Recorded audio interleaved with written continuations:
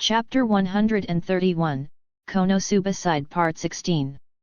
Before the ancient god of chaos breached the chat room, the silver moon was flying in the sky as the darkness of night was like a veil on the world.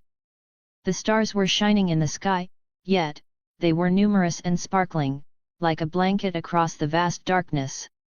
This is something that you can't see, it's a rare scene in the modern era because of all the pollution. In Konosuba's world, a scene like this isn't rare. After all, the nature of a simple technology world filled with an energy like mana is way more healthier than regular worlds. This raises the question if there's a god or a goddess responsible for this scenery. Although such a god isn't necessary to be present in the current reality where Kazuma lives. However, such a scene had taken form in a world that experienced explosive growth in technology, which rendered a lot of people speechless and also surprised. Despite the magnificent sight, another scene was taking place, a view that cannot be explained by the word exaggerated. In the deep void of space, the stars were flashing everywhere, like pearls under the light. The whole scene was vibrating with different colors: blue, red, purple, green, yellow, orange, and the mix between them were floating like giant clouds, which were genetic nebulas. A few spinning disks were floating around the stars and nebulas, some of them were very close, which made them very big, yet, all of them were shining brightly. They were galaxies floating in space. In the middle of this insane picture, a deep dark hole was twisting the space and time. It was far bigger than anything in the vicinity, even light wasn't able to escape from that darkness. It was a supermassive black hole. However, despite being this close to other celestial bodies, the attraction force from the black hole didn't affect anything around it.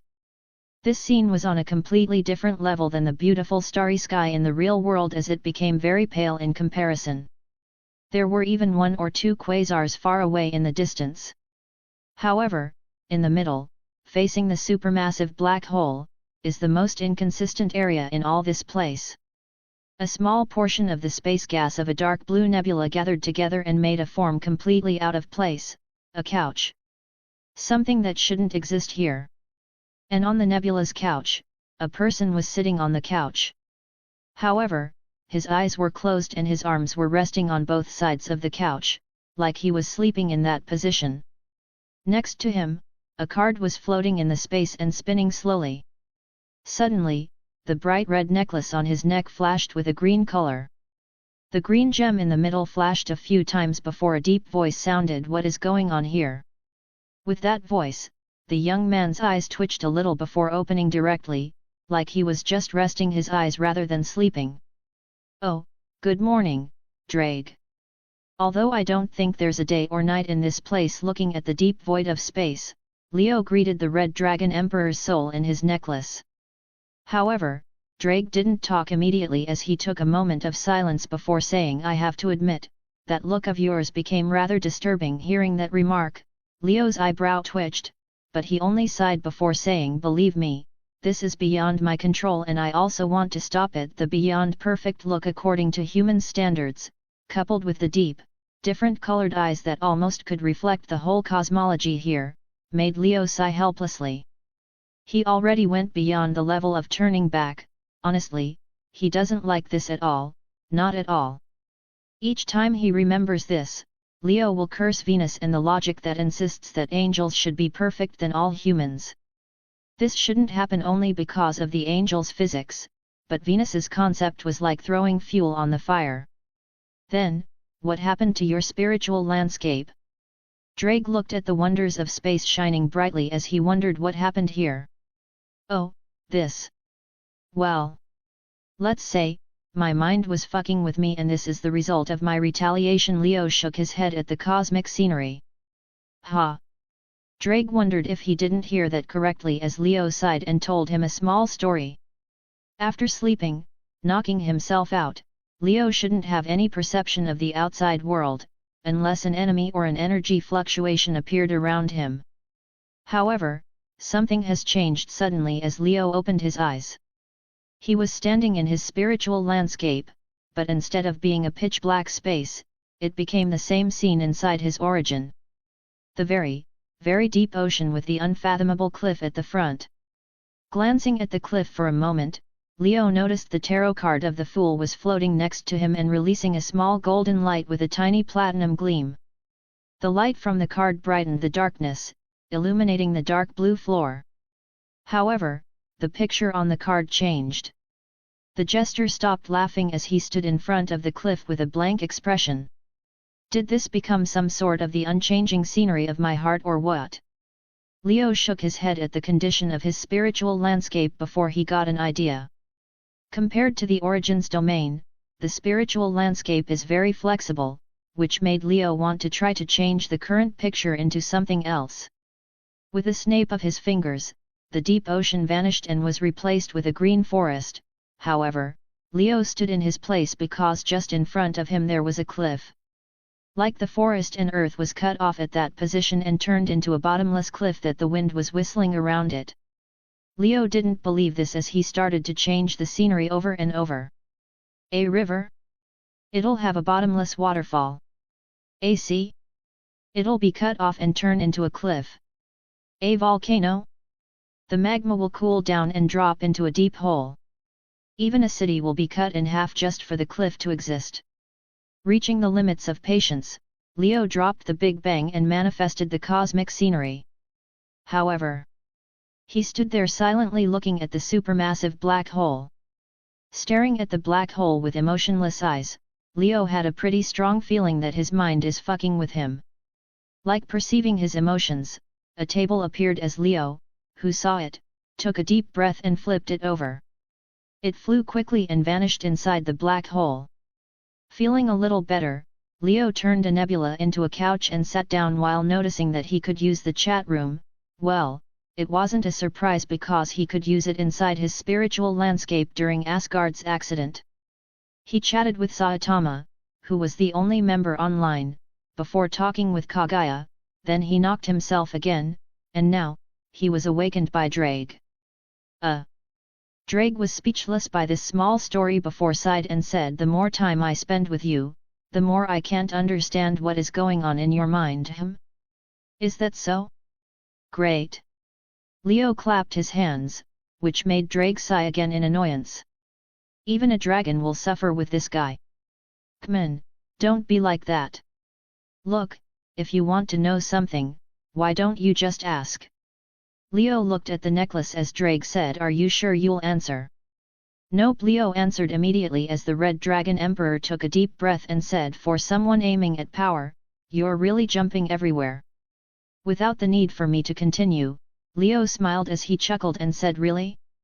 Honestly, the purity of dragons is one of the few things I can agree on in DXD. The power is just a tool to achieve goals. Leo crossed his arms as he floated from the nebula and moved around. Power can change people or turn situations, but in the end, it's still a mere tool, which can be thrown away at any time if Leo saw doing so as the best outcome. This is the definition of power for him. Even if he knows it's important, there are far more important things than it. If someone thinks power as something more than that, even more than themselves, then they're probably stroking their fragile ego or something. Leo chuckled as Drake became silent before saying, a tool? Hey. Well, you're probably one of the few people I can trust my back to, so stop thinking deeply about it. Like seeing through Drake, Leo said with a small voice. Sigh, you must be the most unique host I ever had. Drake sighed, but for some reason, the tone of his voice changed slightly. Like I said, that's good. Leo nodded with satisfaction as Drake laughed and said, ha ha ha ha. Let me add the weirdest host, but I guess that's good too. After all, dragons aren't normal.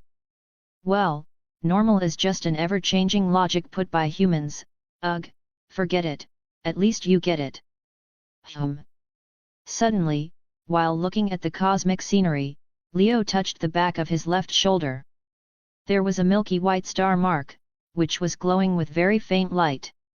This is the magic crust of the incomplete heavens feels. Honestly, compared to what people say, the soul's injury isn't that painful. For sure it's more painful than a physical one, but Leo only found it static. Yes, static. Compared to the physical pain, the soul's injury will stay at the maximum degree of pain and won't change at all, just sending the pain signals like there's no tomorrow. You okay? Noticing this, Drake said as Leo shook his head while saying no, nothing. Hey, Drake, what? Drake noticed Leo looking at the necklace. Thinking for a moment, Leo said, how about I show you an interesting scenery when I recover? Drake didn't know why, but he has a bad feeling about this. Nah, don't worry.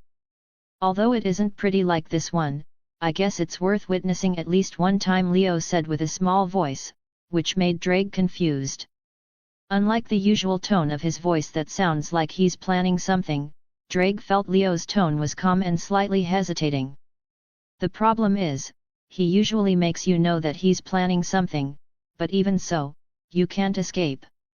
So, this is weird for the dragon. Sigh, I wonder how those guys are doing, Leo whispered as he looked at the galaxies and quasars in the distance. I hope they didn't finish the mission too quickly. Someone will gain weight, and that might become a very problematic, Leo thought as he shook his head. Thelma, Ians, Kolanoth, and Psy True will. This will be very troublesome, saying some terms that made Drake confused. Leo calculated the time as he noticed that it was almost the time for his alarm to go off. However, as he looked at the black hole and checked the situation out, his expression darkened immediately. Taking a deep breath, Leo snapped his fingers. The cosmic scenery vanished like a bubble. Meanwhile, in Kuah town, inside a certain house and room, the sun slowly rose in the sky as the sunlight was slipping from the window to the room. The alarm clock next to the bed was going off like crazy.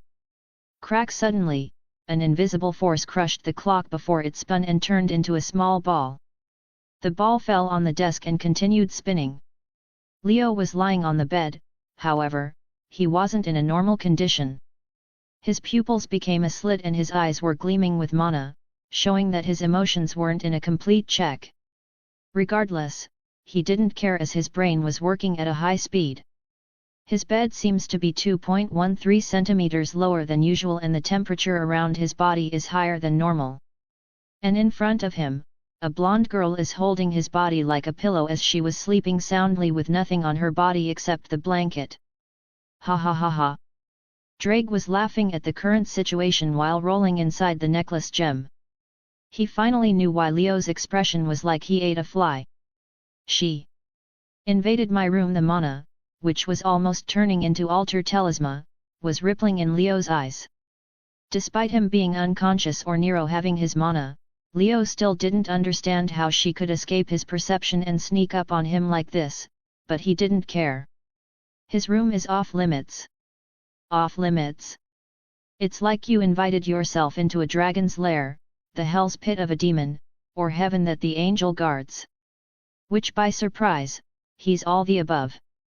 Especially if you look at the things in his room. At the top of the bed, there's a large plushie of a blue, cute, and small devil with yellow eyes, or the small animals plus highs on the shelves. No soul shall walk out with full memories after seeing this place. Well, except his parents and Drake, who doesn't understand or bother with these things. Nero seemed to notice something as she was slowly waking up, without noticing Leo's eyes that were glowing with mana. Suddenly, Leo's eyes glanced at the side as the walls weren't able to stop his gaze. His mother was just next to his door and was about to open it. Leo's expression became odd. It's too much of a coincidence for his mother exactly when Nero was able to escape his perception. Wait. Leo's eyes became wide. Everything suddenly became clear, too much clearer. Nero rubbed her eyes slowly before she managed to wake up a little and said good night. Leo quickly tapped Nero's forehead. A wave of mana engulfed the surprised Nero before she returned to the class card state. Sorry, but this is a battle against the world. Catching the class card, which was flashing, Leo's eyes sharpened as he stood up before his mother opened the door. She wasn't all that surprised to see Leo awake. After discovering the potential system and recovering his memories, Leo always woke up early to train to make the maximum use of his time. She told him that she needed him to go buy some things, as Leo agreed. Leo nodded as he watched his mother leave before his expression darkened and said, "Do you think you can make me fall into a cliché? Over my dead body? It's you or me, DXD." Looking at the very familiar formula of a harem anime, Leo quickly guessed what was going to happen. This world's will think it can make him fall into such a cliché? Not even in its wildest dreams. "I didn't expect that to happen," Drake said with an odd expression, but Leo didn't care about his reaction as he opened the chat room. Clearing his thoughts about the stupid laws of this world that somehow lead to these events, Leo started browsing the chat room. He wanted to see if they passed the mission or not, but then, Leo lifted his eyebrow when he saw reports messages filling the chat room. It seems something interesting is happening. Checking the messages, Leo saw the date and time on them as he felt weird. 8 hours here are almost 6 days in Konosuba? But it wasn't like this. Did it change because of the mission? Leo didn't find an answer, but well, he decided to stop and send 2 messages. However, when he did, he received a very big surprise. The ancient god of chaos joined the chat room as Leo, who is a beast, tried to save the world again, but he failed. So, he bailed immediately. With the addition of Chaldea's channel, the chat room is about to reach the conditions to unlock a new quest system, the infected replicas. As an admin, you have the authority to know this information before other members. We ask you to prepare and organize the situation with Chaldea's admin Good Echo to achieve better results. However, Leo didn't care about that message or the class card that was vibrating in his hand. He felt the world darkened and everything was crumbling apart. After trembling for a few seconds while his brain was simulating the possible bad endings, Leo calmed down as his eyes became firm. "No. I'll never give up." Leo recovered as he started to think. The transformation into the horror that can make Saitama look like a child hasn't been completed. In fact, maybe Ritsuka is still a normal person. As a beast, he'll do his duty and save the world from the humans. So, where can I complain? I want to call the manager on this shit. If you want chaos, just call an eldritch god or something. Leo started to look in the chat room, but then, he received a private message. "A certain world's will, Tuaru world's will. Hello, how may I help you? What the hell are you doing here? Wait." Leo was surprised by the uninvited guest, but his expression changed after that. "A certain world's will, Tuaru world's will / the manager. I'm the manager." Muhahahahaha. "Fear me, you peasant." Leo stared at the screen with a blank face. He has a strong feeling that the other world's wills had enough, and threw this guy here so they can relax a little. "A certain world's will, Tuaru world's will / the manager. So, are you complaining about your admin's authority?" Now Leo shook his head. He actually never cared about the admin's identity or if there'll be other ones. He only cared about the ban hammer and the username change disabling function, only those 2 are important for him. However, they took a part of his ability as an angry Discord mode. Honestly, it looks too much of an extra work identity, so if someone can share it, then he'll be rather happy to throw the work at them. But if it was Good Echo? Leo shivered again. "A certain world's will, Tuaru world's will / the manager. Guess nope, not interested." Leo instantly refused to think about this. "A certain world's will, Tuaru world's will / the manager. I would like to remind you of your debt, but let me tell you something you'll be interested about. I'm the manager of the notes function." "It's you, fucker." Leo snapped at that message. All those stupid remarks and notes were coming from this bastard. "A certain world's will, Tuaru world's will / the manager. Yes, it's me. What are you going to do about it? Destroy me?" PFFF, think of something new. Taking a deep breath, Leo shook his head before saying, "What are the infected replicas?" "A certain world's will, Tuaru world's will / the manager. I'm the stupid remarks manager, not the explanation manager. Go ask Boob's Power, he has an interesting past with them." DXD, hey. Leo nodded at this remark.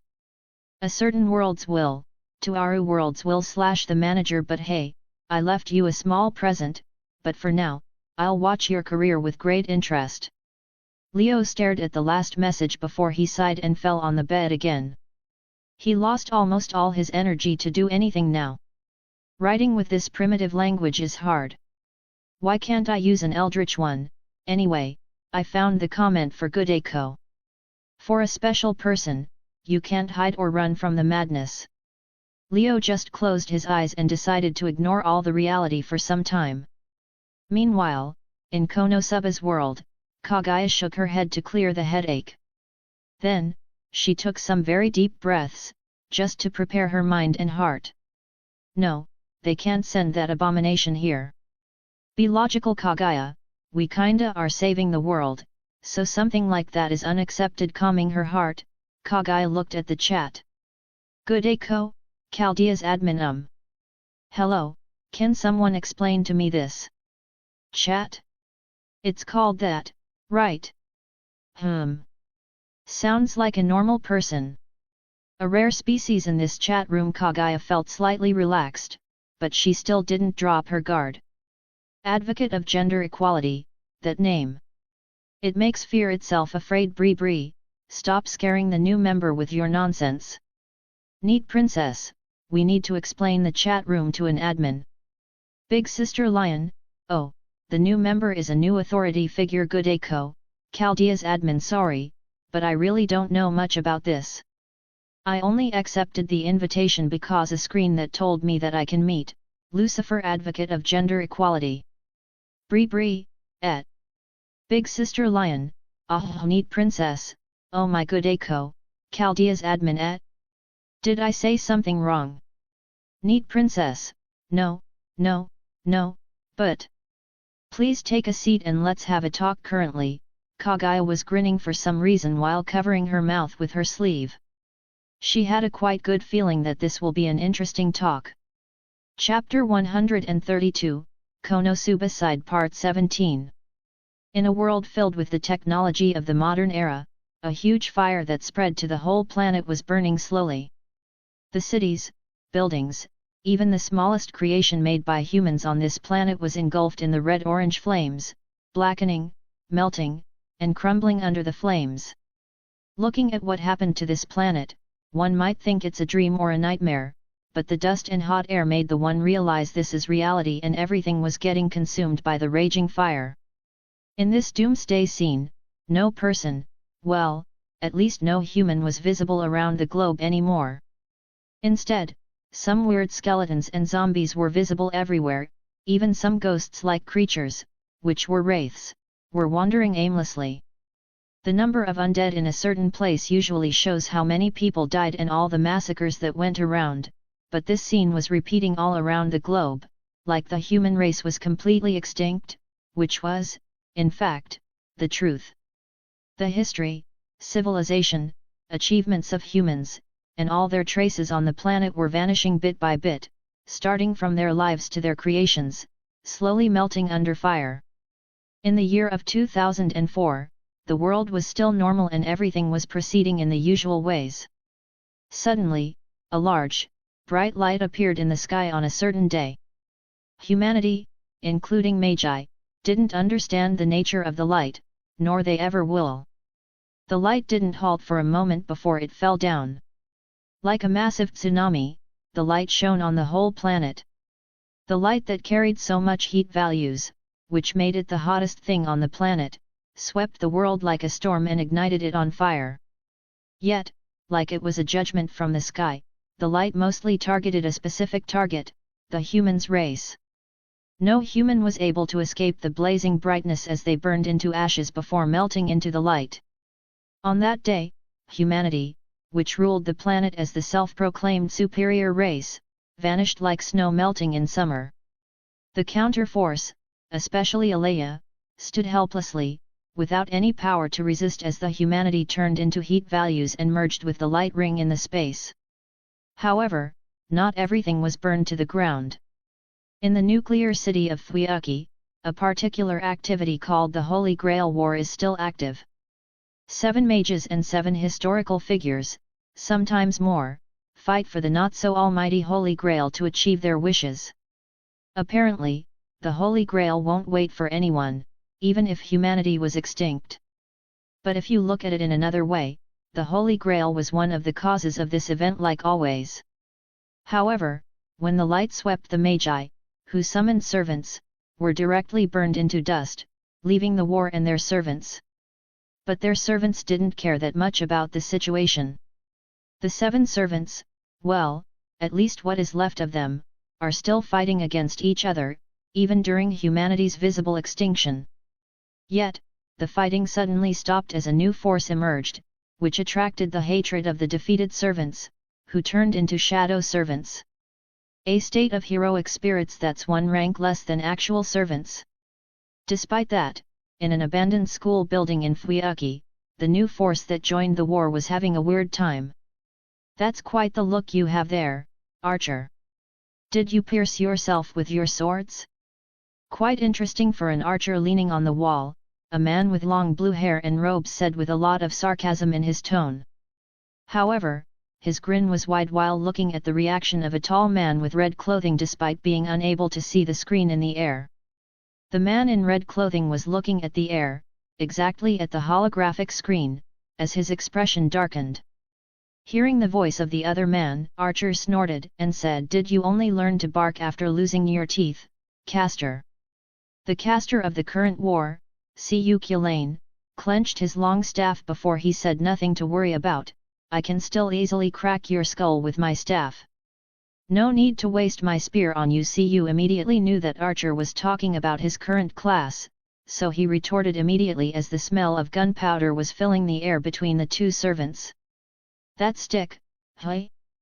You're really becoming more and more honest with yourself, Hound of Kulan." Archer glanced at Cu as his tone was calm, but Cu felt a vein had popped on his head. "Oh? Really, Archer?"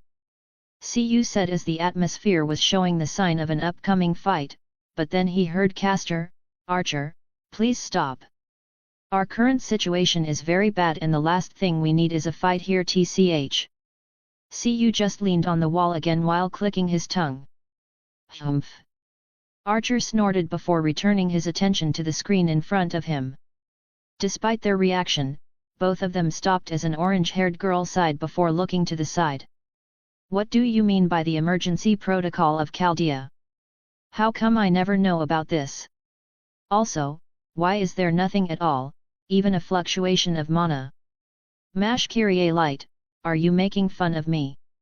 A girl with long white hair and orange eyes said to a servant holding a giant shield. She had a stern expression while looking at the pink-haired servant. No, you got me wrong, director. I would never dare, but there's clearly a screen in front of me." Mash, the servant with Shielder's class, panicked a little while explaining, but the white-haired girl, who is the director of Chaldea, Olga Marie Animusphere, still has a lot of doubts. Ritsuka massaged her temples while looking at the current situation. Chaldea's group was standing inside one of the classrooms, which Cu reinforced with runes and made a lot of anti-tracking spells around it. This was their temporary base in Fuyuki's singularity. After getting her wish and returning to 2004 Fuyuki, Ritsuka started her new battle immediately. This period was one of the hardest for Ritsuka, yet it could also be called the easiest. Using the memories in her head, she was able to quickly get a grasp of the situation and led Mash to find Olga. Although Mash was just a new servant without not a lot of experience, her power was more than enough to take care of the skeletons in the city. But what really made Ritsuka shocked was the so-called Chaldea powered up by salt. At first, she thought this was some weird illusion, maybe Merlin left a parting gift, which reminded her of the woman's voice in her head. However, after studying it a little, she was beyond startled. She followed the instruction and rolled her first 10 gacha. After getting Torch of Wisdom X5 and Blaze of Wisdom X3, she got Craft Essence Steel training. But that wasn't the most important because, after the last pull, she summoned a servant. Yes, a true servant. The red magic ritual appeared from the void as the mana was raging before a pillar of light flashed and Archer appeared. With this summon, Archer also appeared as a card like Mash in this system. The miracle of summoning a servant casually on the spot was something Ritsuka only saw with another servant, but that servant was a beast. A being who the counter force is mostly helpless about his existence. Mash was surprised and Olga's eyeballs were almost popping out of their sockets. Archer, who just got summoned and saw Ritsuka, pulled a long face as he started looking left and right. Only until he confirmed something, he breathed a sigh of relief. Ritsuka knew that he was looking for Lucifer, Leo, which made her smile wryly. After looking at the burned Fuyuki, Archer shook his head. However, without getting a chance to talk, he projected his swords and Mash picked up her shield. The mana of the summoning ritual attracted some uninvited guests as a battle started immediately between shadow servants and Ritsuka's group. But the combination of Archer and Mash, coupled with Cu, who appeared suddenly, was more enough to defeat all the servants. However, that was the end of the easy part. In the middle of the battle, several red lasers fell from the sky, targeting everyone in the area. This was beyond Ritsuka's speculation as Mash and Archer used their own shields to block them before a giant pillar-like creature with a lot of eyes appeared. The creature rushed directly while firing a lot of lasers. The battle was very big as Chaldea's group couldn't defeat the creature. So, they could only retreat after Ritsuka reinforced Cu, who used his noble phantasm to entangle the creature. The blazing wooden giant, who was a symbol of sacrifices, hugged the creature and gave Chaldea's group the time to run away. Losing his target, the creature started wreaking havoc before leaving as Chaldea's group found the school and made it their base. Ignoring Olga's questions, Ritsuka was lost in thoughts. That creature was clearly one of Solomon's demon god's pillar, which she saw from the core of Shinji's reality marble, but what is it doing here? Regardless of her current thoughts, Ritsuka knew that everything changed and the memories in her head won't help her much. She didn't know if she should laugh or cry because this change of events was clearly what she wanted. A new opportunity to change everything. It seems it came before she even did a meaningful thing. However, her thoughts were cut off again by a new screen, which resembled her system screen, a lot a battle to save the world and restore history. The path for humanity's salvation is not an easy one, it may even be impossible. But if this reality didn't allow it, then another reality must have the solution. If you wish to walk on this path and protect those around you, then this deal is for you, Master of Chaldea. It might be another disappointment or maybe it'll have what you're looking for. Ritsuka was surprised by the sudden message while looking at the yes and no buttons. Without giving her a chance to think, another message arrived. P.S. Lucifer has taken this deal and gave it 5 stars, totally recommended. What are you waiting for? Join now and you can even ask him yourself. Ritsuka blinked her eyes as she started to really feel that this is a prank from Merlin. However, she is still hesitating to agree to this unknown deal, until she took a deep breath and said, "Are you the one that gave me this thing, Chaldea's system?" Ignoring the other's eyes on her, Ritsuka didn't wait long before one message with yes appeared. So, she sighed and accepted the deal. The one who can easily give her the ability to summon servants wasn't someone who she can mess with, nor a being like that has any gain for messing with her. Also, maybe it has a relation with the woman's voice in her head, which helped her once. Ritsuka was surprised after that. Honestly, her mind thought of this deal as a contract with a demon, which is definitely not Lucifer because she felt that he's trying to avoid humanity-related stuff a lot. A chat room like the one she used before she joined Chaldea appeared in front of her. The small notice about the infected replicas and the Chaldea's channel made her confused, but it seems everyone in the chat was okay. Nothing like selling your soul. However, Ritsuka now was sweating slightly while looking at the chat exploding. Advocate of gender equality, wheeze. Neat princess, PFFF. Ha ha ha ha ha ha ha. Neat princess, now. Master of Chaldea, carry this blessing and curse, go fight, struggle. Maybe you'll be, PFFFF, the one. Ha ha ha. Advocate of gender equality, write that down. Write that down. Neat princess, I don't understand, why does it sound so fitting with that world? Advocate of gender equality, well, maybe because it's the beauty that even I can't call it superficial. Ha ha ha ha ha. Neat princess, we need this version of Beast 6 in FGO. Gods of the chat room, make it happen. Advocate of gender equality, yes. And include these lines, so I can play them in front of him. Ritsuka saw the chat exploding with messages from these two. Although she joined, she is still wary of this unknown chat room, so Ritsuka didn't say anything about Leo's powers or abilities. Luckily, those two only asked if Lucifer said something to her. At first, she didn't want to answer, but she also wanted to verify if Lucifer was really here. Although these people seemed to know him, Ritsuka wasn't taking any chances, so she only said the last words she heard from Leo. Those words were meant for her and they have a little relation with Lucifer, so she thought that's okay. However, after looking at Kazuma and Kaguya losing their shit, Ritsuka started to feel that joining this chat room might not be a wise choice. Chapter 133, Konosuba Side Part 18. Ritsuka massaged her temples while closing her eyes. Luckily, Archer stopped the quarrel with Cu and Mashes under the interrogation of Olga. Regardless, she needs a few seconds to regain her composure. Also, the chat room's members need those seconds so Kaguya and Kazuma can calm down. Those two were spamming the chat at an unimaginable speed, making all the members wonder what the hell is happening. Kaguya can be understood because she is a supernatural being that can stop time, but why Kazuma can keep up with that speed? Bree, you too. Aren't you exaggerating a bit? No, it's a lot. The strongest man in the world, goo-ha ha ha ha.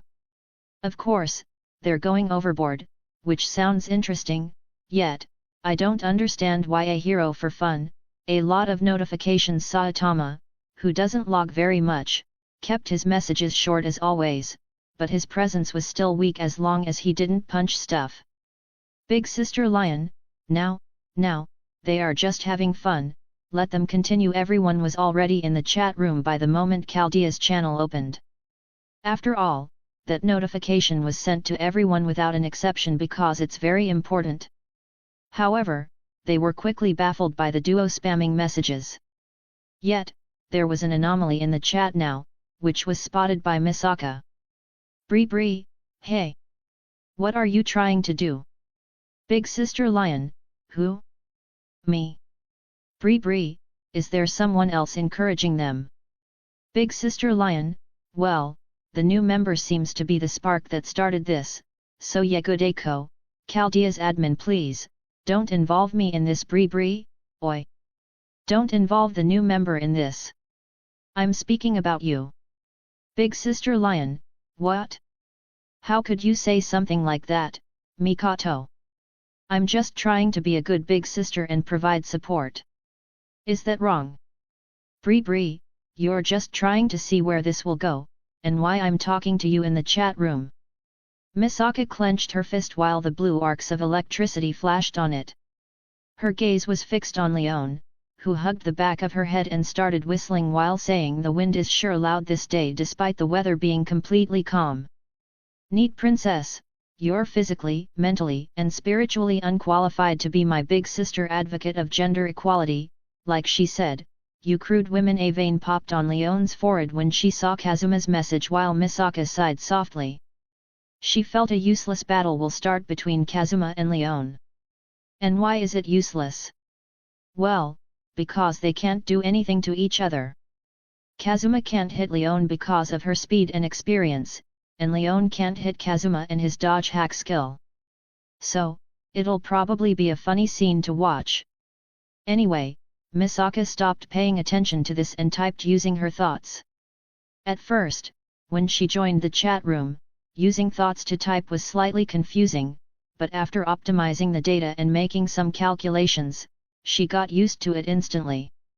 Bree, anyway, can you stop? Although I'm also interested in the story of Leo in the Abyss or whatever you call it, does a single phrase deserve to be worked up? Advocate of gender equality, Shut up. You can't possibly understand our pain. Neat princess, our pain is far greater than yours. Bree, I regret asking this, but... What pain? Advocate of gender equality, the banhammer. Bree, the what? The strongest man in the world. A hero for fun, oh, you mean the block. Even Whitebeard and Saitama were confused, but after thinking for a moment, the former ignored the chat and the latter treated it as nothing and went back to cook his dinner. Neat princess, for ages, months, the devil used the evil of humanity. The darkness of mankind was filled with resentment and grudge before it manifested as an anti-freedom of speech noble phantasm, the banhammer. Advocate of gender of equality, will never miss a chance to make fun of him, and this is a very rare opportunity. Neat princess, down with the power abuser, down with the tyrant. Viva la revolution! Advocate of gender equality, come everyone! Let's take down the banhammer from the devil's hands. Bree, straight face, Misaka was trying to be reasonable, but she quickly realized that things backfired when the chat was going +10 messages in each 5 seconds. She wasn't alone in this, as Ritsuka was blinking while looking at the revolution messages flying across the screen. However, compared to Misaka, who decided to just ignore the usual bizarreness, she forced her tired mind and started to analyze the messages.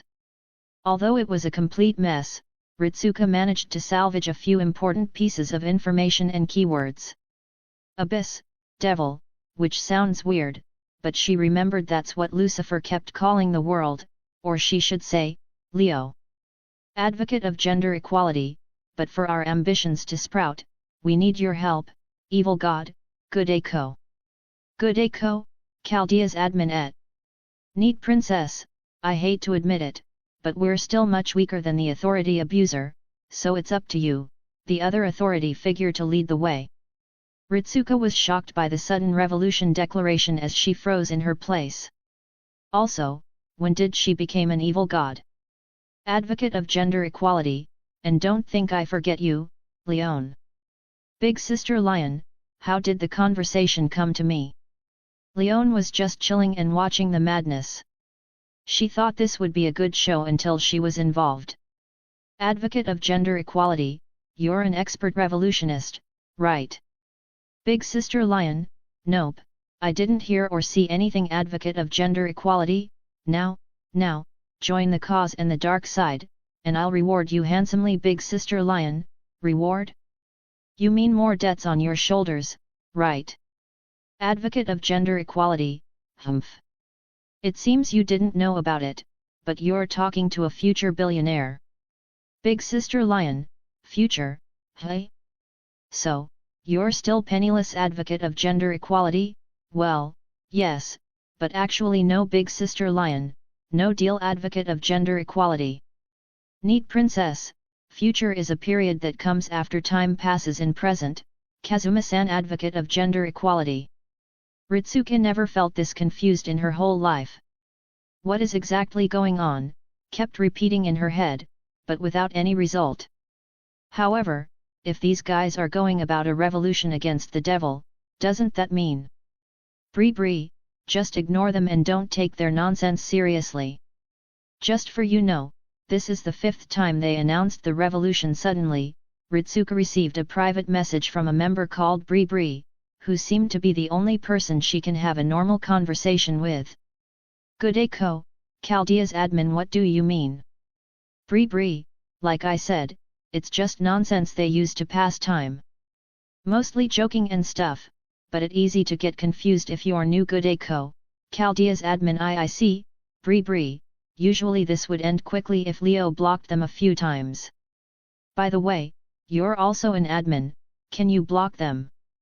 Good Echo, Chaldea's admin et. But. Fine, let me see. However, when the idea of blocking the chat appeared in Ritsuka's head, a notification appeared and told her that her authority can only manage Chaldea's channel. Good Echo, Chaldea's admin. I can't, but can you explain the chat room for me? Bree, sure, but just wait a minute. Back into the main channel, Misaka put one single message. Bree, the new admin can't block or ban anyone in this channel. Advocate of gender equality *Psy*, neat princess, is that so? Kazuma and Kaguya deflated like a balloon as their motivation vanished completely. Misaka was feeling proud while Ritsuka blinked again. Neat princess, anyway, the new member needs an explanation, right? Advocate of gender equality, so, it's the master of Chaldea Goodeko, Chaldea's admin. Did Lucifer tell you about me? Neat princess, nah, we just know advocate of gender equality, we are very wise and mighty, even wisdom bowed down to us. Before Ritsuka's mind wandered into the horror of new clairvoyance's users, Misaka stopped the duo from continuing. Bree, sigh, just stop it. Neat princess, you're no fun at all. Fine, Goodeko, if you want to understand the chat room, go read the explanation file. Advocate of gender equality, the upper right corner, tap the files icon and find the first file, which is the explanation 1. Goodeko, Chaldea's admin. Bree, err. Sorry, but the real detailed explanation is on the file Goodeko, Chaldea's admin. Big Sister Lion, is this what you guys told me about? That deja vu thing?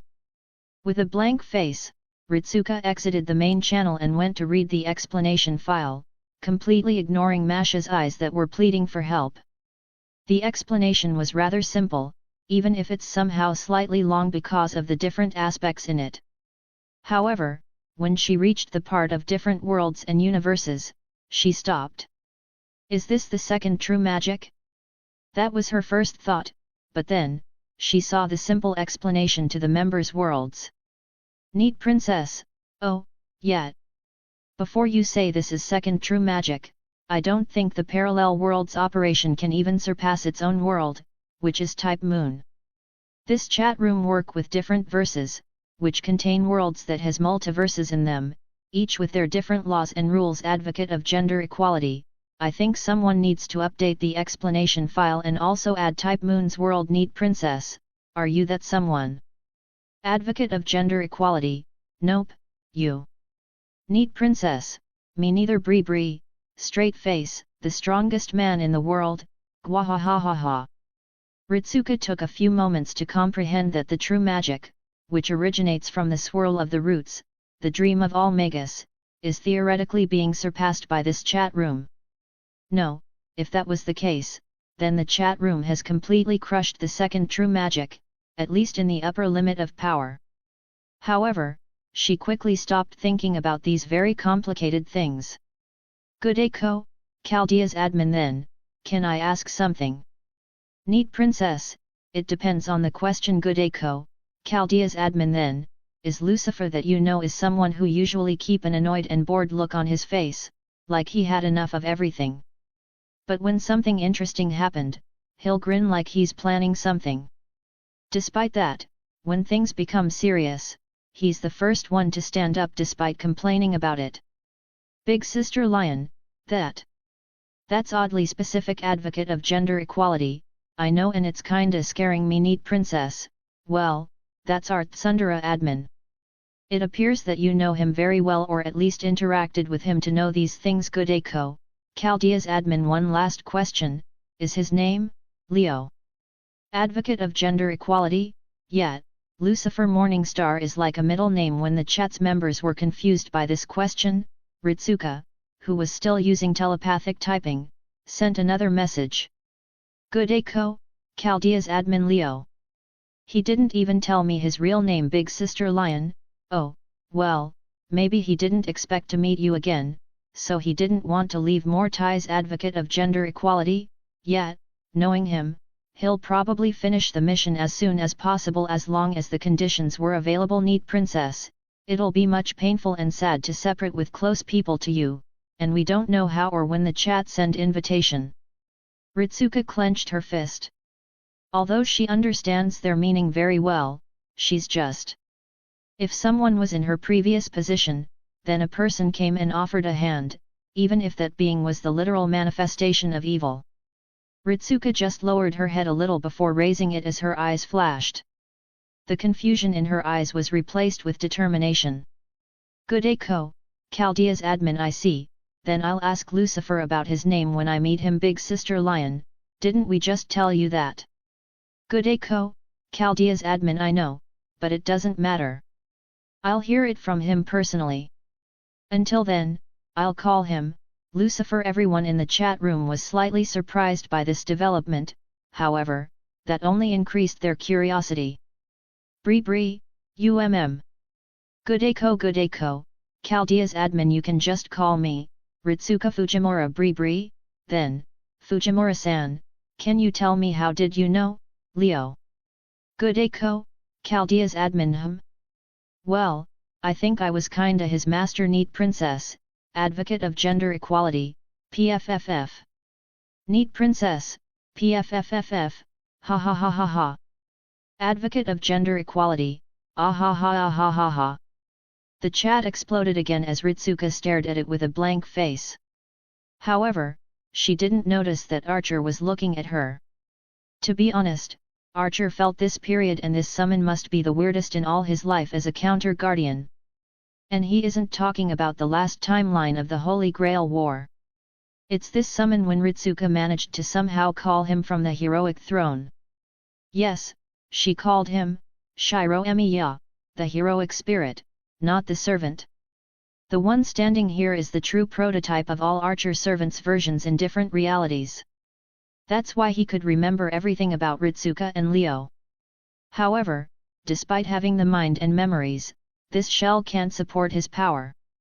No offense, but Archer thinks this must be one of the worst spirit core he ever saw. It's just one step away from falling into the shadow servant category. So, Archer can at best only perform as a normal servant, and slightly less. However, unlike the regular spirit core, Archer has a weird feeling that this shell can grow. He can't explain this feeling and he doesn't have any evidence about it. Actually, there are a couple of servants that can upgrade their spiritual core and even surpass their living or heroic spirit form sometimes. For example, Gilgamesh with his Gob or Solomon and his Grand Saint Graph. Archer couldn't be sure. Although he knows that the shield demi-servant is also in the same situation as him, that doesn't give him any good information because she apparently can't even release her noble phantasm. Also, since when humans could fuse with servants like this? Counter-Force actually allowed this. They didn't even show a single reaction. Shaking his head, Archer looked out of the window. The flames and smoke were still rising to the sky, forming an endless wave of black clouds. Yet, there was no sign that it'll rain. Looking at what happened to Fuyuki, Archer was slightly lost in thought, but that wasn't for long because he noticed something. When Ritsuka was still entangled in the chat room, she heard Archer's voice. Master, I'm heading off. Hey. Where are you going? Ritsuka was startled before she said, are you going to scout the area? Yes and no, but it's something like that. After all, I'm an archer, Archer said without turning back, but CU retorted immediately. Playing with swords count as archery? Hey! What do you mean? Ritsuka chose to ignore CU's sarcasm and asked again. It isn't something important. Archer walked towards the classroom door and said, I'm just going to kill myself. Olga and Mash froze in their place after hearing that declaration. Ritsuka blinked her eyes. Is her servant going to suicide? I thought they needed command seals for that. It's not what you think. I'm just going to kill myself, that's all. Archer shook his head before leaving the room. That doesn't explain anything. Ritsuka yelled before sighing. At least, Archer didn't seem to be going to fire a noble phantasm at his feet and die. CU, who was the only calm one, grinned and grabbed his staff before walking towards the door. And where are you going? Olga recovered as she asked CU. Her tone was like an order, but CU just shrugged. I'm going to the rooftop. CU looked at Ritsuka before he said to watch that guy kill himself, and like that, the two servants left the room quickly as Ritsuka, Olga, and Mash were still confused by this development of events. Chapter 134, Konosuba Side Part 19. Under the heavy clouds of smoke, the flames that spread to the end of sight were scorching anything they came across. The sound of crackling echoed in this ghost city while everything had a shade of redness because of the heat and fire. In this purgatory, several figures were spread across the city. Some of them were scorched and burned badly, and some of them were just skeletons. These creatures, which were generated from the huge amount of death, were wandering aimlessly or standing without moving. These creatures, coupled with the scene of flames purgatory, made this city look like hell spawned on earth. It's hard to believe that this place was just a normal town filled with people living in peace. Like there was no huge magic ritual that was able to achieve limited wishes at all. However, such situations only affect normal people. Anyone with some combat and intelligence can take care of himself, which made most of these creatures sandbags, especially after only servants were roaming around in the city. Above the clueless undead, a shadow was jumping from a building to another. Archer was crossing a large distance with few leaps, with no particular direction, like he was just strolling around. He didn't even seem to be prepared for battle. Just slightly closing his eyes while glancing at the surrounding. However, his eyes were completely calm as his projection was always ready to be triggered. Across the sea of flames, on the rooftop of a Fuyuki's school, 4 people were watching from afar. However, from outside the rooftop, they seemed to be transparent and very hard to detect. He's sure taking his time. Cu said while operating the boundary field he just made to cover everyone. This is a boundary field with some defensive and stealth capabilities. Well, it isn't all that strong, but its main objective is to prevent sneak attacks and allow Cu to have a reaction time if someone attacks now.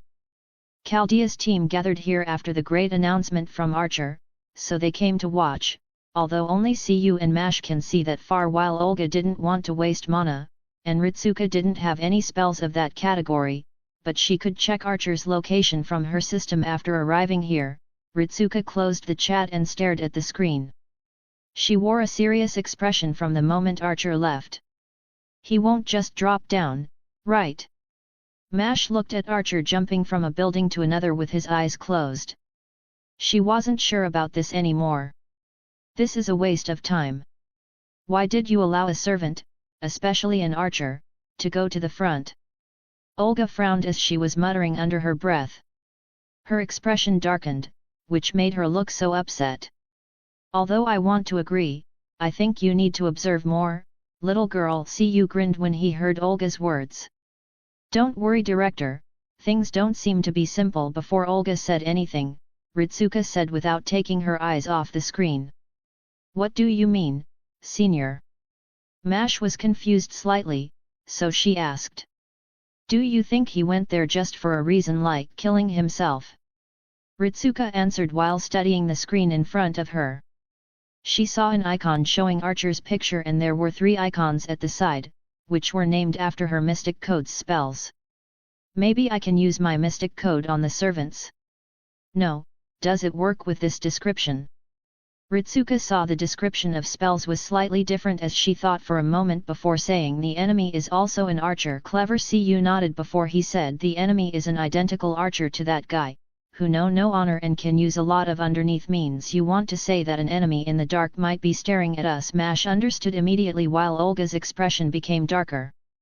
Yeah, but there's still 2 more important reasons with Cu's words, Ritsuka said. The pillar creature from earlier, right? It seems that my current master is smart, hey. Cu nodded and said there are 2 sides in this HGW. After Saber hunted all servants and turned them into shadows, they went on a massacre, but is the pillar creature also with them? What is happening currently is baiting the enemy to get information. Archer found his other self in this reality and wanted to use him because he knew that there's no other person in the world who hates him more than himself. By appearing in the open, Archer wanted to see the reaction of his other self, Shadow Archer. If the demon god pillar was with him, he'll attack without hesitation to eliminate them, or he'll attract the demon god pillar to find them here. The demon god wants to kill Chaldea's team and Shadow Archer can never control such a thing, so him not appearing here means that Shadow Archer's party isn't in the same lines as the demon god. Cu realized that, which made him click his tongue. With this information, a lot can be done. For example, attracting both of their enemies and making them fight each other if possible. Or gather them in one place and bomb them all. What is the other reason? Mash asked innocently, but she realized the seriousness of the situation. The other reason, hey. Cu looked at the sky with a 45-degree angle.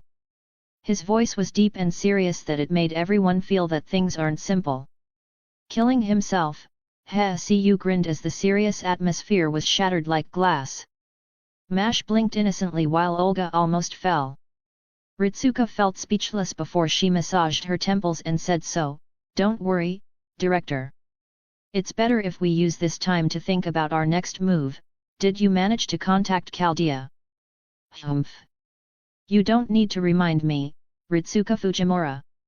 A master candidate with no magicrafts knowledge doesn't need to worry about me," Olga replied sharply before glancing at Mash, who had a way to contact Chaldea. Ritsuka took her eyes off the screen and glanced at Olga. She wasn't surprised by Olga's response, but what surprised her was, it wasn't harsh enough. The director she knew would never stay silent about this. She didn't even ask how Ritsuka was able to summon servants. Phew! Without a warning, Cu heard a sound as he looked to the side. On the edge of the rooftop, a white fluffy creature was looking at them. How did this thing crack my field? Cu's eyes sharpened, but Mash was faster than him and said, "Fu, how did you appear here?" Fu jumped from the edge and landed in Mash's arms while saying, "Fu, Fu. Is this the creature that lives in Chaldea?" Olga was surprised by Fu's appearance while Cu noticed that everything was normal and ignored them. "Did you follow us from Chaldea?" Mash was talking and hugging Fu while Ritsuka was staring blankly. How long has she been ignorant? How long has she been blind?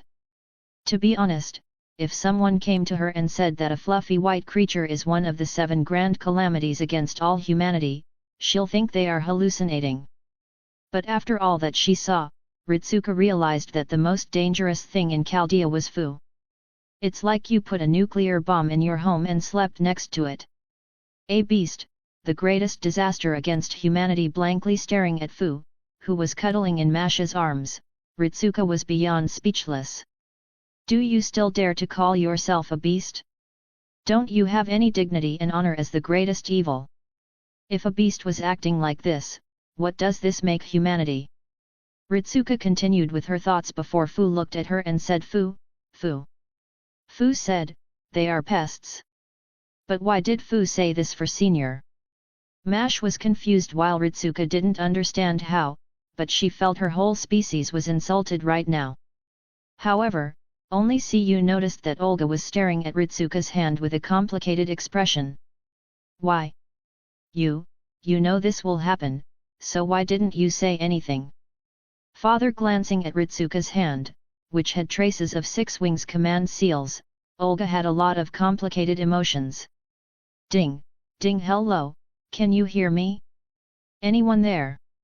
Suddenly, the communication device of Mash was activated before a holographic screen appeared.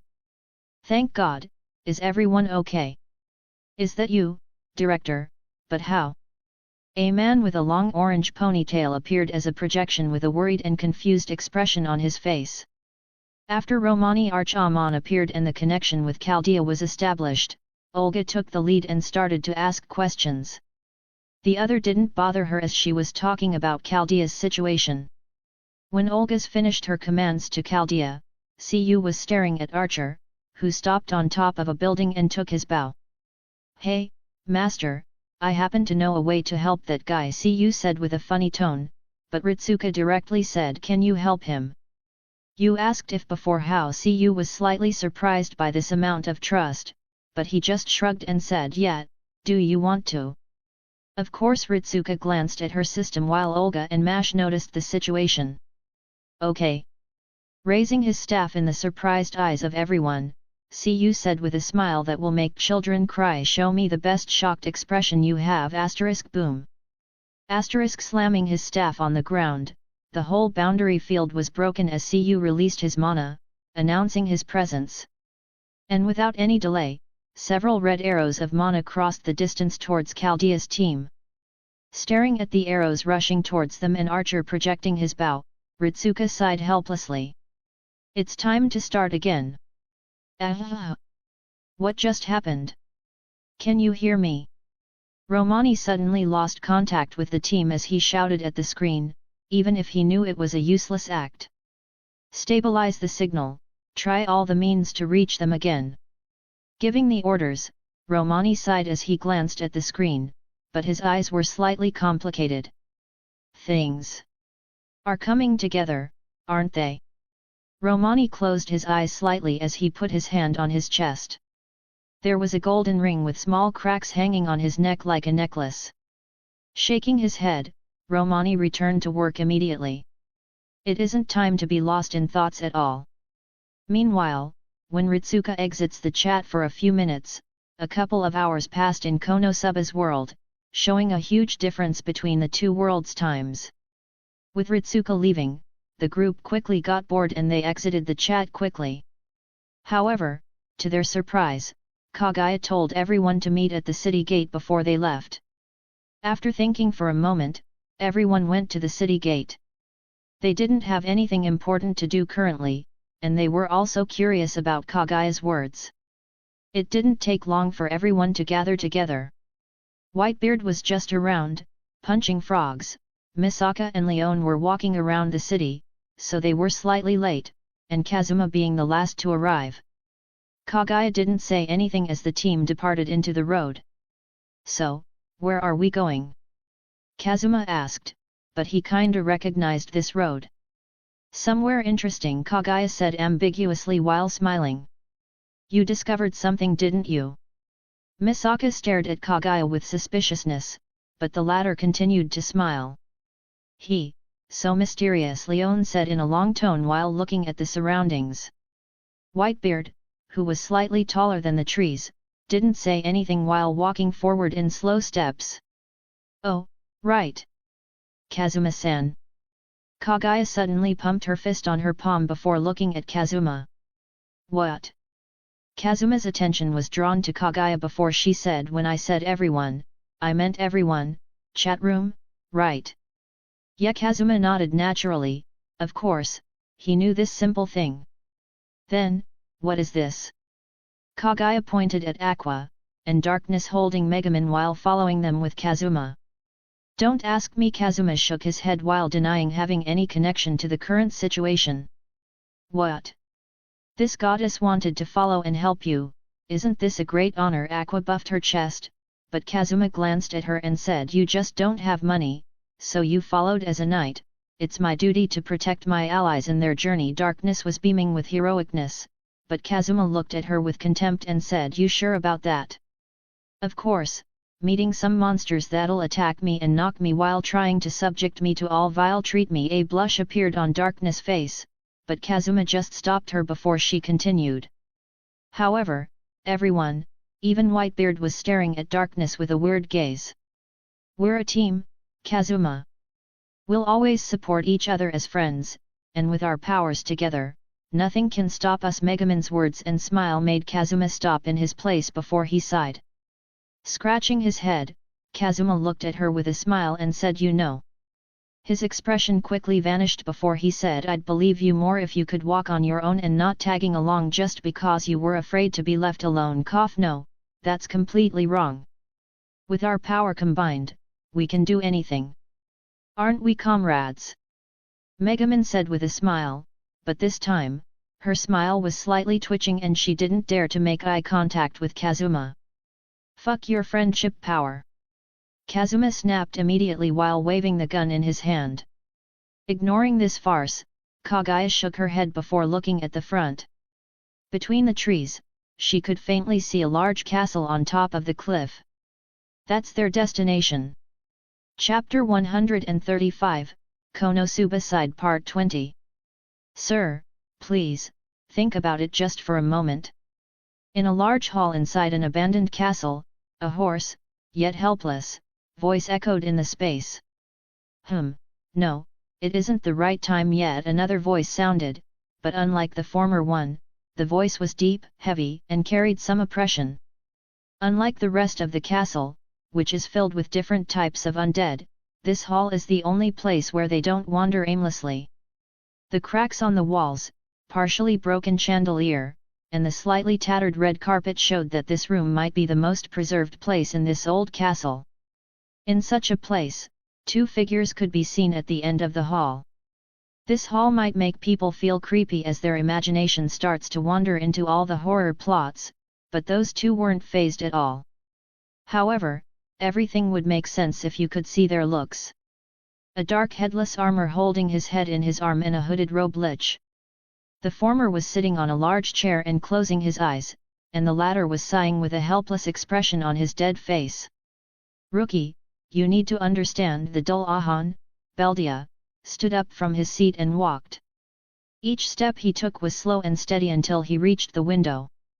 Under the sunlight, Beldia looked at the clear blue sky as the sun rays shone on his body before he said, "I know you're feeling, but this is our purpose.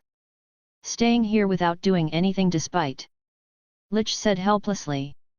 The flames in his eyes were flickering weakly before they exploded, people throwing explosions at us every day. Beldia moved his head to look at Lich stomping on the ground in rage. The flames in his eyes were like a volcano, which rendered Beldia speechless for a moment. It made him forget the speech he was about to say. I'm with you. These explosions are annoying, but..." Beldia recovered and nodded because he agreed with Lich, but his expression gradually turned strange, even his voice became mild as he said, "Why did you want to retreat now?" The flames in Lich's eyes quickly vanished and turned into small sparks as he stood there silently. Both of them stood in their positions speechlessly with an awkward silence. During these days, nothing much happened to Beldia's army, they just stayed in the routine of waiting and fixing the castle after Megaman's explosions. All the undead didn't care about having an explosion on their heads once a day, especially because they don't have that much awareness, while Beldia felt the adventurers are trying to lure him out or test his strength, so he chuckled and sat on his seat waiting. However, Lich was a different story. With each red gleam and magic circle, he felt his sanity slipping away. Every explosion and blazing flames were knocking on his nerves, driving him step by step towards madness. He wanted to send the undead's army to Axel a couple of times amid his rage, but Beldia always stopped him by saying this isn't the right time. Despite that, Lich couldn't stay still this time. Those explosions are making him insane. He even started to talk to himself during this period. Well, he usually does that, but that's not the point. During his wrath, he sends some undead to scout the way ahead. After all, even if he was angry, he was still rational and knew this mission was unusual, so he took steps carefully. Sending just a few groups of undead, no one will suspect anything, especially because there's a graveyard with some undead in Axel. However, they all died against some sort of strong holy magic. They didn't even leave the vicinity of the castle before Lich lost all contact with his subordinate. Lich frowned as he felt things are tricky. Is there someone lurking around the castle and spying on them? This made him wary, but before he did anything, the feedback from his subordinate came as Lich sensed something that froze him like a statue. That holiness and purity like clear water. He'll never forget this feeling as the painful, pitiful, and begging howls of his bone dragon and death knights are always hunting him, especially with the screams and mad laughter of that cult. Lich moved like a rusted machine as he sat on the ground and hugged his knees in silence. It took him a moment to recover and rush to Beldia to ask him to run away from here. Beldia was confused, but then he understood from Lich the story. However, he didn't leave. In the eyes of Lich, who seemed to look at a madman, Beldia laughed and said, "Those adventurers started to understand what is coming for them and are trying to check my power? Very well, let them try then." In the Lich's filled with despair eyes, Beldia refused any other suggestion. After that, Lich wanted to convince Beldia again, and this is how they are having the current conversation.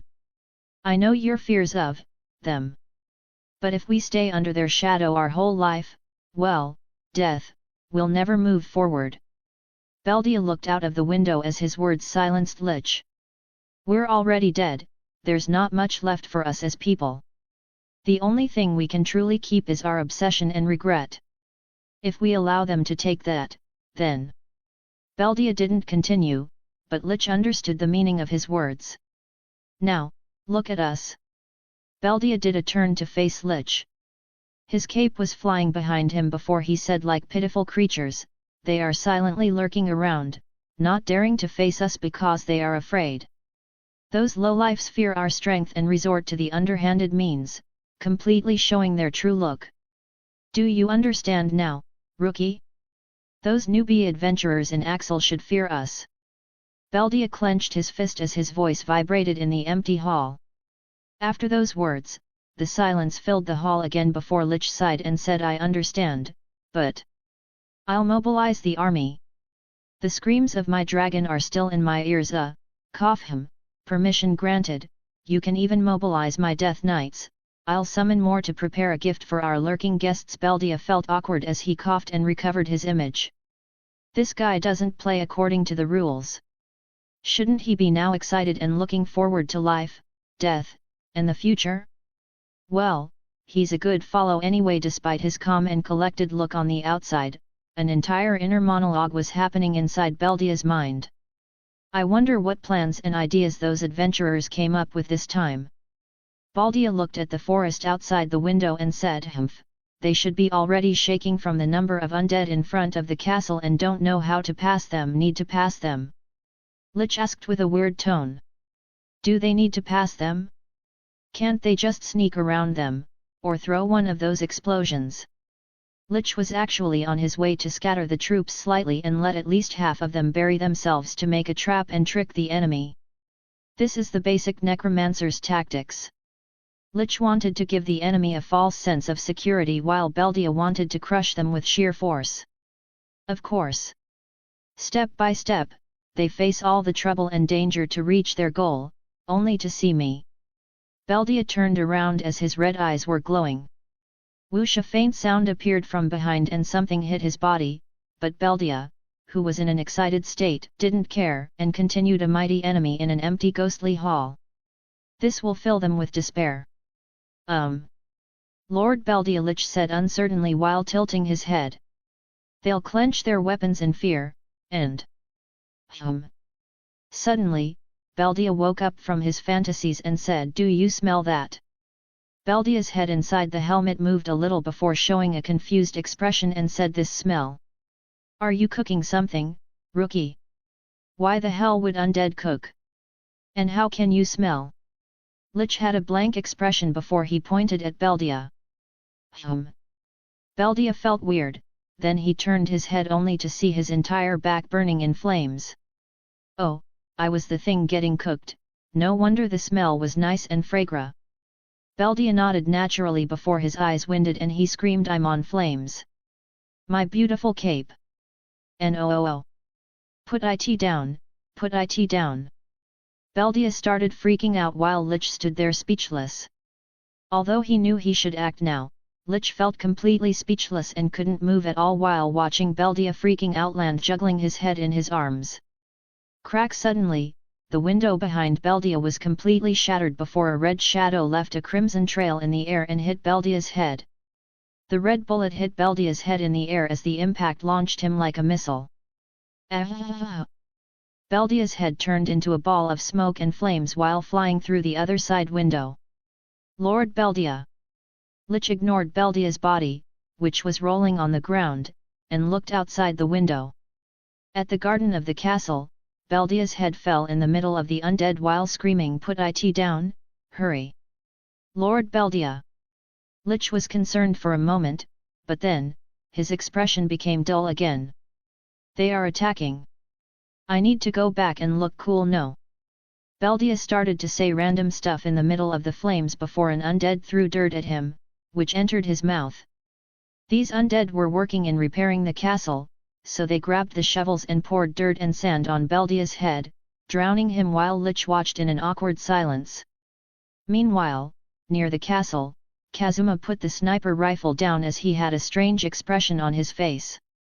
Wow, even with those skills, "You're so bad at this," Leon whistled while looking at how much Kazuma missed now. She had a bet with Kazuma to see if his skill could really help him aim that far, so they chose a target, which was a skeleton in front of the castle. But Kazuma missed with a long shot, which made Leon laugh. "Shut up!" Kazuma screamed before glancing at his hands. He selected the burning bullets and wanted to aim at the skeleton, but when the sniper rifle end passed a certain window direction, his snipe skill made him shoot immediately. He tried a second time to see what was behind the window, but the castle was very dim on the inside. "Come on you two, let's go," Misaka said as she walked forward. Kazuma shrugged, but he suddenly noticed that Kaguya, who was next to them, appeared at the front. "Does floating also need you to stop time?" Kazuma spit in his mind about this NEET, who is too lazy to even move in normal time. And with this, the group approached the gates of the undead castle as Kaguya had a weird and uncertain expression on her face. Chapter 136, Konosuba Side Part 21. The clouds in the sky were grey and gloomy, covering the sun slightly, and casting a shade of the ground. Weather like this will make people wonder when it'll rain, but not a single drop of water fell. Strangely, this weather was only in this small area. In the empty and silent forest, the wind was blowing quite strongly, making the tree rustles, which brought a touch of creepiness to the area. Despite that, the most obvious thing about this place is the huge gloomy castle looming above the cliff.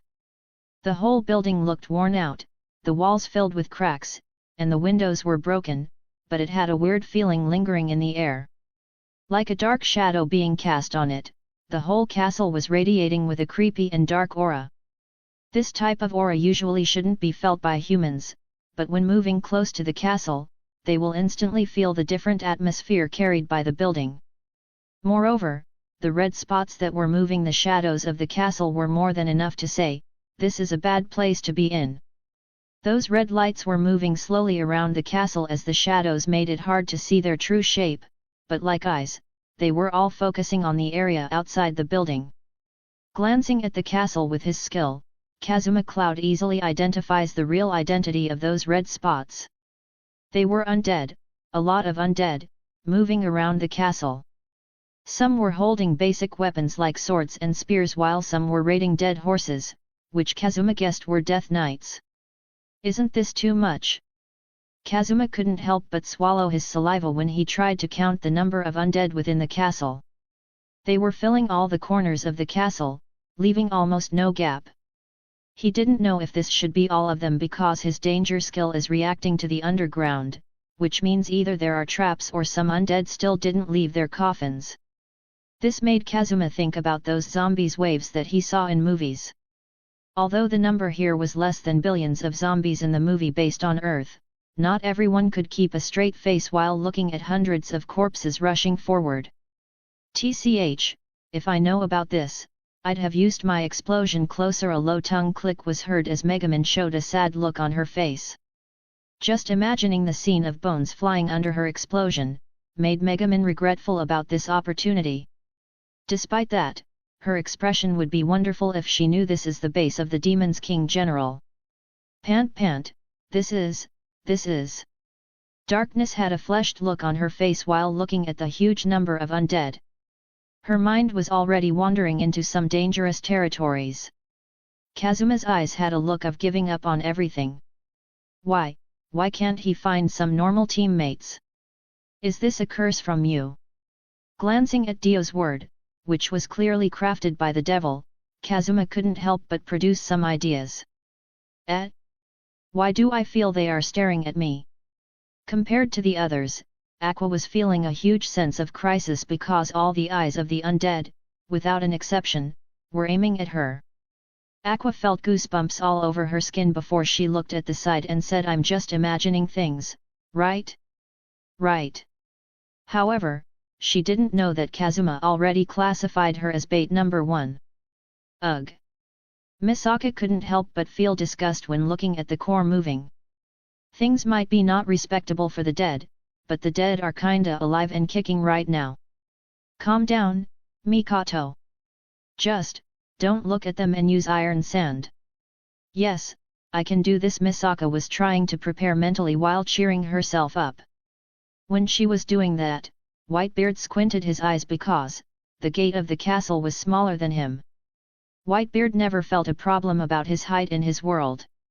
Maybe because there are even 50 meters giants there, but in other worlds, he feels like someone is targeting his height.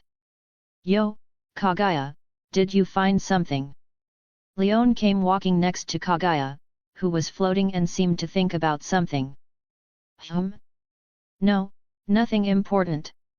Just a weird hunch. Kaguya curled her lips upward in the form of her usual elegant princess smile and answered Leon's question. Oh, I see. Leon nodded, but deep down, she wasn't completely convinced while sighing a bit. In all her years as an assassin who collected information, Leon had to admit that Kaguya is the hardest person she ever met. No, rather to say, her type is the hardest one. In this chat room, Misaka is a pure open book, Whitebeard is a straightforward old man, Kazuma is a pervert, she still didn't meet Saitama, except when he knocked her with one hit, and Ritsuka is still new. However, there are two difficult characters, and Kaguya is one of them. Kaguya might be smiling and joking around most of the time, but Leon can feel those things aren't all that simple, especially during something like a mission. Like every move, even if it's stupid messing around, has a reason and hidden meanings. Of course, Kaguya is genuine about her actions, which is exactly what makes her hidden moves hard to detect and understand. Leon always felt if Kaguya wasn't casual about this, then she'll never even spot a difference. However, do you know what makes this worse? It's the fact that Kaguya would never explain those things, even if they happened. This is also the case with the admin, who is called Leo. What is more scary about him is the fact he can see through everything. If someone thinks that a person like that has a simple mind and thoughts, then that someone must be dumb or something. It feels like these kinds of people hate explaining stuff, even if it puts them in an unfavorable situation. Or maybe they like to watch people guessing on their own. If that was the case, then Leon is declaring it now, she'll not join this game. Never. She'll never waste her energy on such things. Boom. Suddenly, when Leon was thinking, a loud sound rang before a storm hit the place. The earth was shaking and cracks like cobwebs filled the ground. Leaves and dust were flying, and trees were swaying from the strong winds, even some stones were flying in the air. The scene was like a typhoon hit the place.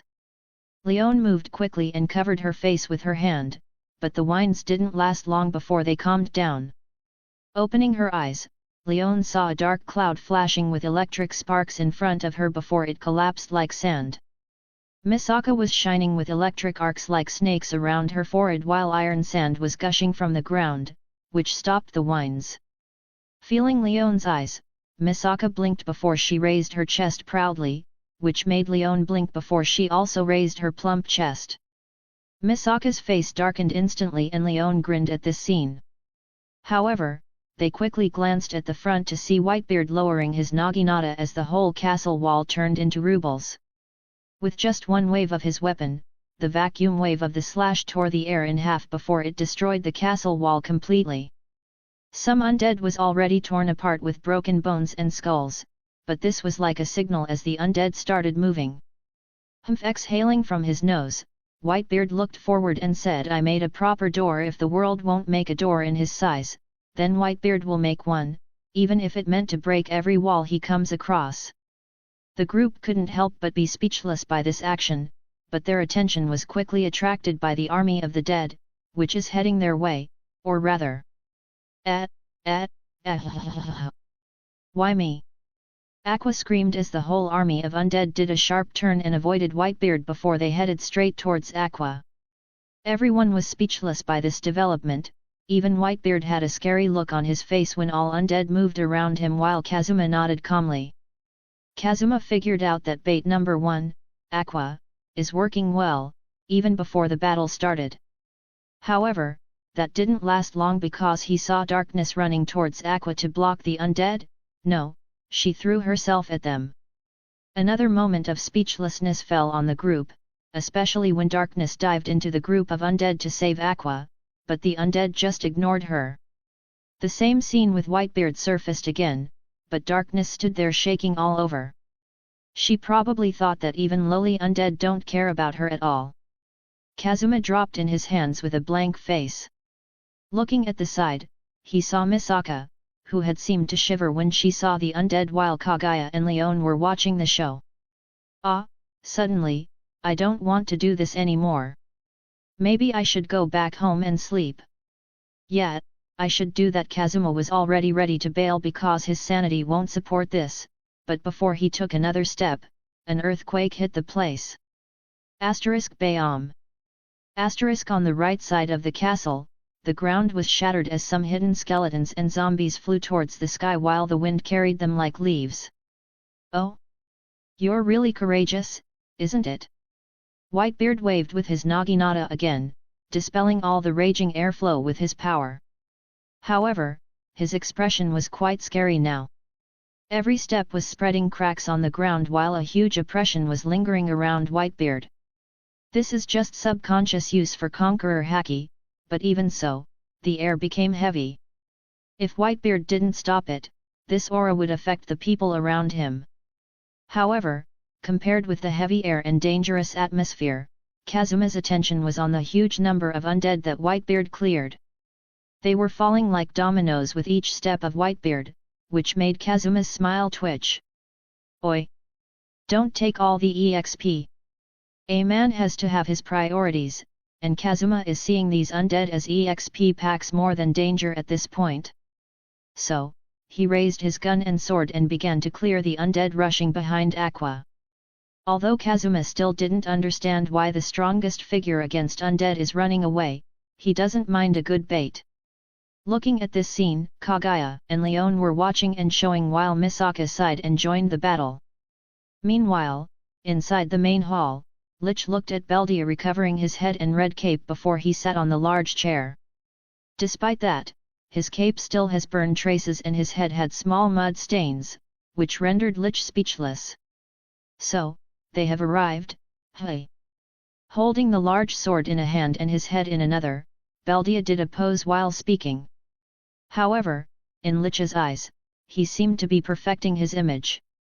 So, adventurers from this world, hey? I didn't deal with those a lot.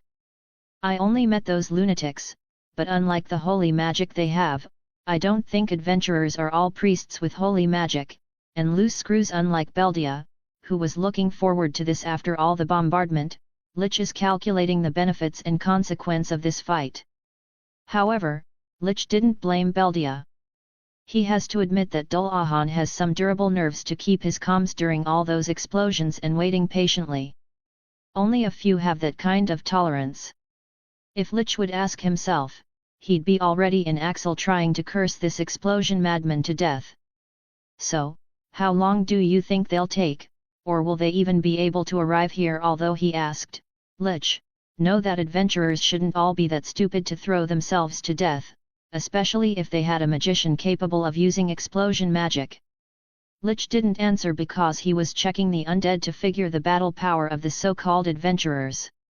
If they weren't that strong, he'll let the undead finish them, elsewise he'll lurk from behind and command the battle or throw some curses. Suddenly, Beldia felt some vibrations under his feet. He even saw some dust falling from the hall ceiling and cracks slowly spreading. 100. 200, 300. What is happening? How did I lose all these soldiers? I didn't even sense a single holy magic being used. Lich tried to command his army as he felt his connections with the troops were being broken at an imaginable speed. Boom. Is this an earthquake? Although he asked, Beldia isn't feeling good about this, but before he did anything, the hall door flew away, with the wall. From the falling rubble and dust, a giant shadow was walking step by step before the picture became clear. A small giant with a height of more than 6 meters was walking inside the hall slowly. Looking at the sharp eyes of the man and the scary aura around him, Beldia blinked his eyes and the flames in Lich's empty sockets flickered. especially when they glanced at the empty hole behind Whitebeard, and even saw the forest from it. What happened to the whole army? Glancing at Lich, Beldia started a side communication before Lich somehow responded I lost most of my connection with the front army, so, is this the goal of today? Whitebeard said with a low voice, but Lich and Beldia heard him clearly. However, they didn't know why, but they sensed some disappointment in his tone. They didn't know that Whitebeard was currently comparing the Demon's King General and the Horror Spaces player with frogs in Axel's fields. If they knew, their expressions would probably become very interesting to watch. Shaking his head and clearing his throat, Beldia organized his thoughts and said in a deep voice, "Oh? Did you arrive this quickly? Wonderful." Just as he was about to stand up and complete his speech, a black wave of sand arrived carrying a small girl with brown hair. Her whole body was flashing with electricity before she said second. "I won." Like achieving something, Misaka raised her fist, but then she saw Beldia and Lich, which made her freeze. First of all, Lich, who looked like a mummy of an old man with very wrinkled skin and flames in his empty eye sockets, made Misaka have goosebumps all over her body, but then she saw Beldia. He looked like a knight wearing armor at first, even if his cape was slightly burned and his helmet had dirt on it, but the red gleam in his eyes and the fact he was holding his head, which had a worm moving in the dirt, made Misaka completely uncomfortable. Ignoring Misaka's eyes, Beldia coughed again before he said, "Congratulations, you made it this far. That's impressive, but now, you... EXP." Suddenly, a scream was heard from the hallway as a young man came running with a weird weapon and a screaming sword. The young man was running like crazy while waving both weapons in the air randomly, but strangely, each wave and random swing was hitting undead in their weaknesses. However, Beldia was focusing more on the sword in Kazuma's hand. "What? Is that a demonic sword? What a hideous sound!"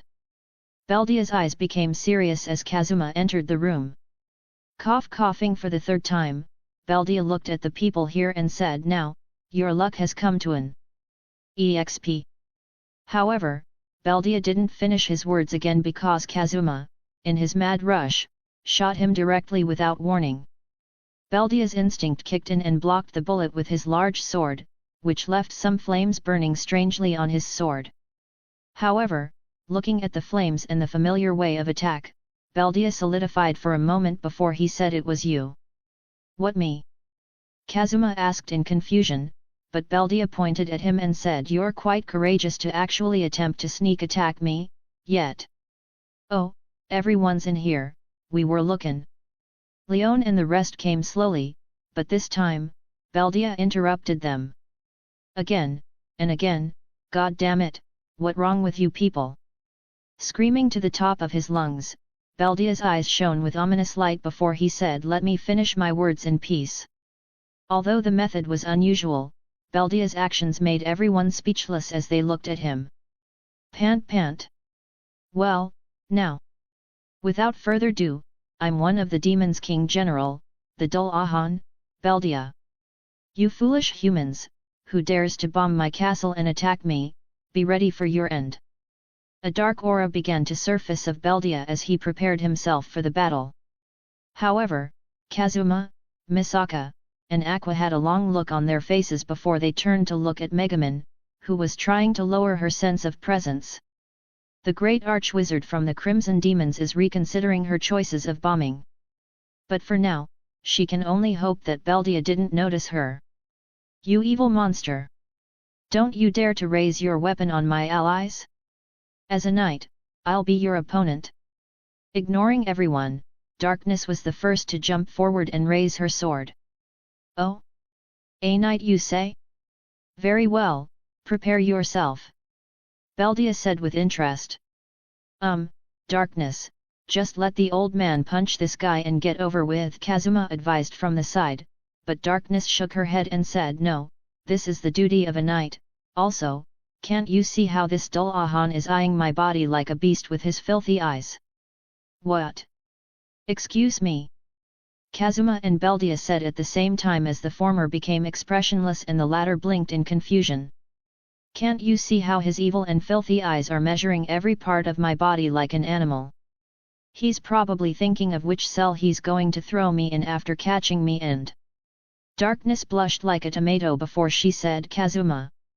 Yes, I'm Kazuma, Kazuma said monotony. What should I do, Kazuma? Darkness said as Kazuma replied again, yes, this is Kazuma. This evil being is probably thinking of catching me and subjecting all kinds of harsh treatments and torture on my body. Just to break me and make me surrender, but never. A knight will never surrender. Even if you... Darkness started to speak about some dangerous things as a weird atmosphere appeared. Misaka and Megumin were blushing. Whitebeard and Leon didn't expect they'll actually see something like this in their lives.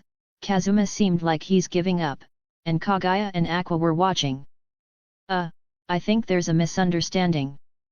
Beldia tried to speak for himself, but Darkness screamed never. I'll never surrender. Darkness, calm down. Can't you see that you're bothering Dullahan? Kazuma pointed at Beldia, who has a look of confusion and absolute terror on his face. When everyone was focusing on this exchange, a dark weird fog, like miasma, quickly attracted attention, but the undead standing next to Beldia already made his move. Weakness, frail, sleepiness, slowness, dizziness, strength, call of death, whisper of night. Lich started to throw curses without stopping before using buffs as undead crawled from the ground.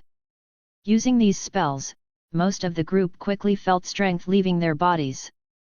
Kazuma, Megumin, and Misaka were having a hard time standing up, even Leon was struggling as a few drops of sweat appeared on her forehead. Honestly, this was so unexpected. The so-called magic is very weird and hard to guard against as Leon clicked her tongue. It seems she need to be more careful in the future against magic, but for now, she glanced around her to see Whitebeard, Aqua, and Kagaya completely normal. Howl of Banshee, Before continuing to use the curses, Lich saw the anomaly as he frowned. There's a thing when using skills and abilities on something or someone called attributes judgment.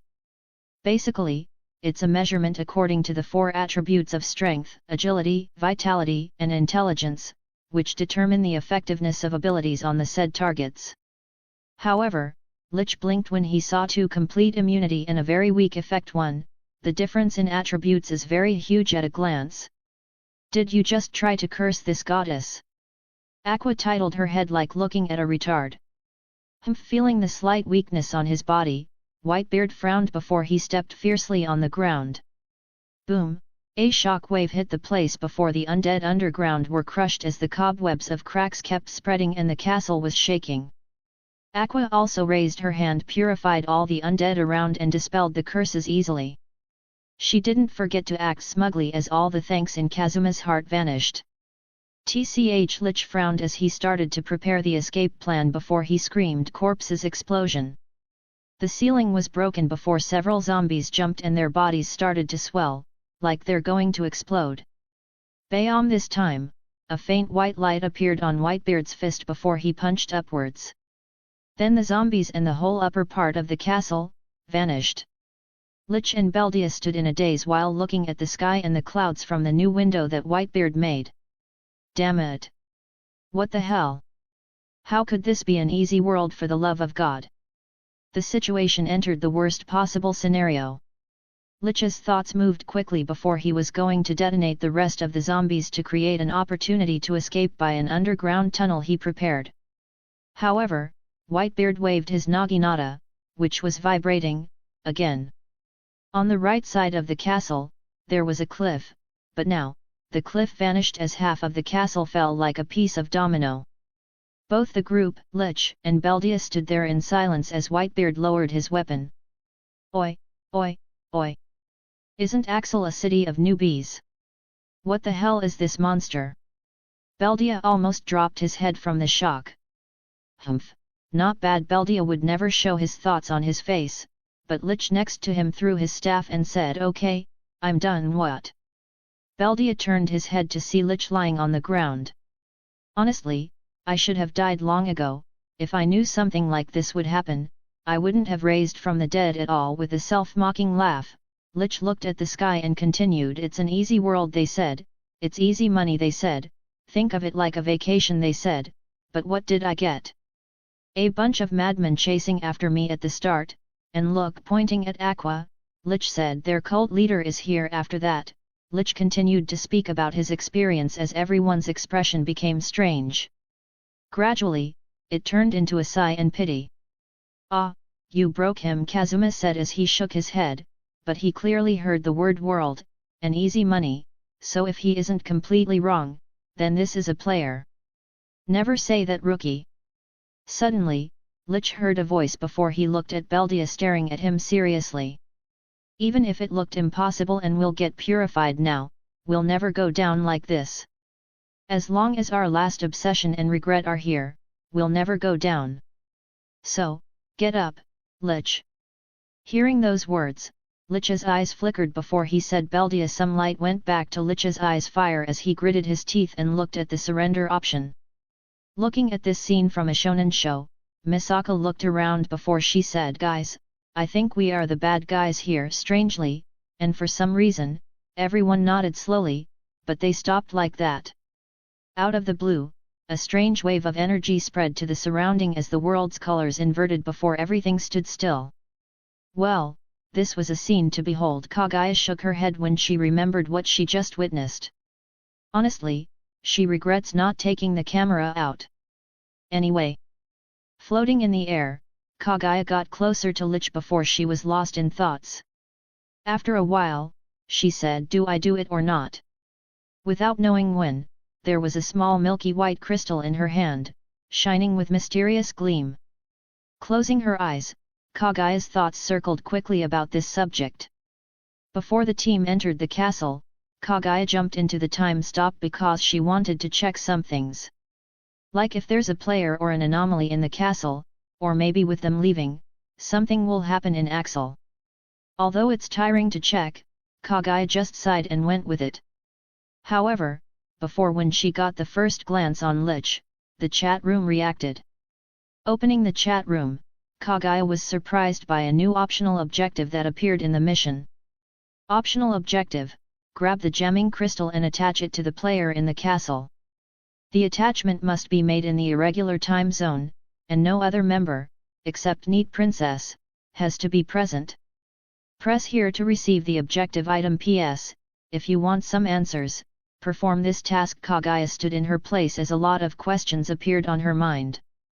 What is the gemming crystal? What the reason for this mission? If the chat room can find players, then it didn't provide any assistance until now? And why it has to be only her? A lot of questions, but no answers. Kaguya couldn't help but sigh at this situation. The time passed quickly and Kaguya is in front of the choice again. Will she do this mysterious mission and attach the crystal, or she'll just ignore it? Minutes are passing quickly in the type stop as Kaguya didn't make up her mind yet. Honestly, in normal times, she'll never do or even consider such a hidden and ambiguous thing like this mission, but the current situation isn't all that optimistic. Also, the last note must be from the world's will, there's no doubt about it. So, what exactly are these answers? Sighing, Kaguya took a deep breath before her expression became serious. There's no helping it, hey? I just hope this wouldn't go completely bad. Kaguya raised her hand before dropping the crystal above Lich. In Kaguya's eyes, the crystal actually fell normal in the time stop, like the gravity is operating normally before it sank into Lich's bones. Kaguya stood there in shock as Lich began to vanish a bit by bit before the crystal appeared again, but its color changed from white to green. It rose slowly in the air before it began to rotate quickly. With each rotation, some weird words and runes kept moving and flying around it. Kaguya tried to read them, but she couldn't understand anything, and their speed is very fast. However, the situation didn't last long as it didn't give Kaguya time to think before all the runes and words gathered back to the crystal. A few faint readable words quickly surfaced the crystal as Kaguya glanced at them. Lock ____ successful number. underscore underscore underscore authority number percent resonance underscore underscore complete. Welcome to Chaos Particles Resonance Ship number horror 4. Then the words quickly shattered into those weird runes again as a splitting headache hit Kaguya, which made her hold her head in pain. What was that? Holding her head in pain, Kaguya frowned before she saw several rays of light shine from the crystal and fall on the ground. Those rays quickly solidified into crystals and began to turn into a shape that made Kaguya open her mouth from shock. Meanwhile, inside the horror space, a green light flashed before liches appeared inside a small space. This space had a desk filled with weird bones and items, and there was a crystal-like heart in a special container. But the most remarkable thing is the pale green pillar in the middle of space. I'm back. Looking around, Lich stood up slightly and sighed. He's back into the horror space, which means he died in the last world. His features as a Lich allow him to keep his vassal in his room, so he can revive here by paying a small price to fix it afterward. A nice tactic for Liches, he must say. Frowning and thinking about his experience, Lich shook his head before looking at the desk. However, he quickly stopped because he saw his vassal, completely fine. How is this possible? Horror space, are you there?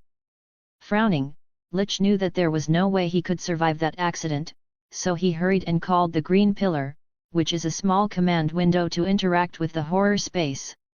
However, he didn't get a response, and to his complete shock, he saw few small words on the pillar. The player is currently in the mission world. What is going on? The situation surpassed Lich's understanding as he stood there in a daze. Meanwhile, in Konosuba, Kaguya was looking at the crystals quickly forming a shape of a skeleton. Faster and faster, the crystals turned into a completely identical copy of Lich as Kaguya didn't know what to say. Chapter 137, Konosuba Side Part 22. Tick, a sound echoed in an empty space. It sounded faint and weak, but it continued for a long time like it was lengthened. Tick, the sound was heard again. This time, it was clearer and with a higher pitch, but it still carries that feeling of vagueness and ambiguity. Tick, once again, the sound reverberated. This time it adds a humming to it, which was almost instantaneous. This kind of sound kept playing like a special and weird symphony. Changing from time to time or sounding the same for moments, yet they were never the same.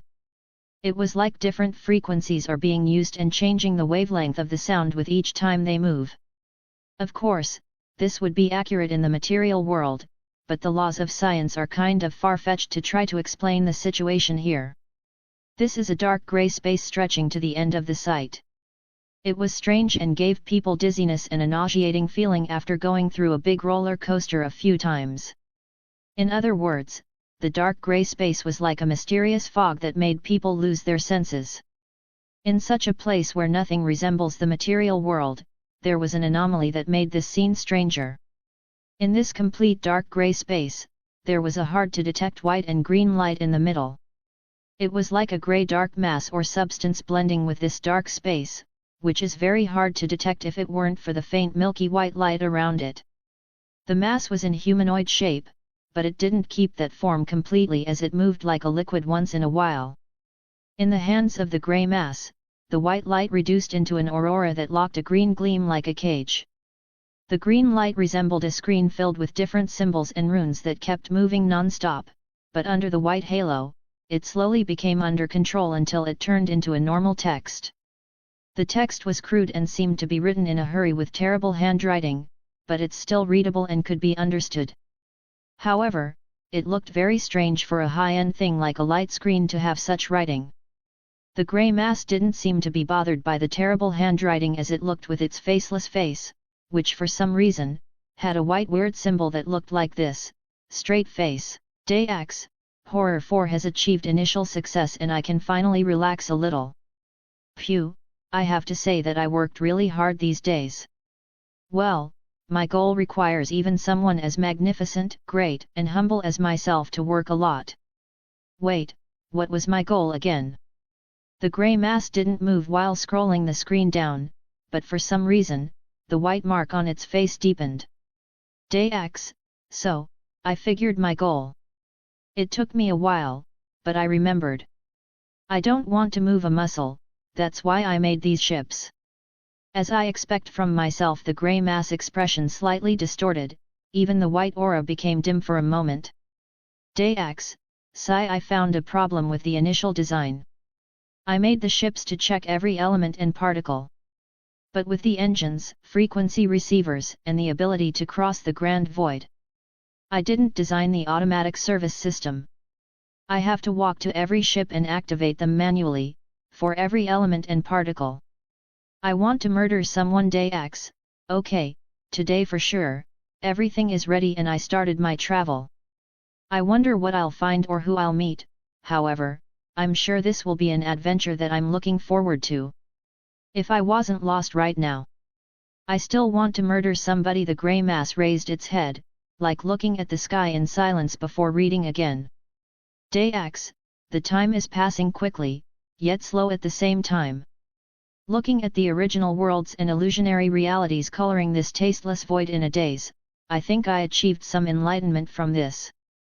After all this time, I have been taught a lot, taught that I'm losing my sanity with each minute passing, that at DX, I broke every clock in my ship. But wait a minute, how the fuck time's supposed to work here? My life has been a lie. DX, after I put my sanity on the side, I should start to think about what I should do.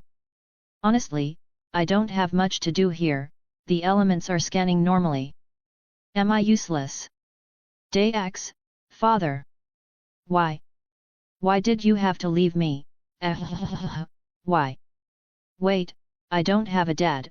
Oh well, the grey mass expression became surprised face, but it quickly returned into straight face after reading the whole memo.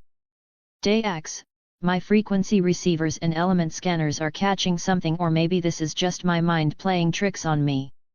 However, be it an illusion or not, the usual elements and particles can't keep up with me anymore. I need to find a replacement. DX, we live in a society, wrong memo, oops. For anyone who is reading this, you'll die a horrible death. The grey mass clenched its fist, even the expression became underscore. In the end, it calmed down and returned to reading.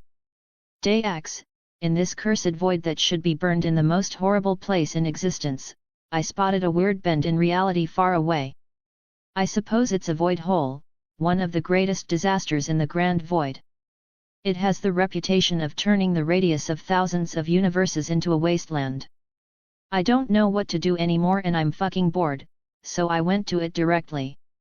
I might drift next to it because I'm so outstanding, but then I remembered that my driving skill is shit and I crashed directly into it. Fuck. Good news. That wasn't a void hole, I'm so lucky. However, the bad news is, it's a giant tentacles monster that looks like a giant mass of glowing orbs with eyes that shoot sanity-dropping rays. This isn't so bad, to be honest. DX, finally, I was saved. With its glowing orbs and millions of eyes that send chills to the souls, the giant tentacles monster saved me from my scariest nightmares, boredom. I now have a new traveling buddy, well, more like it wants to kill me and devour my whole being, but I'm so happy that I have a big buddy. My buddy likes me a lot. I remember that time I came out of the ship and started my amazing speech to enlighten it. He liked it a lot, even if he started to twist the fabric of reality to kill me because I said he's a dumbass, which he is, by the way. The grey mass clenched its fists slowly as the green screen was cracking a little by little, but the text was still clear. DX, after my buddy teleported and blocked my ship, I accidentally blew him into atoms. You can't blame me. Who can stay calm when you just woke up and see thousands of eyes sticking out of your window? Anyway, my buddy recovered almost instantly and the chase continued. Speaking of this, I think I know who my buddy is. He's one of those original Grand Void races, which usually just swim around in this void. Sometimes when they pass by the original worlds, their scent will fall on the world and actually translate into somehow understandable information. That information will be received by some individuals in the said world, like some sort of divination. I remember only the original worlds did this, so I was surprised that those hermits allowed this. Oh, I forgot to mention, I finally learned my buddy's name after I ran him over by my ship, a couple of times. His name is Yog-Sothoth, a great mass of orbs, smiley face. At this moment, the grey mass expression became O.O, which looked so confused by these things it read, but it continued anyway. DX, after a lot of experiments and trials, I found particular particles named chaos particles, which gave the best result compared to the other elements, but honestly, this kind of particle is so chaotic. Get it? Chaos particles, chaotic. Shut up. Anyway, I found these particles contain a lot of variables, which isn't idealistic if I want exact data, but I don't have much choice because my buddy left me. He disappeared without saying goodbye. Son of a bitch. DX, I found that my progress became close to none. It's like I'm running in circles without a goal. The reading from the chaotic particles is changing constantly, even if it leads me closer, I'm not completely sure if it's correct. I need to change my ways. However, glancing behind me, I was shocked by the scene of the destruction. Everything was crushed and destroyed in the tag game between me and my buddy. Looking at this, the guilt filled my heart. Although I know these are mostly illusions and fake realities compared to the original worlds, I have no idea how many lives were lost. I stood there in silence observing without a word as the end was reflected in my eyes. Then I took a bubble bath, laughing face. I also found that the guilt was actually me feeling hungry. Funny, isn't it? Ha ha ha, laugh now. Log end crack. The whole screen and green light were broken into pieces as the grey mass covered its face like it had a massive headache. After some time, the grey mass summoned the screen again and kept looking through it, but it didn't find anything like the previous log. Doing an action like sighing, the grey mass shook its head before a sound appeared from it. I guess this is better than nothing. Yog-Sothoth, hey? From it looks, I don't think I'll find anything from him, or even if he knew something, the possibility of telling me anything about his dark past is close to none. The grey mass sighed again before it started to check the screen again. I was always suspicious of how these junks were still functioning after all this time, but I guess some stains always stays. The grey mass nodded before it glanced up. Its eyes seemed to piece through the grey fog and look at a very weird space. In that space, a giant distorted mosaic bubble was floating aimlessly in the void. It kept flashing with green color as several threads were attached to the grey fog. However, it seemed like it wanted to move away, but like it was moving in circles like it didn't know the left from right. I really want to check the ship more, but my resources are almost gone. Also, this is just a resonance ship, so there's no point in wasting more. If it was an observation or analysis ship, I spent a long time collecting the essences of these abnormalities. The grey mass shook its head before it waved its hand on the screen. The picture on the screen kept distorting and changing until it transformed into a mirror. In the mirror, there was a small town filled with people, but the mirror only focused on a man and a woman. The grey fog area next to the mass also changed quickly to show the picture of chat members and Kagai looking at the crystal lich in surprise. Although I'm not really a fan of the concept of fighting fire with fire, especially if we're the one making the fire to accept this solution, route, I guess they helped me save a considerable amount of resources. The grey mass nodded its head as the mark of its face became, ... Speaking of the analysis ship, you are really daring, route. Attracting the ship to act as a decoy despite the risk involved. Were you confident of succeeding in your new project, or did you have another way out, I wonder? The grey mass, which is Konosuba Worlds, will shook his head before saying, alas, now that analysis ship is full of fuel and won't appear for a long time. Not all worlds will could have a full avatar, and Konosuba Worlds will, even with its huge experience, can't change that fact. Despite having the ability to take a temporary avatar, he felt this is a waste of time, so he kept this mass shape, which is quite convenient. Waving his hand, the grey fog suddenly became clear before several mirrors appeared in the air. Each mirror showed a different scene. The first one was about a middle-aged man appearing in a modern city. After checking a light screen in front of him, the man sighed with relief as he showed a victorious smile and said, "I actually appeared in the modern world of Konosuba. Now, I need to use my second item and move to the reincarnation place of gods to take a cheat." The man pulled a card from his pocket as the light shined on his body. His body turned into a ray of light flying towards the sky, but instead of passing through space, it stopped there. Struggling for a while, the light dimmed quickly before it vanished. In another mirror, a girl appeared on a chair in a dark space. Looking forward, the man saw a woman with golden wings like an angel facing him. "Greetings, I would like to welcome you." Yes, yes." The angel, who was greeting the girl, suddenly stopped and put her hand on her ear, like she's listening to someone. "I'm sorry, it seems we picked the wrong person. You have done a lot of bad things in your life, and the judges will decide your fate now." Without giving the girl a chance to speak, the angel waved as the girl teleported to the place where the sinners were getting judged. A lot of scenes similar to this were playing on the screen. A young man, who joined Kazuma's party, died unexpectedly, but Aqua couldn't revive him no matter how much she tried. A woman and her team got killed after the destroyed passed by the dungeon they were in, etc. Konosuba Worlds will look at these scenes with its faceless face as the mark on its face didn't even appear. For him, doing something like this is easy. Although it required training at first, after all this time, he can manipulate his own world to a huge degree and even affect the anomalies. This was an ability that belonged to all worlds originally, but after all that time and events, just a few worlds still have this ability. Now, I found some traces. I believe with some time and luck, I'll be able to change this. Looking at the Chaos Particles Resonance Ship, or rather called the Horror Space, Konosuba Worlds will rubbed his chin.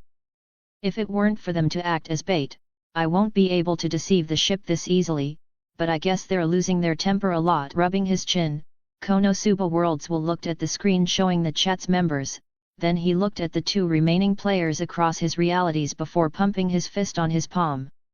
"I guess it won't hurt anyone to do this." Speaking those words, the mark on Konosuba Worlds' face became smiley face, which was particularly horrifying on his empty face. Meanwhile, Kaguya was still looking at the crystal lich, which appeared from the crystal rotating in the air. However, after being separated from the glowing crystal, the copy of lich was included in the time stop and froze in its place. Glancing at these two and the completed optional mission in the chat, Kaguya took a moment of silence before it retreated towards the group and lifted the time stop. The colors returned to the world before everything went back to motion. The fire was burning, and dust was falling because of Whitebeard while the fire kept burning because of Kazuma. However, the reactions after the time stop have split into two. Kazuma's party and Beldia acted like nothing was wrong, but the chat's members widened their eyes. Did you kill him, Kaguya?" Kazuma looked at the crystal statue of Lich as he couldn't help but ask. "What do you mean, Kazuma? That disgusting Lich is still there. Also, when did your friends have this kind of power?" Aqua blinked before it pointed at Beldia and Lich, Crystal, having a shonen conversation before she pointed at Whitebeard, who destroyed the castle with one punch. "What are you saying?" Kazuma stopped before he looked at the others. Except for Megaman and Darkness, everyone nodded at him, which means he isn't crazy. "I'll explain to you later, but now, what are we supposed to do with this?" Kaguya shook her head and pointed at Lich, Crystal, completely ignoring Aqua. When everyone was lost, the long-lost chat's notification sounded as the screen jumped in front of their faces. Number, Konosuba Worlds will. Hey, kids! Who wanna help Daddy Konosuba in something? Laughing face, the chat members froze in their places as their minds almost lost the ability to think because of the sudden message. All that was going on in their minds was Worlds will, Daddy. What the hell? Click, suddenly, the chat room flashed before a picture of them looking completely confused appeared on the chat's screen. Everyone confused. JPG has been pinned to the channel. Konosuba World's Wool, smiley face. The sound of a fist getting clenched was particularly loud at this moment as all the chat members looked at these messages. In the main channel, Annihilation Maker, admin sipping tea calmly. Interesting. Looking at the other message, a vein appeared on everyone's head. Their faces darkened because of anger as Kazuma's party and Beldia were scared because of the sudden change. Chapter 138, Konosuba Side Part 23. In the broken castle, the chat members looked at the message from their current boss, World's Wool, and didn't know how to respond. However, there was a clear emotion, which was anger. Imagine it like this: you started a new job, but your manager didn't give you any instructions or information. He just left you to run in circles, play tricks behind your back, and when you started to get a hang of it, he came to the clueless you with a smile to ask if you could do extra work. At this moment, it'll be kind if you didn't flip the table. Considering this world and vast universe, a situation like this might be rare, but not impossible, and the chat members were experiencing it right now. First, their emotions went from confusion to shock and speechlessness, then a shadow was cast on their faces as a dangerous atmosphere was radiating. Misaka was staring at the message and the picture pinned on top of the channel as electric sparks were moving along her forehead. She still has a lot of questions, but sadly, after all this time, all those questions became a sigh. Not all the world's wills like this, right? However, looking at her little meeting with the world's wills and their reactions, Misaka wasn't optimistic about the future. Whitebeard was opening and closing his fist repeatedly as the sound of his action was particularly loud at this moment. His expression didn't change at all, he didn't even know what the pinned picture means, but that message was enough to make the look on his face more scary than usual. How can I see this picture? Like Whitebeard, Leone was actually clueless because she didn't understand what the pinned picture meant, but that strange mark, emoji, was making her mad for some reason. Don't screw with me! Kazuma exploded as he lost his shit and started to shoot the chat's screen. Of course, all his bullets just phased through the screen. In the eyes of his party, Kazuma started attacking something invisible in the air, like he was releasing all the frustration accumulated in his life. Megaman and Darkness had a strange expression on their faces while Aqua had an expression of realization. Shaking her head as a pained look surfaced her face, Aqua sighed and said, "We were too late. He's already a goner." Megaman and Darkness turned to look at Aqua, who clenched her fist with a dramatic expression and said, He went full retard." Amid her pained expression, Aqua remembered that the reincarnation system had a small, tiny flaw of the probability of putting a lot of burden on the subject's brain, which may lead to permanent brain damage. Basically, they can become retarded.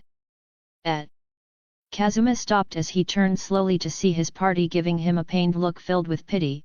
Even that dull Ahan and Lich, Crystal, were looking at him weirdly before he said with a blank expression, "You, don't give me that look, bastards." Looking at Kazuma almost committing a party shooting, Kaguya took a deep breath, which was one of the longest breaths in her life before she activated her ability.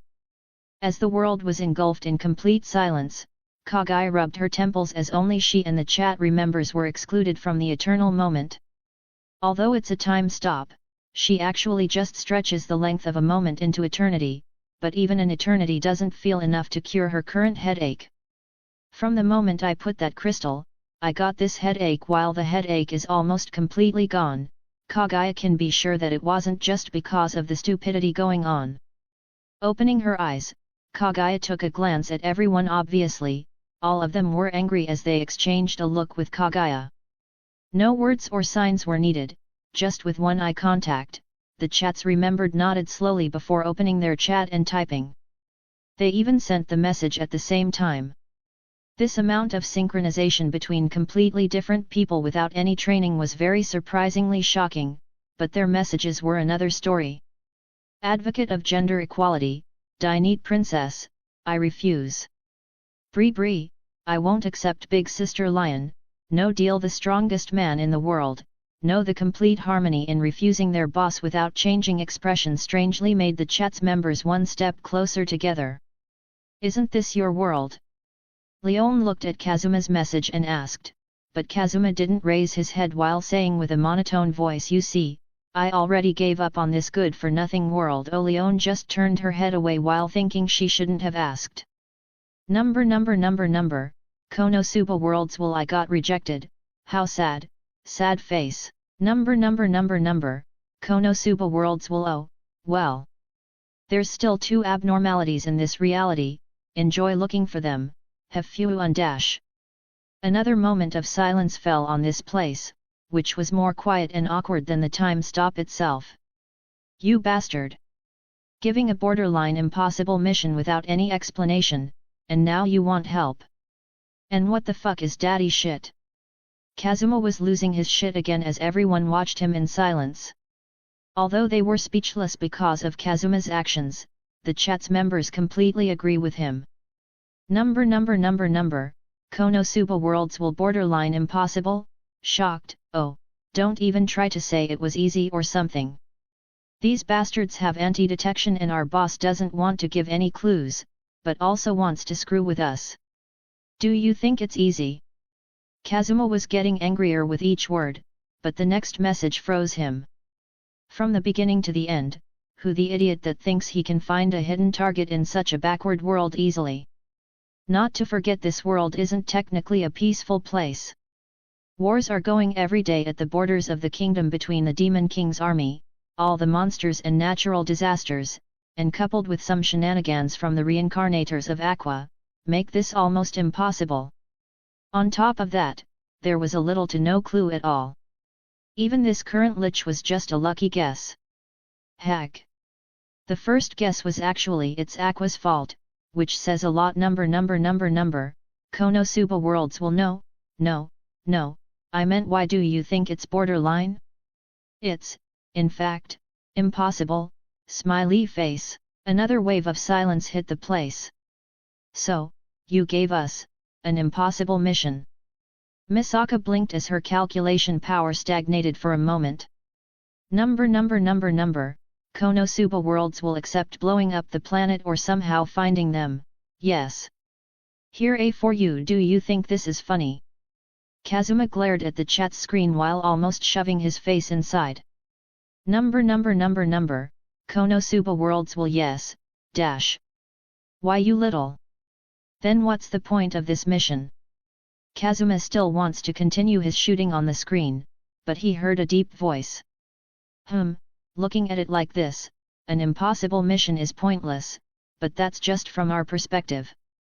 Whitebeard sat on the ground, but he was still taller than Kazuma before he said, maybe because the recent mission was a one clear goal, you'll get the feeling all the other missions will be the same. However, not every journey is the same, and not every problem has one fixed solution. Impossible, but here we are. This might also mean that the goal from the mission is unnecessary or even undesirable. Kaguya glanced at Lich, Crystal, before she said, this makes me wonder, what's the true goal and how did we contribute to it? Number, Konosuba worlds. Well, wow, you're really thinking this through. I just needed us? Like us? I mean, just. Leon was having a hard time with this complicated stuff, but Misaka just said, you mean just our presence is necessary? Number, Konosuba worlds. Well, ooh. Here another star waving with her hand, Misaka slapped away the cartoonish-looking star flying from the chat's screen. You mean like a condition to start a quest? But this time, we were the condition, or at least, one of them. Kazuma sighed while shaking his head. If his guess is correct, then they and the players were actually both necessary conditions to start whatever this worlds will want. Maybe even the players were also invited here purposefully because this guy isn't showing any concern about them. No, this worlds will is even treating the players as a casual thing, like it can get rid of them at any time it wants. However, what makes Kazuma confused is what's happening now. They were only able to guess this far because the worlds will, even if it's keeping the annoying hidden style, is dropping hints like crazy. It even confirmed a few guesses. Why does this happen to me? Kazuma secretly sighed as he had an urge to cry. It wasn't enough for his world to be filled with idiots, but his worlds will looks like those hidden figures that only be mentioned in the lore and guide things from the shadows. Just say what you want. Kazuma wanted to skip all this talk because his head started to hurt. Konosuba worlds will, didn't you just refuse? Yeah, they all nodded at the same time, which made the message delay for a moment. Konosuba worlds will, you're quite honest, there's no helping it. Your actions and unclear goals aren't all that encouraging. Kagaya shrugged. Konosuba worlds will, oh, although I'm not that supportive of fighting fire with fire projects, after all, this thing is usually for the new generation, but I won't drop you into the death zone. You should be ashamed of yourself for accusing me like that. How dare you? Sad face. Kagaya clenched her fist as she had a huge desire to launch a barrage of bullets on this screen. Why getting a little amount of information has to be so infuriating? Wait, isn't this what they usually do to all new members? Floating slowly in the air, Kagaya looked at the sky as she felt karma is proving again how big of a bitch it is. Shaking her head, Kagaya's eyes gradually became serious. This reminds me, you said that an optional mission can give me some information. What exactly is that information, except from you making a copy of a player? Kagaya remembered the mission that gave her a headache while the chat's members looked at each other before trying to find this optional mission in the chat room. Konosuba worlds will what? Hold on, you didn't understand anything from what happened. Kagaya just shook her head, but the moment she did that, a long message flashed on the screen. Konosuba worlds will ha ha ha ha ha ha ha ha ha ha. Wait, you're serious? Konosuba worlds will, well, I used to always deal with all-knowing entities, which made me forget that there's still mortals like you, my bad. Surprised face, looking at the sorry, I forget your dumb type of message. Light flashed from Kagaya as an energy bullet flew through the screen and erased the other half of the castle. After calming down and ignoring the weird gazes on her back, Kagaya said, anyway, now that you have contacted us, what is your goal, or at least the current one? Konosuba worlds will it's nothing important actually. We are a bunch of civilized and productive members of society. The colors of confusion filled everyone's faces while reading this nonsense. Konosuba worlds will, we are a helpful and kind bunch, we spread love, not war, so peace can fill the world. Hey, that's me, laughing face. This amount of bullshit started to give Kazuma a stomachache. Konosuba worlds will, so, because we're generous and kind, let's help our guests in their journey. Smiley face, yup, those things are scary, Leon thought while looking at the emojis, which was a thought shared by most of the members, especially after they looked at Lich, Crystal. They couldn't imagine what this worlds will has done to that player, but it certainly isn't a good thing at all. Ah, it's another screw loose person. Not, it's a world. Misaka facepalmed before she said with a quiet voice, what would happen if we refused completely? Konosuba worlds will, nothing, I'll just end the mission and give you bad reviews because you didn't finish it. Of course, you could keep going on this, smiley face, and the players? Leon asked quickly. Konosuba worlds will, laughing face, after this, the chat's members basically confirmed that this worlds will absolutely doesn't care about players, and those emoji are becoming scarier.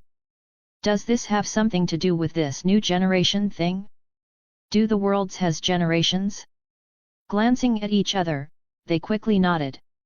Although they got permission to end the mission now, they won't do that because after reaching this far and enduring the stupidity of this world, there's no way they're stopping now, especially if everything was going to be pointless if they refused. Konosuba worlds will, oh, something came up. Let's finish our conversation by, according to this reality time, tomorrow, by, and with that, the chat members wait for a moment, but apparently, the worlds will left completely. Despite not knowing what came up, Kaguya just sighed at this meeting with one of the hardest figures that she dealt with in her life. She knew from the previous experience that Konosuba Worlds will isn't an easy one, but she didn't expect it to reach this level. Even in the current conversation, Kaguya can swear that this Worlds will already done something and didn't just come for a pointless conversation, but what is it? This feeling is so annoying. Maybe rejection would be a good choice, but don't forget, unlike them, this is Kazuma's world, so at least, they should keep going and help him while figuring out a few things. Staying in the dark like this is really irritating. You have a unique world. Kazuma Leone cleared her throat while looking at Kazuma, who was covering his face. Kazuma might really start crying right now. However, while they were still comprehending what just happened, the chat screen flashed again with a new notification. Annihilation Maker, admin replying to advocate of gender equality. Oh, I'm technically incapable of dying, but I appreciate your try. Although I suggest exterminating humanity for better results. Annihilation Maker, admin, you here? Did you guys die? Anyway, what is this picture? You even pinned it into the chat. Are you into self-humiliation? Looking at the screen, they realized that they forgot about the Eldritch Angel, who ran that day without saying anything. However, the second message was enough to trigger some of them. Advocate of gender equality, shut up, you retarded angel. That message was for another asshole. Annihilation Maker, admin, then you should have put it in private chat, you dumbass. Advocate of gender equality, dumbass. Said the angel, who lost his brain cells. Annihilation Maker, admin, said the guy who came from a retarded world.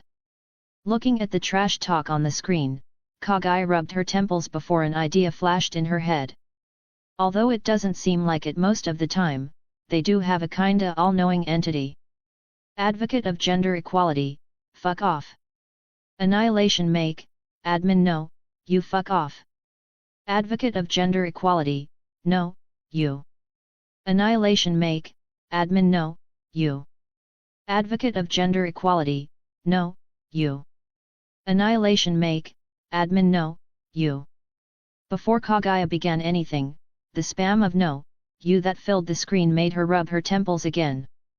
This is really a long and tiring day. She even started to add a few regrets with each moment passing by. Chapter 139, Konosuba Side Part 24. In Konosuba's world, it was already afternoon with the sun up high in the sky. During this period, the towns and cities in the kingdom are usually bustling with people. Citizens, adventurers, merchants, even monsters are in full activity, but strangely, everything was frozen. At this moment, the familiar material world had all its usual colors flipped and a dead silence filled every corner of it. Birds in the sky, people walking, monsters and adventurers fighting, everything was fixed in its place like a photo.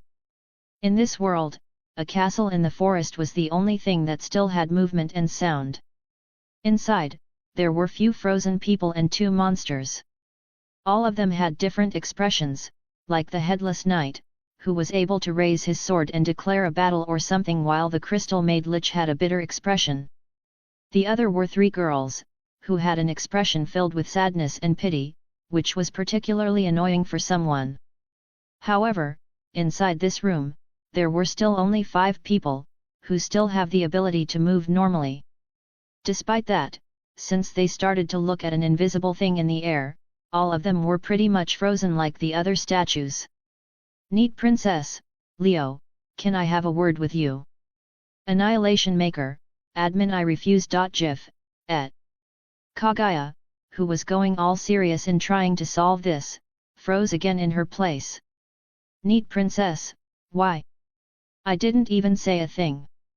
Annihilation Maker, admin, I don't care. When something really bad happens, you'll usually directly state it. Beating around the bush like this means it either something annoying or you're just trying to troll me. Neat Princess, Kaguya glared at the screen. Why can't she do one thing seriously in this world? The resentment and anger in this period manifested into a dark aura around her. If the time was working properly, everyone would take a step away from her. Oi, oi, oi. For real? Did her resentment manifest into a substance? I thought this was just a stupid thing in anime. Kazuma was having an internal war inside while realizing that the previous world logic is so fragile with these magical beings and characters. However, she just shrugged before he went back to his earlier activity, trash talking. Advocate of gender equality, what kind of shitty reasoning is this?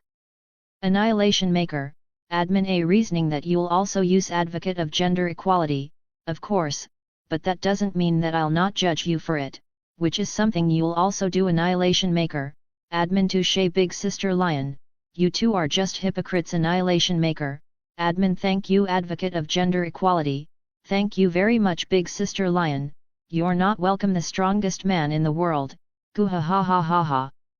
Goo ha ha ha ha ha. Whitebeard slapped his thigh while laughing at the conversation going on, even his previous anger almost vanished. Misaka stared at Whitebeard, who was laughing loudly that the castle, or what was left from it, was trembling a little. She thought that the favorite thing for the old man is to lurk in the chat and laugh at these shenanigans, but, why did he type his laugh? This is an old question that Misaka decided to better forget about. Speaking of lurking, Misaka turned her head and stared at the members list to see an online member with no sense of presence. Saitama icon was flashing with a conspicuous green point next to his username in the chat.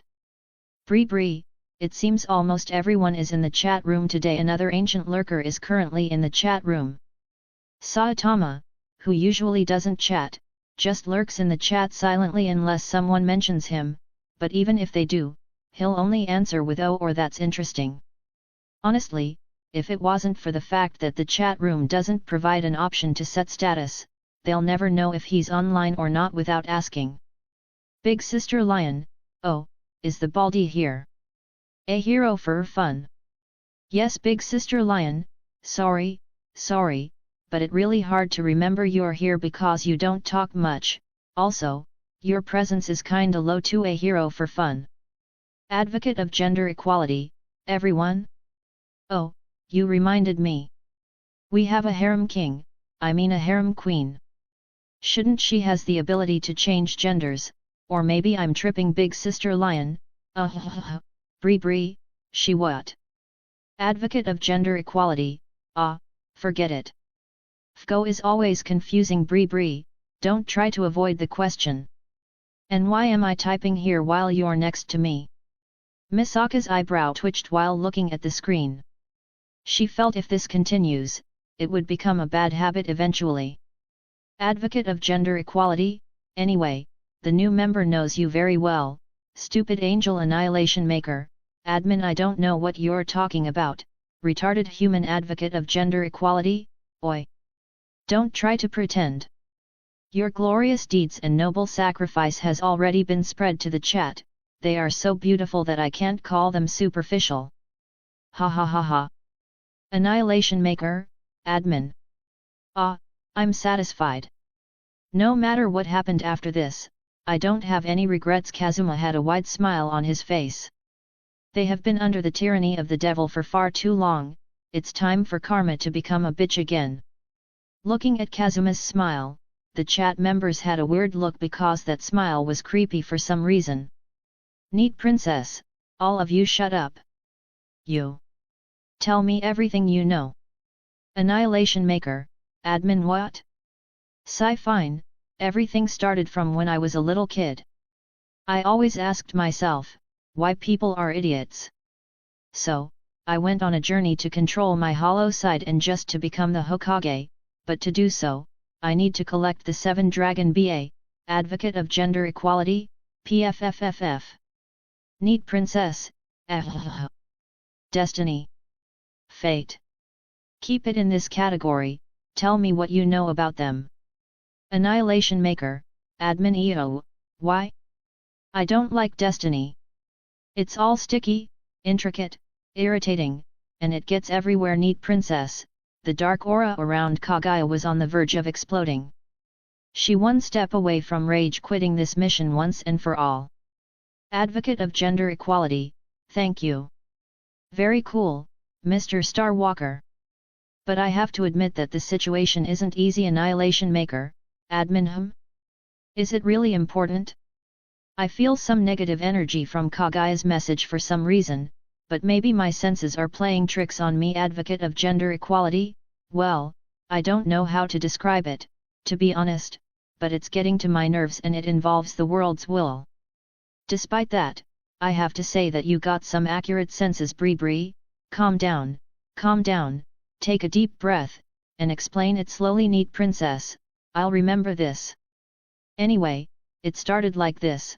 Meanwhile, inside a convenience store in Kuah Town, a young angel wearing a pair of round glasses was looking at the shelves, but his focus was on a holographic screen. World's will, hey. Putting his hand on his chin, Leo read the messages as his mind was processing the current information. Sir. Plot adjustment? Butterfly effect nullifying? Or is it just a fine manipulation of events and causality? Narrowing his eyes, Leo couldn't help but come with a lot of possibilities. There's a lot of abilities that could achieve the feat of correcting history and guiding events, even the basic mind manipulation could do it, but the situation here is too weird. Sir. No, maybe all of them. The data is too little to even come with a proper theory. And this world's will attitude, the more he read the messages, the more Leo felt this situation was tricky. Before he typed into the chat. Annihilation Maker, admin, I need all that you know, every piece of information. I'll use all my knowledge to analyze this, but I can't guarantee anything because this is a completely unknown area. Big Sister Lion, oh, suddenly gone serious. Bree, a completely unknown area. They only explained the situation briefly. I need something like an example, like a change in events. They also mentioned that the worlds will contact. When Leo's brain was going at high speeds, a voice interrupted his train of thoughts. Sir. Looking at the side, Leo saw the store clerk looking at him weirdly and pointing at his hand. Tilting his head, Leo saw that the cereal box he was holding was squeezed until it burst open. No, it was torn to pieces under a huge force as its content fell on the ground. Considering it's the weekend, and because he's a productive person, Leo wasn't going to do anything today. Well, maybe watch the earth rotate in peace while preparing a couple of plans. However, the devil had to be here to buy stuff for the higher authorities, parents, only to get a chat notification. As for the accident, let's say that mentioning the dark history isn't helping to control the power. Dropping the rest of the box from his hand and calmly waving the fragments away, Leo nodded at the clerk and said, I'm paying for it. The clerk, who was about to say something, almost choked on his words. Why does this sound like it isn't his first time? Ignoring the confused clerk, Leo looked at the screen again only for his expression to solidify. Advocate of gender equality, becoming serious, hey? Sigh only if the new members, Goodako was also here, but alas, she's offline. I think she would love to hear about this. Don't you think so, Leo? Expressionlessly, Leo raised his hand as green gleam flashed before a stack of money materialized. Just for you know, I might pay for this shelf, and the other behind it, so, you are experienced. And who the hell walks with stacks of money in their pockets? No, why do you want to break stuff in the first place? What a weirdo. The poor clerk, who didn't seem to notice the supernatural event for some reason, was completely confused and decided to leave while wondering, is this the world of the rich? Ignoring the clerk again, Leo didn't bother with this and continued checking the chat because, in a sense, he's filthy rich. As long as humans' blinding greed laid an eye upon something, a sin will be committed. And as long as the snake of wisdom reaches it, a record will be made. Using the second noble phantasm, Leo is able to summon and materialize those records, which means full access to the wealth with human attributes. Although because of the restrictions, this noble phantasm is heavily limited, but materializing papers completely is simple. Even throwing gold bars like a machine gun is also possible. especially because this world's rules are much looser than Type Moon. Neat princess, and these are that world's will words. He said that he'll contact us tomorrow, which I have no idea about what'll happen. Annihilation Maker, admin I see, so he was the one who pinned that picture. Bree, focus on the important stuff. Annihilation Maker, admin this is important. It looked like he was trolling you, which is true by the way, but it also played the role in throwing you off, and reducing your concentration and vigilance, so he can control the conversation from the start. Advocate of gender equality, brew. What do you have in your brain? Annihilation Maker, admin my brain is in other dimensions, which you can't comprehend. Advocate of gender equality, another step away from humanity. Annihilation Maker, admin your humanity is a disgrace to the godly sword in your hands. Neat princess, enough. But now, you mentioned it, he did that a couple of times. Hold on, why couldn't I see it? I'm not dumb as Kazuma. Advocate of gender equality, oi. Leo's eyebrow twitched from this response, but the main reason was because, in the corner of his eye, he was able to see a blonde hogue from the shelf corner as a gaze was focusing on him. Annihilation Maker, admin anyway, let's take a step back to the very beginning, and try to. Let's not talk about the occult for now, but just to make sure, you guys know a thing or two about high-energy physics, right? Big Sister Lion. Advocate of gender equality, a hero for fun. Bree, raise one hand slowly for anyone wondering, it's also called particle physics. Advocate of gender equality, ah, I see, so it was that. Ha ha ha, silly me, but do you know what's funny? That isn't helping. Neat princess. Right. Annihilation Maker, admin. Fine, I'll try to simplify it. The strongest man in the world, ahem, what are the particles, and physics? Staring at the screen with empty eyes, Leo finally realized that between the limited data, knowledge, and the pain in the soul that sting his brain, explaining this will be challenging. Chapter 140, Konosuba Side Part 25. So, how can you explain to someone, who is in ignorance, a full system of complex meaning? Taking into consideration that the said person didn't even have a starting point in such things? Well, if they are close, you can use information implanting, memorizing, or any spell in that category, but sadly, Leo doesn't have such convenience.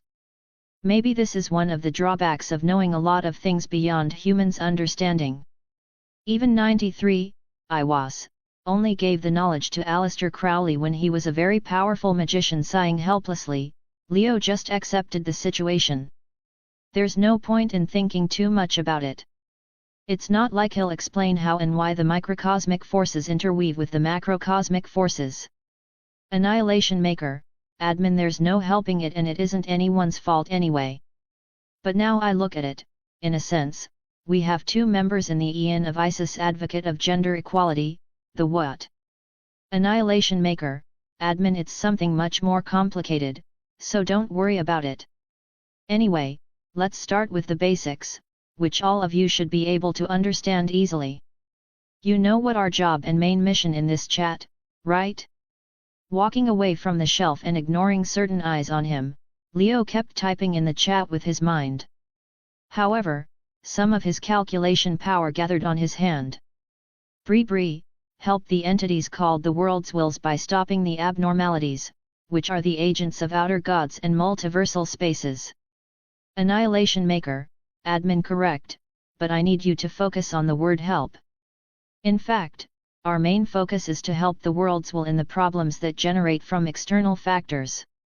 The agents of multiversal spaces and champions of outer gods just happen to be one of the major problems. Big Sister Lion, so, you want to say we're still doing our job, just the way and form changed, hey? That sneaky world's will. Annihilation Maker, admin he wasn't really sneaky, but okay, moving on. I would like to tell you that because of this job, the moment you join, you'll probably get the biggest payment from the world's will, which I still think it's some sort of an apology for the clickbait. It's a chance to change and bend that fate of yours. Advocate of gender equality, now, you mentioned it. Those clickbait, the world's strongest man, bend our fate. Annihilation maker, admin knowledge is also power. With the information about the original trajectory, you have the initial ability to change events. In this aspect, we don't differ much from the agents and champions of the outer gods. We both have the ability to change the original trajectory easily, mostly because we can also be counted as anomalies. The moment you got this chat room, the original trajectory of fate has changed. Some of you were supposed to experience different events, one of you was even supposed to die, and we originally weren't supposed to meet at all. Big Sister Lion, I guess you're talking about me, hey. Bree, that file you guys send about Leon's world, Big Sister Lion, don't be like that, Mikoto-chan. It isn't a big deal anyway, we know what we'll face when we agreed to be assassins. Misaka remembered the file of Akame Ga Kill's world as she couldn't help but bite her lips. She didn't believe a world like that could exist before, but she had already visited it. Despite that, because of the other members' help, she didn't get the chance to see the situation there with her own eyes. Neat princess, but if you say it like that, then what is the difference? Wait, Annihilation maker, admin, finally you started to get it. You're strangely slow these days. Advocate of gender equality, don't play riddles and speak directly, please him. While reading the chat, Leo lifted his eyebrow before looking down. A few sparks, particles of light, and electricity arcs were appearing without a warning around his hand. The balance was really distorted. Leo frowned before he cancelled his power. He was about to use the energy in the 11th dimension to teleport some stuff, but apparently, there's some deviation in his usual formulas and calculations. Adjusting the calculations, formulas, and adding Pakia's power in an instant, Leo walked towards the cashier as some stuff disappeared from their places and appeared next to the cashier. Yet, everyone was acting normal, like nothing supernatural happened. Annihilation maker, admin, fine, I am also trying to keep this short anyway. Here the difference lies in between the positions of you and players of the multiversal spaces. You two are supposed to apply two different forces in different directions, yet that changed by an external factor, which is the world's will. Bree, what forces are you talking about? The only player we met was that lich, and we didn't do much to apply a force or any kind of energy on him. Neat princess, the world's will already said it. He needed us here for a reason, even if just our presence. Annihilation maker, admin, there where I need to stop you, Mikoto. From the moment you entered this world, you guys are applying a force on all the world, especially on Destiny. Now, your next line will be, how could you refer or link a vague thing like Destiny by a simple applied force? Bree, how cowl? Are you looking at the future again? Annihilation maker, admin, I'm not, and remember that we're trying to keep this simple. Destiny isn't that absolute, unchangeable factor all the time, in fact, it's flexible. Hard things break, soft things bend. It's just that the majority can't push it to the point of bending, but that doesn't apply to us for some reason. The simplest way to explain it is by imagining that destiny is a stretched rubber line. All the acts that go against the established trajectory, which are all the changes that you may intentionally or accidentally cause, are like applying a force on the line and bending it. Neat princess, honestly, I can see that with the ways this world's will keep changing stuff. Annihilation maker, admin, I see. But keep in mind that there isn't one single line, there's a bunch of them, so if you bend a line, there's a chance for it to interact with others. Moreover, there is always a difference between the requirement for each change. After all, changing what you'll eat for breakfast can't be compared to changing the moment of your death. Of course, without forgetting about the consequences of such acts, yet we are spared from all those annoying stuff. Neat princess, but if you bend it, a force will be applied back. Is this one of the ways those outer gods get that origin power? Annihilation maker, admin, correct. Such a phenomenon is explained in Newton Guy's third law: for every action, force, in nature there is an equal and opposite reaction. Destiny is a vague concept, it's not like the opposite force will come and slap you, To be honest, that'll be interesting to watch. But sadly, it'll appear in ambiguous ways, like a change in luck or unfortunate events. This is why most gods were afraid of those destiny-related deities, because it's such a pain to mess with them. Theoretically, the outer gods use such acts by sending their agents to wreak havoc, then absorb the energy generated. This is why they love to boost their agents' ego to let them act recklessly and control them better. Thus, the easiest way is to give conquering quests or world-ending ones. Here comes the difference between us and them: the power generated by our actions will go directly to the world's will. Those guys are stingy, so they won't let it go to waste in some bad luck. The best theory I can come up with is that they use it to recover the damage we cause, yet, they are a lazy bunch that doesn't want to work. Oops, my thoughts on my world's will slipped, moving on. For the old man and the unprofessional assassin, think of the time that you punched something hard and felt pain and resistance in your fist. That's the opposite force, Big Sister Lion. I see, Bree Bree, I'll explain it for you later, Big Sister Lion. Really, thank you. Leo stopped and gave the chat's members a moment to comprehend the current information. To be honest, such a subject is nearly impossible to explain fully and be tackled from all sides in a short period. These are still rather very simple, yet. I think the word simple is different between me and them. Shaking his head, Leo glanced to the side as his eyes met the current stalker. The stalker turned his head away while crossing her arms, but Leo had an expressionless face while saying, "Are you still mad?" Humph. Nero puffed her cheeks at Leo's bland question. I see. Nodding, Leo walked calmly toward the cashier, leaving Nero, who was angry because she turned into a class card, madder because of his nonchalant attitude. Bree Bree, if you explain it like this, does destiny have effects on scientific laws? Annihilation Maker, admin. Even if science is strict and its rules are heavier than magic, there's still a chance for variables to appear, for example, interactions between particles. Even Newton's third law isn't universal. I would like to go in depth in this subject, but looking at the situation, I'll go straight and tackle the main problem. What is Konosuba World's will doing and why did it do it?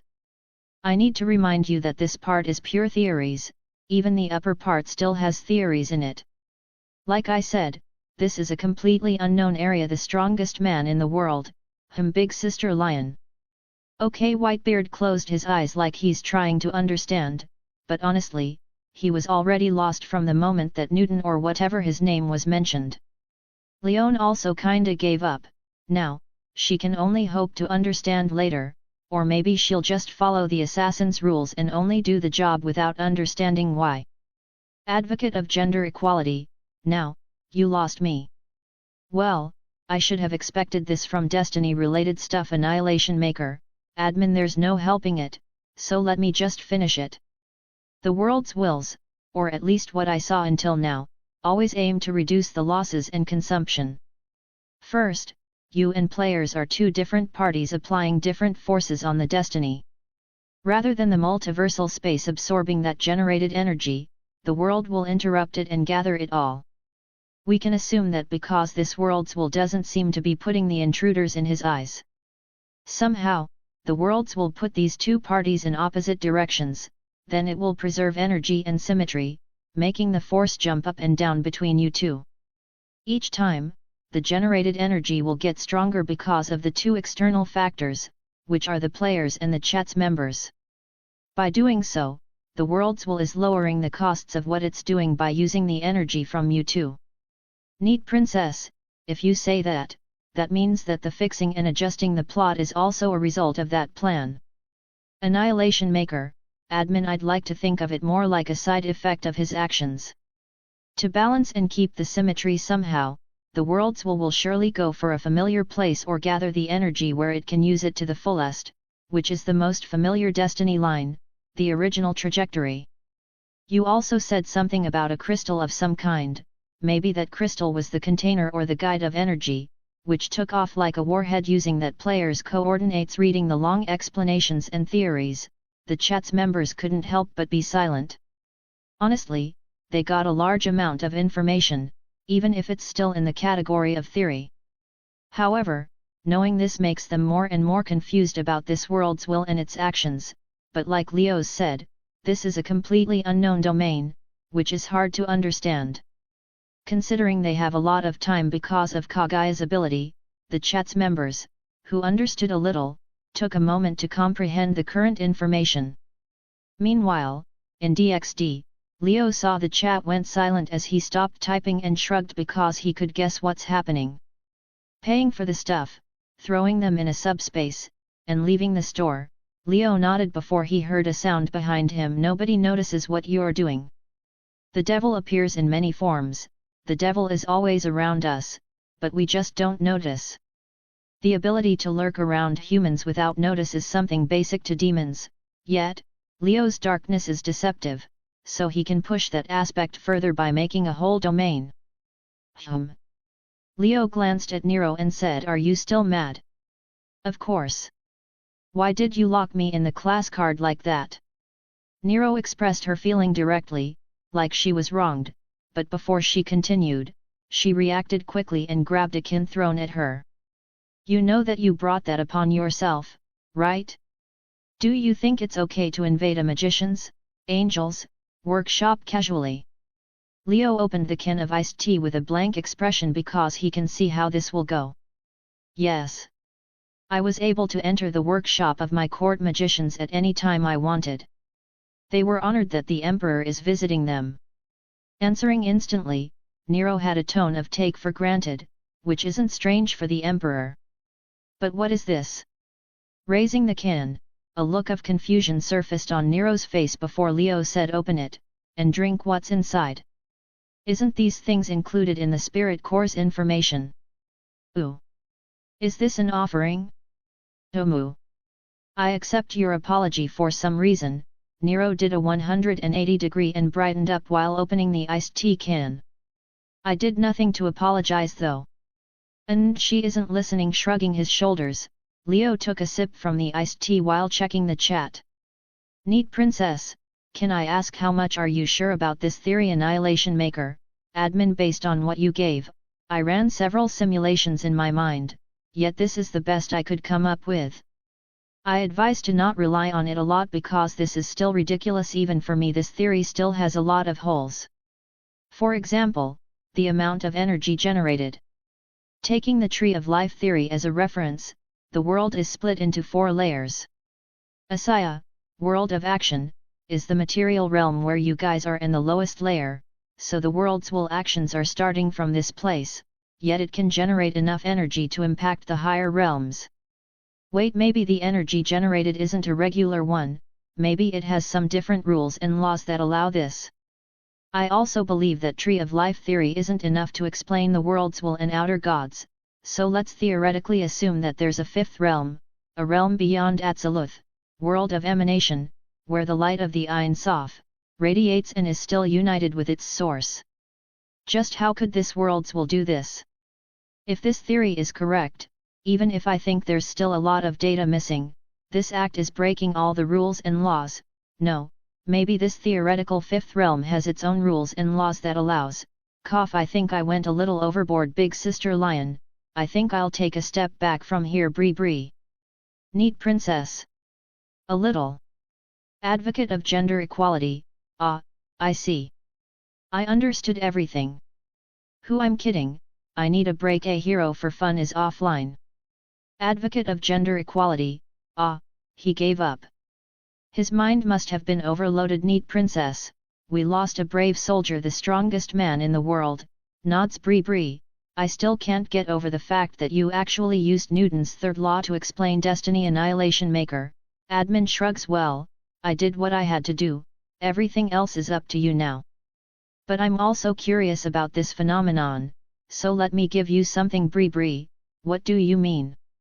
Advocate of gender equality, I smell a large amount of trouble and headache is coming. Annihilation Maker, admin, has uploaded. I swear this is not a satanic ritual file. A/N, check the end of the chapter, Advocate of Gender Equality, I knew it. Looking at the file name, Kazuma instantly knew that his fears became true, but like everyone else, he also clicked on the file. There's a saying that the curiosity killed the cat. However, the cat didn't die in this situation, it just walked casually while Kazuma felt his mind almost stop functioning when he saw the complex magic circle and the explanation. Big Sister Lion is offline advocate of gender equality, come back here you coward! Come back here you coward! Screaming the same thing he typed, Kazuma looked at Leon closing the chat room and leaving to catch a breather. Advocate of gender equality, what did the poor pigeons do to you? Annihilation Maker, admin. Well, this is it for today. If you have a question ask it. Neat Princess, what is this for? And are you sure this is not satanic? Annihilation Maker, admin. Think of it as a failsafe and also as a thing I'm interested in. Can my spiritual vision reach another world? Neat Princess, let me be more specific, what is this exactly? Annihilation Maker, admin. The simplified version of the Grand Magic Angel Fall toned with the Holy Grail's summoning ritual. Neat Princess, wait. Toru and Type Moon. Does this thing exist? Annihilation Maker, admin. Of course, it exists. I just made it, something like that is simple for me, so don't worry. Neat Princess, * press X to doubt. JPG * advocate of gender equality, I take it back, I admit you're so knowledgeable, but just stop, please, my mind can't do this anymore. And how do you expect this to work? We don't have a magician, who can understand this. Or are you planning to teach because I feel I'll really lose brain cells? Annihilation Maker, admin. You want me to teach you magic? Well, I suppose I can teach you everything except angelic techniques, but not now. You can in the meantime check those books that I uploaded. Although the magic of DXD isn't that advanced, it's very good as a starter. Neat Princess, I'm with him. Don't forget that this world doesn't have idol theory for the magic to work. Neither it has the legends and myth in the regular world's. Annihilation Maker, admin. I'll take care of that. If my spiritual vision reaches the ritual, my personal reality can take care of the other problems. Also, there's that parallel world, which Kazuma came from. Trust me, did my actions ever affect something negatively? Neat Princess, DXD's Asgard torn to pieces while an angel raging like a calamity. Annihilation Maker, admin. Except that. Neat Princess, Venus close to Earth's orbit. Annihilation Maker, admin. You get the point. Advocate of gender equality, why don't you just buy a transmutation ticket? Annihilation Maker, admin. We have no evidence that the worlds will not ban me, so this is safer and it's also an experiment. Advocate of gender equality, do I look like a lab rat for you? Hold on, I feel this is fishy. Neat Princess, me too. Don't tell me you don't even have the points to buy a ticket. Annihilation Maker, admin. So, today lesson is finished, take care and direct message me if something bad happen. Annihilation Maker, admin, is offline advocate of gender equality, coward. Neat Princess, ha ha ha ha. Looking at Kaguya and Kazuma, who seemed to achieve something and became proud, Misaka couldn't help but sigh while Whitebeard already quit the chat. These things are not for an old man like him. Now, what they are supposed to do with this lich, crystal? Bastards, why did they get smarter just for this? Leo closed the chat directly while clicking his tongue. For some reason, he felt these guys became dumber, especially Kaguya, who should be an immortal with a lot of experience in life. Yet, they only recovered in the dumbest moment. However, this somehow gave me peace of mind. Not all the world's wills are that supportive to this chat room, hey. Leo closed his eyes as he sighed silently. To be honest, if this was true, then Leo will feel more of a peace of mind. Nothing is absolute, nothing can only have a good side. Knowing that the worlds will might have different opinions on this chat room, from supporting, neutral, and maybe rejective, is much more believable for Leo than blind trust. The support should be root and maybe DXD, the neutral is only Toru for now, and somehow between rejective and neutral is Konosuba's world will. Ugh, although it isn't all that obvious, I smell the disgusting politics. Leo shuddered at one of the most hateful things for him. What happened? Nero saw the sudden burst and asked, but Leo only shook his head and said nothing important. I wonder what'll happen now. Looking at the sky, Leo's thoughts couldn't help but drift, then he was pulled by Nero. Hey, what is that? Nero spotted something at the commercial street of Kaur. Idol's stuff. Japan is filled with those, Leo responded casually, but then Nero's eyes sparkled and said, let's go and check it. What? Fine, count it as the unfinished thanks. Leo felt this will be a major pain, yet he sighed and walked forward. Nero stopped for a moment before she guessed that he meant the time in the previous reality, so she smiled and said although there wasn't much to be thankful at that situation. Leo didn't answer, neither did he stop moving, which made Nero's smile grew up wider before dragged him and said only for that. Ugh, I'm already regretting this. Leo just fixed his glasses while thinking of what the next step he should take. Well, he might start by having a talk with someone. Meanwhile, in a special space, DXD World's Will, who was watching the show with interest while laughing, shuddered. Vision. Spiritually, a vision is something seen in a dream, trance, or religious ecstasy, especially a supernatural appearance that usually conveys a revelation. Visions generally have more clarity than dreams, but traditionally fewer psychological connotations. Visions are known to emerge from spiritual traditions and could provide a lens into human nature and reality. Prophecy is often associated with visions. Details zone, file. I swear this is not a satanic ritual.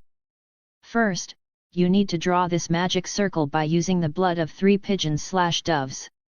The caster should use a brush made from his/her hair or their old cloth, but in this case, we can ignore it.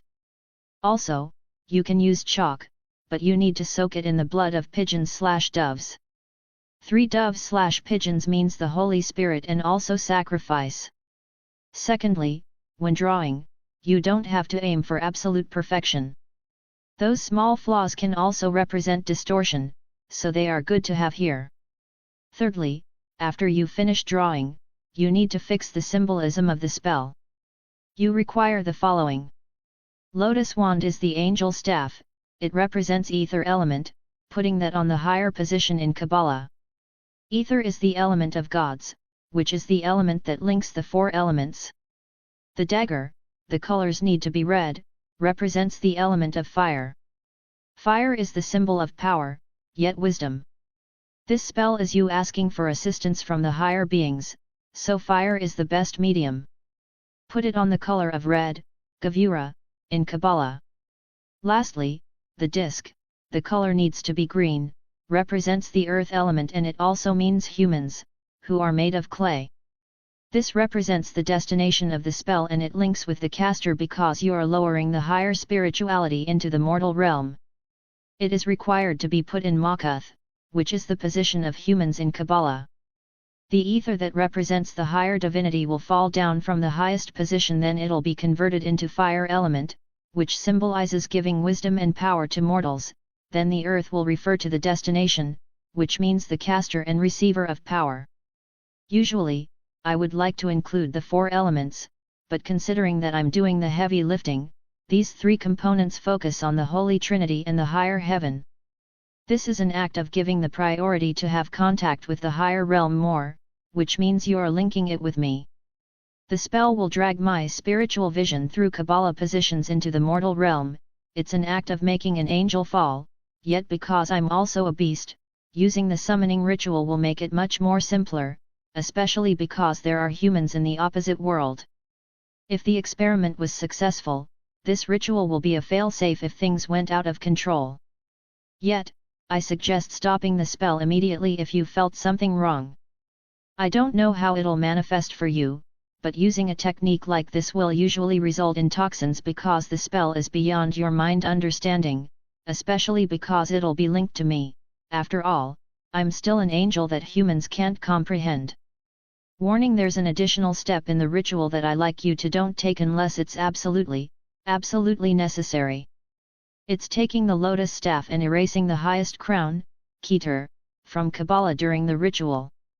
Have fun, smiley face. Chapter 141, Konosuba Side Part 26. After Leo left the chat room, the group fell into a complete silence, but it didn't take long for them to recover. They came with questions and left with more questions, which is really a helpless situation, but there's nothing to do about it. The universe is always full of mysteries. How many people spend their entire lives and more to understand those secrets, yet the more they find, the more they'll understand how small they are, and the road is still very long. The current chat's members aren't scientists or explorers, neither do they have the passion of those people, so at most, they want to understand the basics before acting.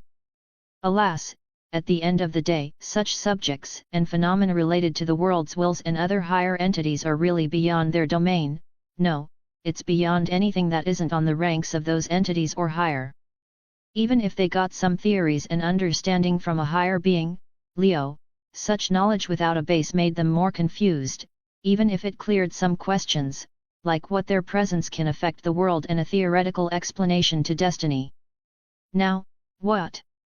Kazuma scratched his head while looking at everyone in the room. He asked casually, but for some reason, he felt a stubble change in the atmosphere as drops of sweat gathered on his forehead. What do we do now, you say? Kaguya habitually covered her mouth with her sleeve, but Kazuma could still see the small smile on her face, which made him get a terrible feeling. From everything that happened, it seems our employer doesn't care much about what is happening, or maybe everything is under control. This is really a dilemma. What are we supposed to do? Kaguya hummed slowly, but the more she's acting like this, the more Kazuma's sense of danger increased. Even Misaka started to feel something wrong, but before they reacted, Kaguya waved her hand as several energy bullets appeared from thin air. Filling the sky above them like stars in the night, the bullets with different colors shone beautifully in this grey timeless place, but they were exuding a dangerous breath as they flew towards Lich Crystal, leaving trails of light. The bullets were filled with a lot of energy that made Whitebeard tighten his body because he felt a threat from them, but Kaguya seemed to have super control as all the bullets hit Lich Crystal directly. However, when they hit Lich Crystal, they melted like snow in the summer. Disappearing without raising any ripples, like they never existed, the bullets vanished while leaving sparks of colors that mostly disappeared, but a small amount froze in time. I knew it wouldn't work. Then it seems that only the other approach is available. Looking at Lich Crystal, safe and sound from an attack that would send Whitebeard into hospital easily, Kaguya still frowned when her speculation was confirmed. Kazuma and Misaka stood in their place as they didn't find a word to say. The volume and size of that attack were enough to raise this place into the ground tens of times. What would happen if she couldn't control it? Are you trying to murder us? Kazuma snapped as he screamed, and Misaka looked at Kaguya with a questioning gaze. Leon returned to the room after Leo logged out, but she stumbled into this scene. Looking at this farce, she felt like she should just wait outside, but then, she just sighed and walked toward them. Relax, I'm in full control. Kaguya waved her hand casually, indicating that she can freeze the attack or cancel it at any moment, so there was no danger. What are you trying to do? Whitebeard stood up and asked with a frown. From what he understood, the world's will needs that player, or at least this new version of him, but Kaguya is directly trying to destroy him. Me? I'm just doing the job that this chat room gave us. Is it strange? Looking at them weirdly, Kaguya tilted her head like she's stating the obvious, and Whitebeard's question was the strange one. Doing the job that this chat room gave. Do you mean? Whitebeard frowned for a moment before glancing at Lich Crystal. Realizing what Kaguya meant, Whitebeard walked towards Lich Crystal, while saying, isn't this useless? We already tried a couple of times, unless you have a new way, but even so, isn't this going against what this world's will want? From what I got, it needs both sides. Whitebeard raised his naginata, which is filled with quake fruit's power, before slamming it on top of Lich's Crystal head. The situation with Kaguya's attack was repeated as Whitebeard's naginata stopped on top of Lich's head without causing any damage. This is different from the frogs. The frogs are immune to most of his attacks, but they don't make them disappear, yet Lich, Crystal, gave him the feeling of a bottomless hole where all his strength vanished pointlessly. You know?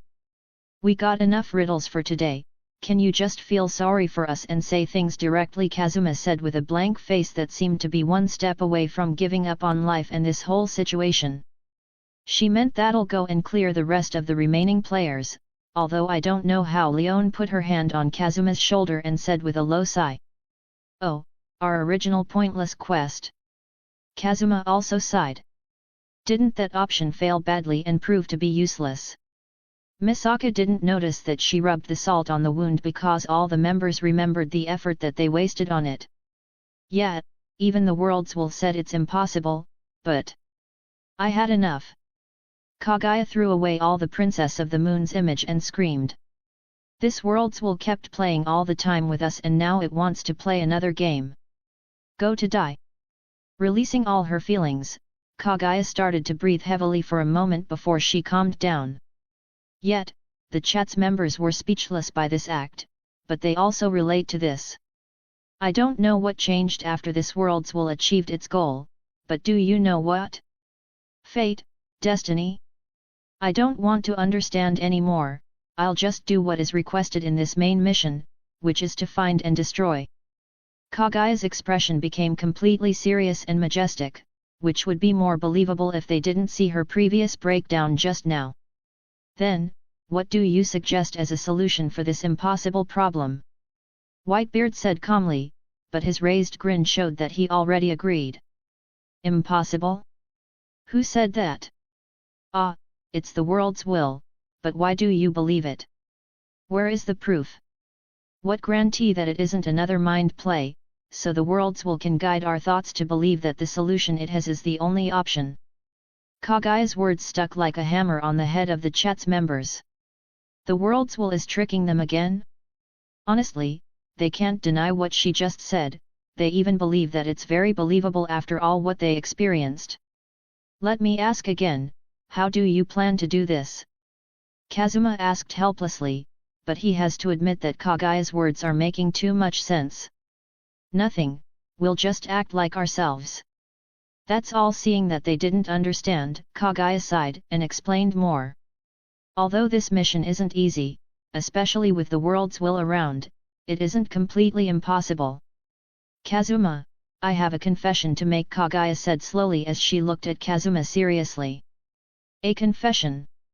Kazuma asked, which made Kaguya nod and say, considering this is your world, I was always trying to go easy on it, but now, everything has changed. If the world is going to use us, then, we'll also use the world. Kaguya's spirit reached a very high state and it even started to infect the other members. Whitebeard. Didn't you want to make a guild? I remember its name was Whitebeard's Guild, Kaguya said with a grin as Kazuma's expression became pale. A wider grin appeared on Whitebeard's face before he said, yeah, what about it? We can start with that. With Kaguya's words, Whitebeard's grin turned into a loud laughter. Gwahahaha. Oi, wait a moment. Kazuma tried to stop this, but Kaguya didn't stop and said, Leon, how much confidence do you have to not be detected by magical means? I wouldn't say a lot with only my abilities, but I can use these thief job skills to manage. Leon shrugged, which made Kaguya nod and say, I have the coordinates of the capital, I want you to infiltrate there and gather as much as possible of information. No need to engage in any battle. Do I have any choice in this? Leon sighed while lowering her hands helplessly, but Kaguya just lifted her eyebrow and said, of course, you do, but I don't think you'll refuse. Well, I was getting bored lately. Leon raised her hands like surrendering, but her eyes seemed to carry a playful meaning of excitement. Misaka-san. Kaguya said as Misaka reacted immediately because of the atmosphere and said, yes. I believe you can control your lightning very effectively, so you'll play a role in the convincing aspect and I may need your help in something very important, Kaguya said with a smile, but Misaka rendered lost as she said convincing. And you, Kazuma? Kaguya looked at the panicking Kazuma in the eyes before she smiled sweetly and said, you'll be in charge of some negotiation with some people. What? When? Kazuma's brain short-circuited before he recovered and said wait a goddamn moment. What are you trying to do and who I'm so don't ignore me. Ignoring Kazuma's screams, Kaguya clenched her fist and said no matter how much it'll take, even if rendered to chaos, we'll flip this world upside down if it's needed. Ah, this feeling is very good. Kaguya has to admit that playing others' games is very annoying, unlike making our own, but they don't have that luxury, so they'll use the current rules and flip them over. They'll throw this world's order into chaos and from that mess, they'll try and find a way to solve this problem because all the normal and orderly solutions didn't work. It's time to go casual. Sigh, I'm really going to regret this. Kazuma gave up, but even so, he has to admit that this flaming atmosphere is affecting him. He's just hoping that he'll not find his name in the world's most wanted criminals after this is over. I guess this is it. We have been in this time stop too much that I forget about it. Kazuma noticed that the surroundings were still frozen, especially his frozen teammates. Bumping his fist on his palm, Kazuma got an idea as he said, do you still have that marker in your sleeve? Yeah, but why? Kaguya took the marker from her sleeve and gave it to Kazuma. Thanks, and don't worry. It'll not take long, Kazuma said with a smile before opening the marker and moving towards his party. After a while, in the blank expression of the chat's members, Kazuma closed the marker and gave it back to Kaguya before he said, now, I feel better, yup, much better. Aqua, Megaman, and Darkness all had weird scribbles on their faces and circles around their eyes, which was particularly funny. So, what about this? Ignoring the judging eyes of everyone, Kazuma raised his own chat screen and pointed to the file that Leo left. Don't mention that thing. Just by looking at it, you can feel the huge amount of gunpowder ready to blow up in our faces. This is a very dangerous act, Kaguya said solemnly, like she really doesn't want to risk it. However, Kazuma stared at her blankly and said, so, you're going to do it? Of course, I'm going to do it. Kaguya said instantly and without a shred of hesitation. She already had enough with this world, and she doesn't care if the nuclear bomb of Toru and Type Moon affect it. Then, we'll also do the last st. Kazuma didn't finish his words before Kaguya raised her hand to stop him and said with a monotone voice, you know, we're not stupid yet, I figured as much. Kazuma also nodded blankly before closing the chat. But for we also need this step to maximize the use of this world, and it also has a relation with the person who you're going to negotiate with, Kaguya said with a smile, but her words raised a lot of questions. I didn't want to ask this at first, but who is this person? Leon asked what was on Kazuma's mind, but Kaguya kept her smile and said, let's say, dragons have their strict hierarchy, and the demons are not much different. With that being said, Kaguya removed her power and the world returned to normal. Dullahan, and Kazuma's party, who recovered, felt strange because the positions of chat's members changed instantly, especially because Whitebeard is next to Lich, Crystal. And this is it, let's go back everyone. Kaguya clapped her hands before floating away. Ha! What do you mean? The Demon King General is right here. Aqua was the first one to react, but Kazuma grabbed her from behind and dragged her away. Wait, what are you doing, Kazuma? Let me go. Sorry, for all the inconvenience, I hope we didn't bother you. Dullahan-san, have a nice day, Kazuma said with a smile while dragging the struggling Aqua away. No, don't worry about it. Dullahan didn't understand anything, so he answered instinctively. Much thanks. You too, stop bothering Dullahan-san and come with me. Kazuma said to his party members, which rendered them speechless. Even Darkness, who felt aroused by his screams, didn't have a word to say. Don't worry about it. Leon dragged both of them away with a smile. Let's go, we need to work quickly. I need to see some progress before that bastard, Worlds will, contact us tomorrow. Kaguya left quickly. What was my role again? Misaka said while following the group. Whitebeard seemed to be in deep thoughts about his own guilt. I'm regretting this already, and you useless goddess, stop biting me. Kazuma dragged the struggling Aqua by force, which got him a bite on his hand.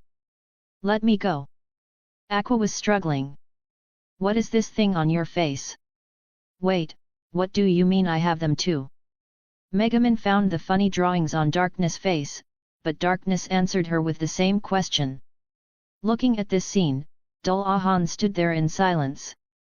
Not until the voices went far away, he recovered slowly and raised his head. The whole castle was almost destroyed, which allowed him to see the vast sky before he said in a small voice what just happened.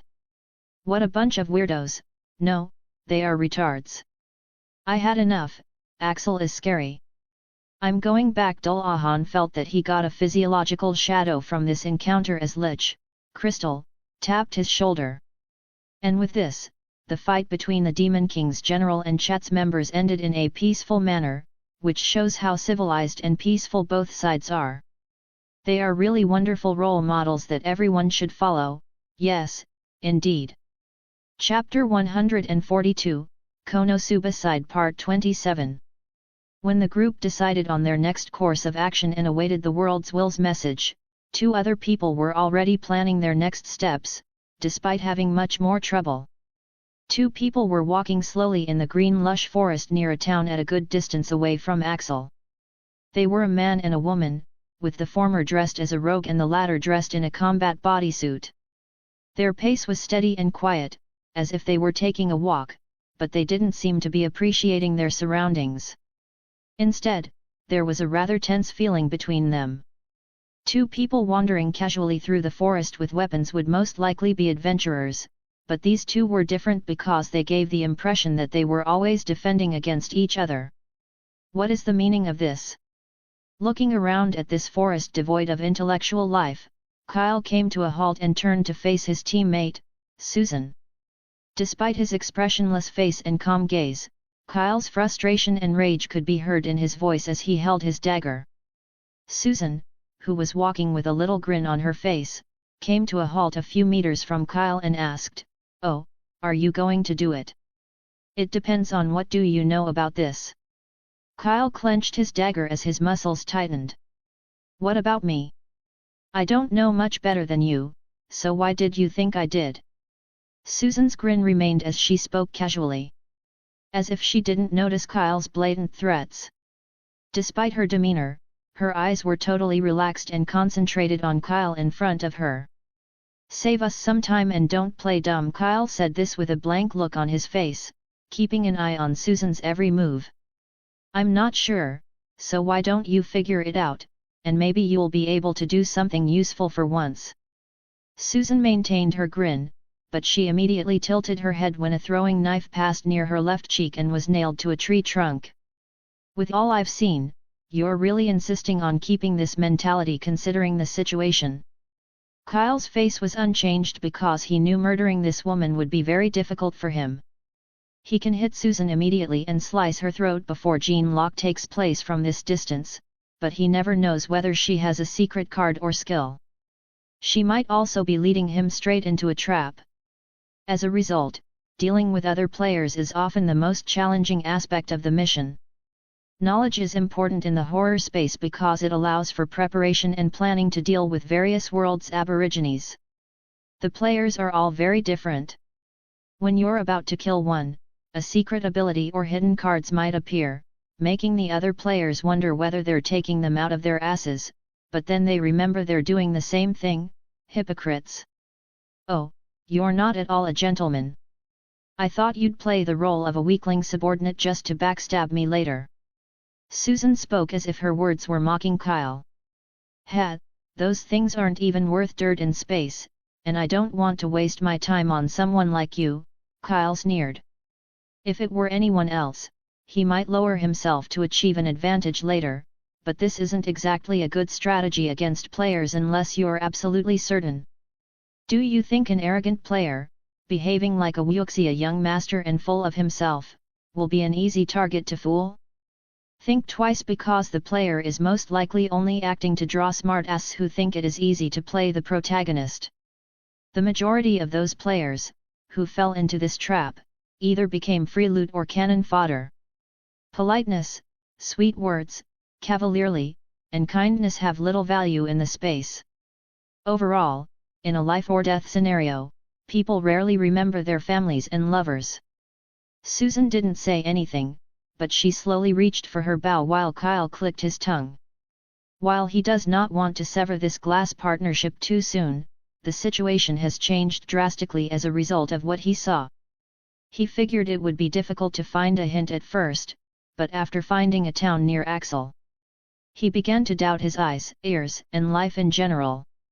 When Kyle reached the tavern, he immediately noticed a few adventurers and casually asked them if something unusual had happened in Axel. Kyle soon learned a lot of things, thanks to his social skills and the fact that the explorers were a good bunch and drunk, which they started with WRYYYYYY and DIO. He cleared his ears 3 times and asked the adventurers 3 times, but neither his ears nor the adventurers were deceiving him. Kazuma, the protagonist of Konosuba, the perverted scum and gender equality preacher, has become DIO. What? Earth Dragon and the huge Whitebeard, the explosion magic apocalypse, the cursed sword, and so forth. Kyle's surprise didn't diminish the adventurer's spirits, particularly because his expression was amusing. So, they talked about everything interesting before Kyle's mind short-circuited while leaving the tavern.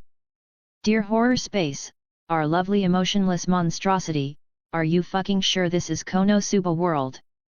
Kyle asked himself this question several times, but then he calmed down and began to think. Let's not get into how Kazuma got the name DIO and shout WRYYY, so what about Whitebeard? Isn't that guy obviously from another world? Could there be a player behind this? Some players may pay a high price to hire an aborigine as a minion, but Whitebeard? How could anyone turn him into a slave? There couldn't be a player capable of defeating Whitebeard in sheer force in this layer, let alone having enough money to pay for the subordinate token, especially in the first layer of the horror space. Kyle's head hurt as he thought further, but his mind was soon drawn away by his teammate. Susan had heard similar information. She seemed shocked by the facts, but unlike Kyle, she appears to be more accepting of the change. Kyle couldn't put it into words, but he felt like she was taking this circumstance for granted, as though she anticipated a similar situation to occur and was just shocked by Whitebeard's identity. I'm not sure whether you're faking it or not, however I can't afford to lose any more time. Kyle took a step back as he observed the woman in front of him, and Susan did the same. Susan may be faking it and knows nothing at all, but she's using this technique to entice him with false information. Even if she is aware of anything, there is no assurance that she did not use blatant clues to manipulate him. This is a tough scenario that didn't leave Kyle with several opportunities other than confronting her and hoping for the best. The mission timer is going to end in a few days, and if they don't complete it, all their progress will be lost, which is something no player wants to see. After all, the challenge of each mission will rise with each mission passed. Not making any progress in a mission will almost always result in death, especially for a new player. It seems you're adamant about your ideas, hey? Sigh, this may be a waste of resources, but there's nothing we can do about it. My wind will blow again. When an arrow emerged in her hand, Susan shook her head in disappointment. Alas, this mission is a complete failure, Kyle grumbled as his finger almost hit the give up button in secret. While Kyle had some questions about why Susan went through all the trouble of forming a team if she didn't want something from him, he couldn't afford to remain in this odd mission any longer. When his finger fell on the button, Kyle's eyes widened when he saw it, a faint grin on Susan's lips. Your authority and stature are insufficient to exit the current mission. Without even looking at the message, Kyle dashed at top speed, turning into a bolt and passing Susan in an instant. Pfffff, Susan's head flew from her neck in a blur, and blood rushed to the sky. Kyle didn't even bother looking behind him as he maintained his pace and entered stealth mode. Around the same time, Susan became invisible before dissolving like a mirage, and the blood disappeared as though it had never been. Wait, what? Didn't you know this was a part of the special mission? Susan stood on top of a tree branch, pointing her arrow at Kyle's hiding spot, but he quickly moved. My, there was no need for such a strong response. We're both in this boat together. Do you still want to hear more about this mission? Susan lowered her bow because Kyle's position shifted so quickly that she couldn't get a direct hit. She. It wasn't a coincidence that we met in the woods. She's looking for me, so how and why? Because of a certain reward? Or is it a mission? As Kyle saw the horror space's note, he looked as if he had fallen into the abyss. Don't you want to hear a thing or two? This may be a matter of life and death for you in this situation. Susan had a troubled expression on her face, but Kyle was swearing in his heart, fuck you, and to hell with any mission with you. Yeah, shit. There's nothing I can do about it, I'll quit and wait for the mission's time limit. However, Kyle wanted to leave, but when he saw the horror space's interface, he became hesitant. You must be wondering, if the horror space made quitting impossible, there's a chance it'll change the time limit, right? You should already know the answer because of this special mission, Susan said softly, but she didn't get a response because Kyle was hiding quietly and his face was very ugly. However, I have no guarantee on that, so it seems the only solution is to keep walking unless you want to find out the penalty of the special mission, Susan said as Kyle clenched his fist tightly in frustration. She obviously wants to use him, but Kyle has hit a dead end. He didn't even have the option of asking Susan why she knew anything about this. Of course, he might flee now, but with the horror space's shocking attitude and the information he's learned about this world, he just didn't have a choice.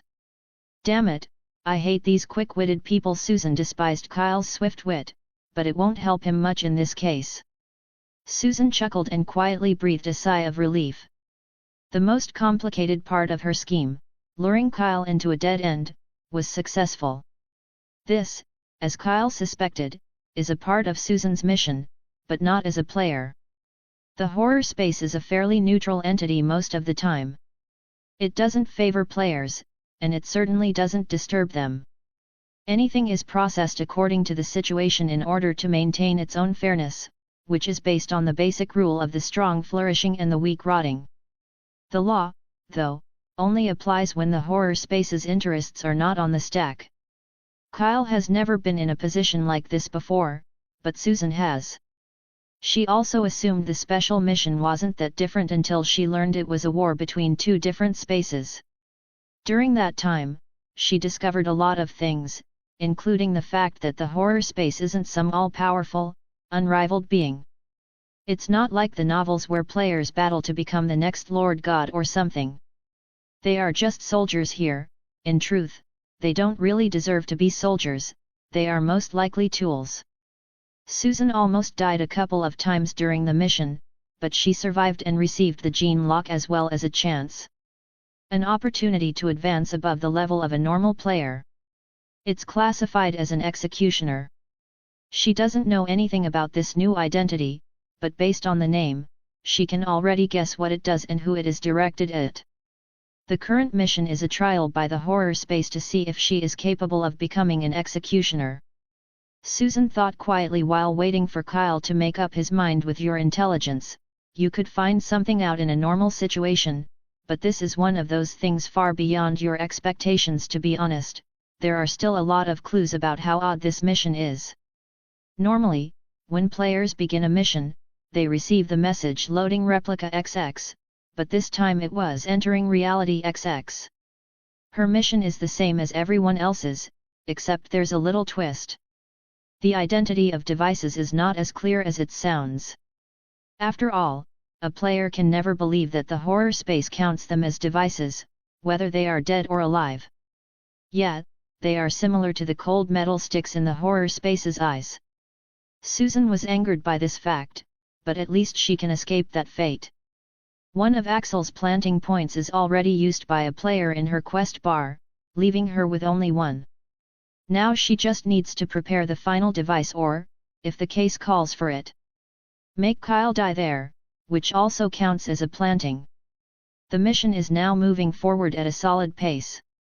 She was concerned about Kyle's interference, but his lack of knowledge has left him almost unable to intervene. Susan would prefer not to be involved in these things if she had an alternative, but there isn't one. You can either push forward and step on others, or you can let others step on you. Just as she was about to say something else, the Horror Spaces screen leaped in front of Susan and Kyle's faces. It was a bloody red screen with several alarm signs blinking in the background. Susan and Kyle both widened their eyes at the contents of the window as utter silence descended on the place.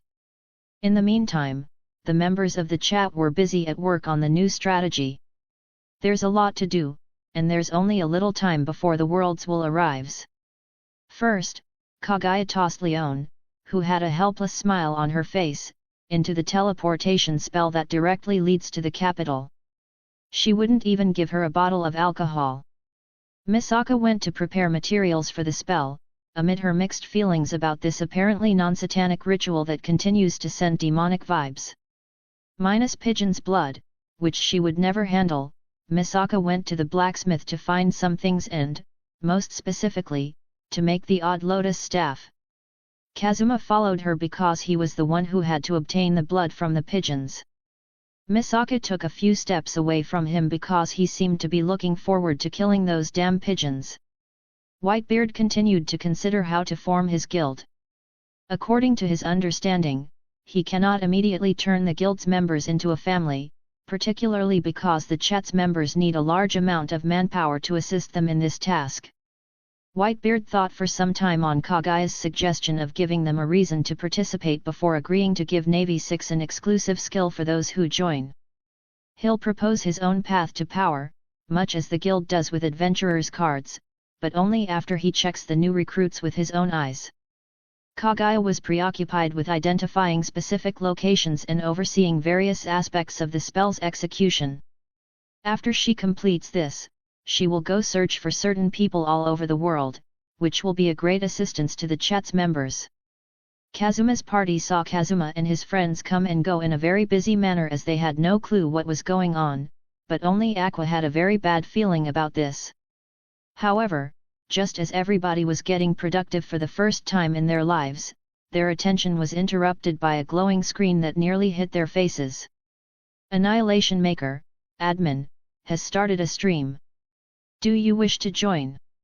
This nearly gave me a heart attack, Kazuma said, placing his hand on his chest.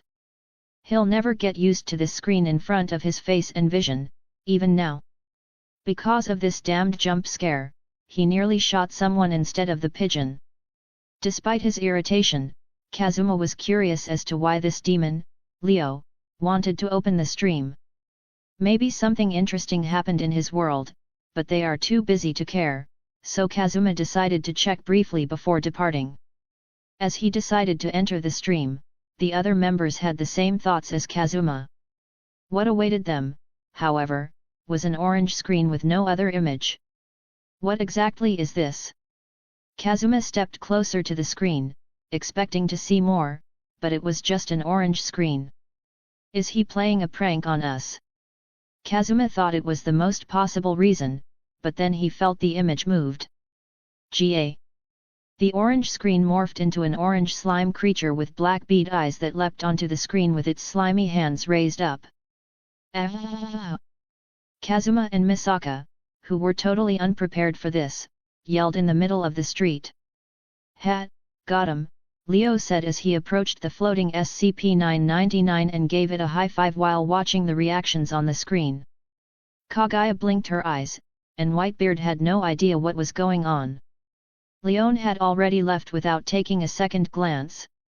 Kazuma and Misaka, on the other hand, were looking at the screen with flaming eyes. They'd have already punched Leo through the screen if they could. Yup, this is a normal day in this chat room. Chapter 143, Konosuba Side Part 28. An angel and a slime were staring at a holographic screen in Kuaha's commercial street, right next to the arcade, which was a completely natural and not bizarre event. The chat room went silent for a brief moment. SCP-999 was cheering for the prank's success, and Leo had a smug look on his face, which elicited a lot of hatred from the two who fell into the trap. Bree, Leo Annihilation Maker, admin yet. Bree, was that really necessary? Annihilation Maker, admin of course, I'm putting your adaptability and reaction time to the test. This is a critical part of being a magician. Advocate of gender equality, stop lying to me. Just say you need to satisfy your bad personality, there's no need to mess around. Annihilation Maker, admin SMH, shake my head, you're such a moron. One of the most important characteristics of a mage is the capacity to respond rapidly. After all, you need to move immediately if anything goes wrong and your spell explodes in your face. Everyone looked at the screen as Leo was shaking his head in disapproval and showing a look of a mentor advising his students. Advocate of gender equality, go die. Please, go die. Annihilation Maker, admin I'm afraid I can't, but on the bright side, you're stuck with me, smiley face, advocate of gender equality. Bree, what have I got to do with magic? I'm a scientific level 5. Sigh, I hate you. Misaka was extremely enraged.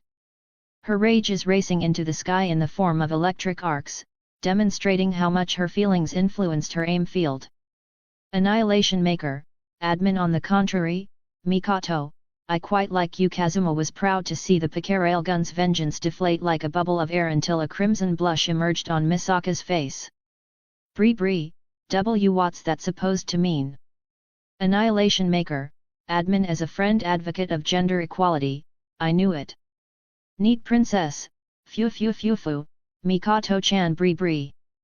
The chat members laughed heartily at this situation, but Kazuma wanted to walk away because he was afraid he'd die if he got too close to Misaka right now. Damn you, Misaka squeezed her fist tightly as more electricity emerged. A few thoughts began to form in her mind, the majority of which included electrifying Leo. Annihilation Maker, admin so, what's up?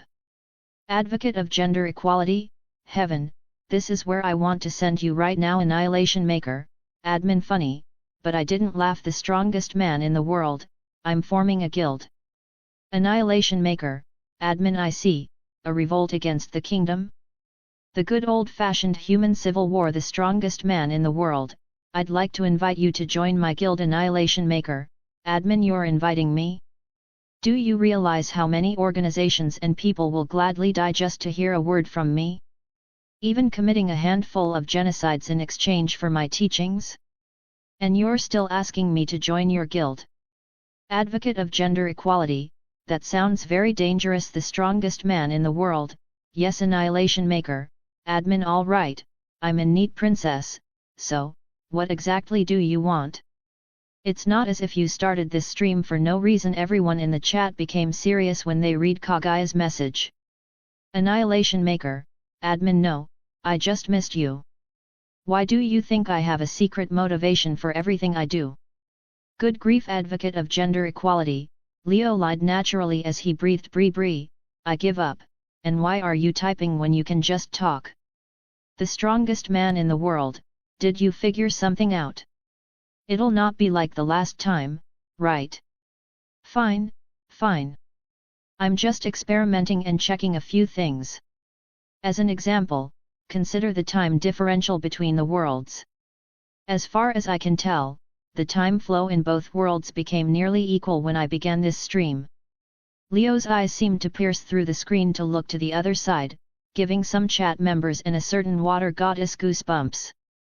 Typically, both users will use the chat room to chat without regard to time flow differences. Every message appears and disappears as if they were typing at the same time. This made Leo wonder if the stream feature, which he apparently requires as the main component of his spell, would work in this time gap. This chat room is a lot more exciting than I imagined, Leo said, his voice full of curiosity. Neat princess, this is fascinating. So, if we keep this stream going, the time flow between the two universes will be almost equal, right? Is it the world's will or the chat room's ability? Who knows? And I don't think we'll find out why anytime soon, so let's get back to business. Leo shrugged his shoulders before he said, I have a lot to test, try and quantify before I try the spell. If that big time gap remained, I wouldn't be able to complete anything, and we wouldn't have any hope of succeeding. Neat princess, why do I get the impression that this is one major experiment from you? Gender equality advocate, I believe this is just a massive conspiracy because he discovered something interesting. I find your lack of faith disturbing, Leo said, his voice low and distorted in the middle. It sounded like a demon from a horror video game. Advocate of gender equality, WTF. However, Leo's voice immediately returned to normal and said, however, you're not technically incorrect. To be honest, all that was going on in the Konosuba world reminded Leo of the experiment that he was about to carry out in this world. This accident is now a perfect chance for him to put it to the test on a higher level. Bree, does this mean you'll keep this stream open at all times?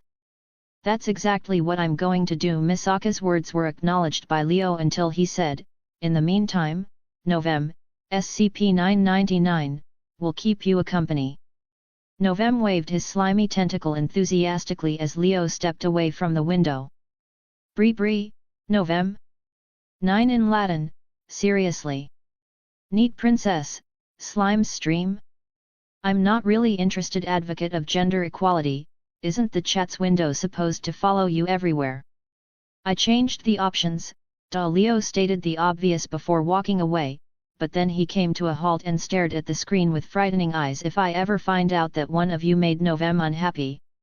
Advocate of gender equality, oi. Don't make threats lightly.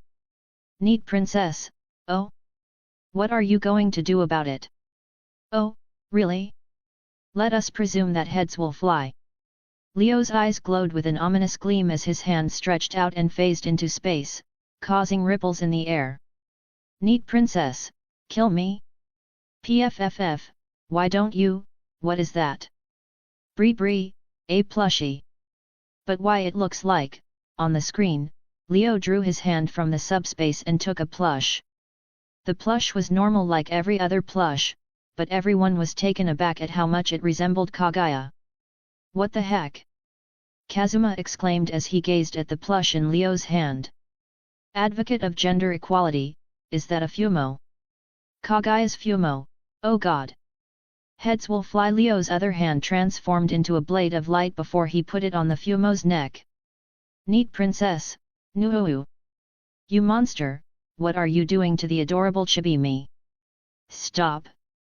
Neat princess, no, why did you get that in the first place? What exactly is this Fumo thing? Kazuma, explain it now. Misaka was speechless as she watched Kaguya panic through the window because her plushie was being kept hostage. However, as she tilted her head, she saw something that caused her mouth to open wide. Bree, what is going on behind you? Misaka's message made everyone aware that, behind Leo and Novem, a swarm of people had collapsed like rag dolls as their mouths mumbled strange words. No, it wasn't just a few, but everyone in the vicinity fainted, creating a shocking scene. What is this? Damon's whispers, that what happened? When staring at the victims around him, Leo's eyes were solemn. Even Novem shielded his head and Venom shivered because they realized the Roman Emperor was far more frightening than they had imagined. In any case, it's unimportant. I have to go and do something, I'll be right back. Kaguya's Fumo was thrown into Leo's secret subspace. Bree, what do you mean it isn't important? Are they all dead? While their life and death aren't much of my concern, no, they're not dead and will be fine after a while. Leo waved goodbye before channeling his aim field to the ground. Thud. Informing Nero via their link, Leo shot like a rocket into the sky, disappearing from the view of the chat's screen, after a light jump. Advocate of gender equality, now, what? Neat princess, I'm not sure about you, but I'm reclaiming the chibi-I, no matter what. Advocate of gender equality, give up. Those Fumo are expensive and given Leo's addiction, I doubt he'll give up one. Bree, facepalm. Novem examined all of the messages on the computer as if it could comprehend them before immediately waving its hands to draw everyone's attention. Advocate of gender equality, What do you want? Moving his body a little, Novem produced a heart-shaped slime and waved it in front of the screen. Bree bree, Aw, that's cute. Advocate of gender equality, no. I can't be toxic if someone is wholesome. This ain't too bad then. Novem kept turning into adorable shapes and cheering cheerfully, easily dispelling Kazuma and Misaka's anger. Neat princess, oh, as I expect of the wholesome slime. Do you know other tricks? Novem paused for a second after reading Kagaya's letter before resting its tentacle on its chin and thought for a moment. It didn't take long for Novem to lift its head and nod. Neat princess, then do it. Nodding once more, Novem lowered its head and began to rub its face rapidly, which gave Kazuma a bad feeling. Advocate of gender equality, hold on, didn't I see this before? Why I'm feeling déjà vu. It didn't take long for Novem to lift its head in surprise as its bead's eyes vanished and his entire face transformed into Dio's face. Neat princess, I figured. Bree bree, what? Advocate of gender equality, no, not again. No. Novem was cheering once more because he honored his senior Diochu's teachings. Leo was passing a long distance in the sky of Kuaha town with a single hop. His jump was light and didn't produce much momentum, but he easily passed half the city, as if air and gravity didn't work on him. They really went out of their way to remove all the means to contact them. Frowning, Leo's pace soon slowed until he landed on top of a tall building. Leo looked down, unconcerned about the mildly heavy winds and high altitude as he could see Kuaha Academy clearly from here. He came here for a certain purpose, even though his clairvoyance could see this place from anywhere in this Milky Way. So, if I murdered them all or kept them hostage, will the worlds will appear? Leo began to seriously contemplate this choice as he stared blankly at the old school building and the devils inside it because the world's wills took down his complaint feature in the chat. Chapter 144, Konosuba Side Part 29. Leo stood on the roof of the building, staring at the devils inside their base with his hand on his chin while contemplating the prospect of a school shooting on them. So, how did we get from a wholesome slime stream to an angel contemplating murdering the entire original cast of a world? Let's just say that the world's wills, especially DXD's, had had enough of someone spamming emails. Typically, contact between chat members and the world's wills is one way. If the world's will wishes, they will immediately enter the chat and send messages, then leave at any moment. In brief, you won't be able to meet the world's wills unless they want to communicate. But, as far as Leo knows, the admin has the ability to submit reports and suggestions, complaints, to the chosen world's will for the time being. This is a feature that helps to keep the chat orderly because you never know what could happen. However, because someone sent plenty of death threats and spammed thousands of emails all at once, the world's wills directly removed the option.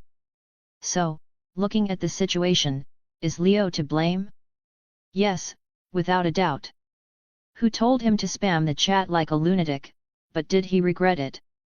No way, no, and no. He realized that had almost no hope of getting his money back, so he wanted to ruin the day of those who took it. And now he's planning to include totally unrelated devils in this, so is he also at fault? Yes, according to human morals and perspectives, but does he care? No, and when did a beast and an angel care about human ethics and morals? Even humans, at times, are unconcerned with such matters. Wait, these guys aren't even humans. Suddenly, Leo's thoughts came to a halt, and a strange expression emerged on his face. In his defense, these so-called devils are behaving more humanly than humans. This is exactly what we're dealing with right now, hey? Leo sighed after doing a face palm. How do you feel about this, Drake? Leo inquired, almost as though he were speaking to himself, as the tiny green orb on his necklace shone faintly. You, of all people, are asking me about this. Drake's tone was surprised, and he couldn't hide it. He hadn't expected Leo to ask him about it, but he went over and said, you want to force the will of the world to manifest by using those devils. No, in fact, I can't force the world's will to appear. Leo shook his head and admitted that if DXD world's will really didn't want to appear, he couldn't persuade it to no matter what he did. What are these devils, if that's the case? Is there something unique about them that makes the whole world care? Drake reasoned that anything like the world's will couldn't really be concerned about the lives of those devils. Every day, humans, plants, and creatures die and are born. The cycle of life and death has been a law from the dawn of time, but an entity representing the will of the world will not be concerned with those matters. To be frank, I'm unable to have an accurate answer. Except for the initial trajectory of destiny, these devils, in my opinion, are no different from any other living being on this planet, but for the world's will. Leo pondered for a moment before he said, often they sound like they care for them, and sometimes, it sounds like these main characters are all random ants in the vast world. This could all be a matter of perspective and circumstance, since it could alter in the event of an outer god's attack or whatever, but I'm not sure. Leo shook his head, suggesting that his knowledge is insufficient to provide an adequate answer. A circle of light shone on Leo's finger, sparkling with energy, as he pointed his finger in the direction of the devil's base. Drake saw this movement and sensed something strange. He didn't pay much attention to Leo using his light power because he saw a lot of angels and fallen angels using it, but now that he looked at it, he noticed that the air around Leo's finger spun for a moment and was actually annihilated until it became light and energy, which was unusual for Drake. So, are you going to kill them and see what happens? Drake asked casually, but Leo removed the light circle and said, no, although there's a fair chance, I have a better idea. However, first, let's do this. Before doing anything, Leo looked up at the sky. Hey, DXD, I know you can hear and see what I'm saying, so I want to say I just wanted to talk. Seriously, I'd like to ask about something. There was no answer. After receiving the intended response, Leo shrugged and said, well, you left me with no options, let's do the plan. Which is? Drake inquired, and Leo looked to the clear blue sky and said, we'll just follow that. Looking in that direction, Drake didn't see anything but a few clouds, so he asked, what? Look, how can you not see that abomination? Holding the necklace, Leo pointed it in that direction as Drake felt his vision changed. His eyes instantly widened and his jaw dropped from shock. What is that? When Drake saw the abomination in the sky, he couldn't help but raise his voice. In his mind, the whole world has changed. The normal blue sky was filled with thin green lines that formed a massive net in the clouds. A dim faint miasma was appearing from all sorts of people on the ground and moved along the green threads. Even though nobody told him, Drake understood that the dark miasma represents human sins and evil, but what surprised him was that some of the miasmas took the form of breasts. Clouds of miasma drifted across the green lines in the form of breasts, and some of them even attached themselves to the green lines before crossing into space and vanishing. 6 awoke with a yawn from 4 of its 7 heads within Leo's spiritual landscape and shadow as it sensed something strange going on around it. When it opened its eyes completely, 6 blinked a few times in confusion. What is going on? When did the sin of lust turn into the sin of boobs? What about realities and humanity's fundamental laws? I don't like this.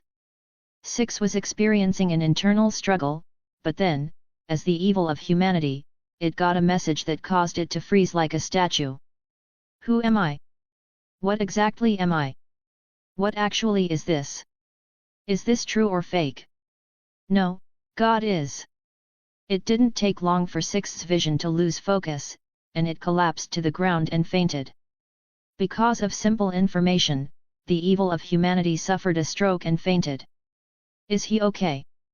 Drake was at a loss for words in response to 6's reaction, but Leo shook his head, and with a pained look on his face, said, don't worry, this is a test that must be passed. I understand the pain. Anyway, as far as I can see, there's a certain goddess of breasts, yet, these sins would take us into, what was it called, EXE's reality where that goddess resides. Leo felt slightly awkward to say this with a straight face. And then Drake thought it would be best if he didn't inquire about the boobs topic. We'll only go across the dimensional gap to build a spatial wormhole that leads. Leo smiled softly, like a friendly young man, then he said to exactly on top of the devil's base you were dragged into a private conversation with DXD World's Will. When Leo had finished explaining his brilliant idea, the chat room was activated without notice, and a single message full of kindness, understanding, and etiquette appeared in front of him. Number, DXD World's Will you. Mother. Fucker. What's wrong with you? Are you mentally ill? Why? Just why? Ah, there you are. Leo was taken aback by how quickly this plan came to fruition. He didn't have to blow up reality even once. Number, DXD World's Will. Why would you do this? Do you really need to connect that reality to this one right now? The fucking plot hasn't even begun. Well, it'll eventually be linked to this one, so there's no harm in starting now. Leo grinned politely and spoke slowly, but DXD World's Will saw it as a mockery. Number, DXD World's Will. Do you take pleasure in my agony, you heartless monster? Leo put his hand on his chin before saying, I can't even deny that. Number, DXD World's Will. Calm down, I'm not here to play tricks on you. Have some dignity, you're a World's Will. Leo said as he sat on the edge of the rooftop. I'm just here to ask you a few questions, nothing more. Number, World's Will. Ha. Do you think I'll believe you? I'm sure you'd want to do something else. Sigh, I'm not, but to be honest, you're the one who hurt us more than I did you. Through a shake of his head, Leo expressed his dissatisfaction with the situation. Number, World's Will. What are you talking about? Have you finally lost your mind? When did I cause you harm? Take a look at this. Leo said this as his shadow became larger and Six could be seen through it. Six had a stroke and almost fucking died. Look at what you did to my boy.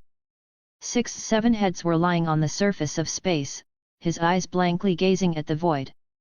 The news of God slammed into it like a planet collision. And now you're trying to refute it. I've never seen a World's Will as shameless as you in my life. Leo's face was overflowing with righteousness, which would make an average person feel guilty for what they had done, but it immediately triggered DXD. Number, World's Will. You pathetic excuse for an angel. You, of all people, dare to accuse me of being shameless. I can't deny it, you pitiful excuse for a World's Will, but honestly, I have a very interesting question for you. Unless, of course, you want to join me in connecting EXE's reality to this one. Leo's relaxed smile faded and was replaced with one that was expressionless. Number, DXD World's Will. If you ask nicely, I may consider it. Sure, I'll go to EXE's reality and ask you from there, but unfortunately, these things are connected to the chat room's mission, and they told me to ask you, so please answer. Leo casually waved his hand. Number, DXD World's Will. TCH. So, what exactly do you want to know? If it's a dumb thing, I swear to the source, I have two things, one of which is fairly straightforward and the other. I'm not sure what to call it. Leo paused for a moment to think. Number, DXD World's Will. Let me start with the easy one and see what I'm getting myself into. What exactly are the infected replicas? Leo didn't have to wait long after asking directly. Number, DXD World's Will. Oi. How did you find out about that? Did they begin to include those lucid dreams? Why hasn't anybody told me about this? Your generous senior, Toru, informed me of it, and he also said that you have a long history with them. As DXD's head hurt, Leo repeated what he heard. Number, DXD worlds will damn him. And when did I have a relationship with them? Certainly, my former self was really involved with them, but I didn't even touch them. What do you mean by former self? Leo raised an eyebrow at this intriguing word. Number, DXD worlds will the previous DXD worlds will before he got, well, you know, destroyed and I was born in his place. Forget it. Ignore this. I don't want to talk about it, tell me the other question. Leo sighed and adjusted his glasses before answering. Very well, tell me. What are your thoughts on Konosuba world's will? Number, DXD worlds will gasp, what? When did you get involved with that guy? Did you not hear about Konosuba's mission? Leo was taken aback by the intense reaction, which led DXD to write its expression. Number, DXD worlds will no, not at all, but, is it something you can't say? Yeah, I thought it'd go like this. Leo shrugged as he got up. He expected the situation to end in this manner, so he wasn't surprised. This Konosuba world's will is very tricky. Number, DXD worlds will no, god damn it, let me finish. It's not exactly a big secret, I told you I'm the new DXD world will, didn't I? Yeah, you just did that. Leo confirmed those words even though he didn't see why he should. Number, DXD worlds will Konosuba is different. He is the only one, the one and only. Leo's eyes widened dramatically as he came to a conclusion. Number, DXD worlds will he is the only one, the original will that has existed since the dawn of its world, the prototype of his world, the archetype worlds will. Leo nodded a few times with a blank face after reading DXD's message, but in his head, there was one clear question. Are you certain this isn't a secret? Chapter 145, Konosuba Side Part 30. So, are you saying that Konosuba is the original world's will of it world? The first conscience of the world named Konosuba. After reading the message a few times, Leo slowly asked. Number, DXD worlds will yes, exactly like that. In this multiverse and from the source, the wills that existed from the moment their world was created for the first time. These are the archetype world's wills and because of that, he's like your elder or ancestor. Leo rubbed his temples because he got a slight headache. Number, DXD worlds will although those terms don't necessarily apply to our worlds, pretty much, yes. Rubbing his temples, Leo cleared his headache that was mostly caused by his soul. From what he understood, the archetypes world's wills are the wills that existed from the birth of their world, not the beginning of time, if time existed in this scenario. Are you sure that I should know this? After a few moments, he said those words in a monotone voice. To be honest, Leo felt this information was pushing the boundary between what can be told and not. Number, DXD worlds will don't worry, it's not like he's keeping it a secret. I see. Not thinking much about it, Leo cleared his head and said so, what is special about these archetype worlds wills? Except they survived until this day, of course. Number, DXD worlds will. Well, you see. I don't know exactly. Leo looked at the screen in silence. The look in his eyes was completely enough to make DXD embarrassed. Number, DXD worlds will. Those worlds wills are very rare, very, very rare. Leo continued staring in silence. His two different colored and human eyes, which looked at two parallel realities, were clearly judgmental now. Number, DXD worlds will. It's not easy to know anything about them, so, yeah, you're useless. Hearing those cold words, DXD snapped immediately. Number, DXD worlds will. Don't you dare judge me. Do you think this information can be known easily? A lot of worlds don't even know a single archetype world's will, some don't know they even existed. And you aren't better than me. Do you know anything? Do you know something? Oh, I think I missed the memo that said I'm a world will, crazy isn't it? Leo stated calmly as DXD's wrath popped like a balloon. DXD world's will. Honestly, I don't know much about that creepy guy. I only know that compared to me, who is a new generation, he can control his world to a huge degree. Like he almost playing sandbox. Leo nodded. Konosuba really has an extraordinary ability to manipulate his world, unlike any world he saw before. If someone who doesn't know the plot enters it, no, even if they know the plot, they'll be like dolls in his hands. Kagaya's situation showed that clearly. If not because the world's will wasn't targeting her specifically, she would never be able to find out the anomaly. To be honest, that ability can allow him to eradicate invaders on his own. You said you're a new generation world's will. Leo noticed a new term in the message. DXD world's will, a classification of our world's wills, it's like archetype world's will. The new generation means the world's wills that have just been born lately after being destroyed. You can count me an Akame kills will here. So, you're just a little kid. Leo nodded while fixing his glasses before he said innocently. He felt that it all made sense now. Why Root, Toru, and the current Konosuba are so difficult to deal with, yet this DXD is so easy. DXD world's will. You're a kid. Your whole existence is childish. Don't put the dumb concept of growing up that mortals have on us worlds. We perceive time much differently. Sure, waving his hand casually, Leo nodded before he said, all of you can control the world to a certain extent, right?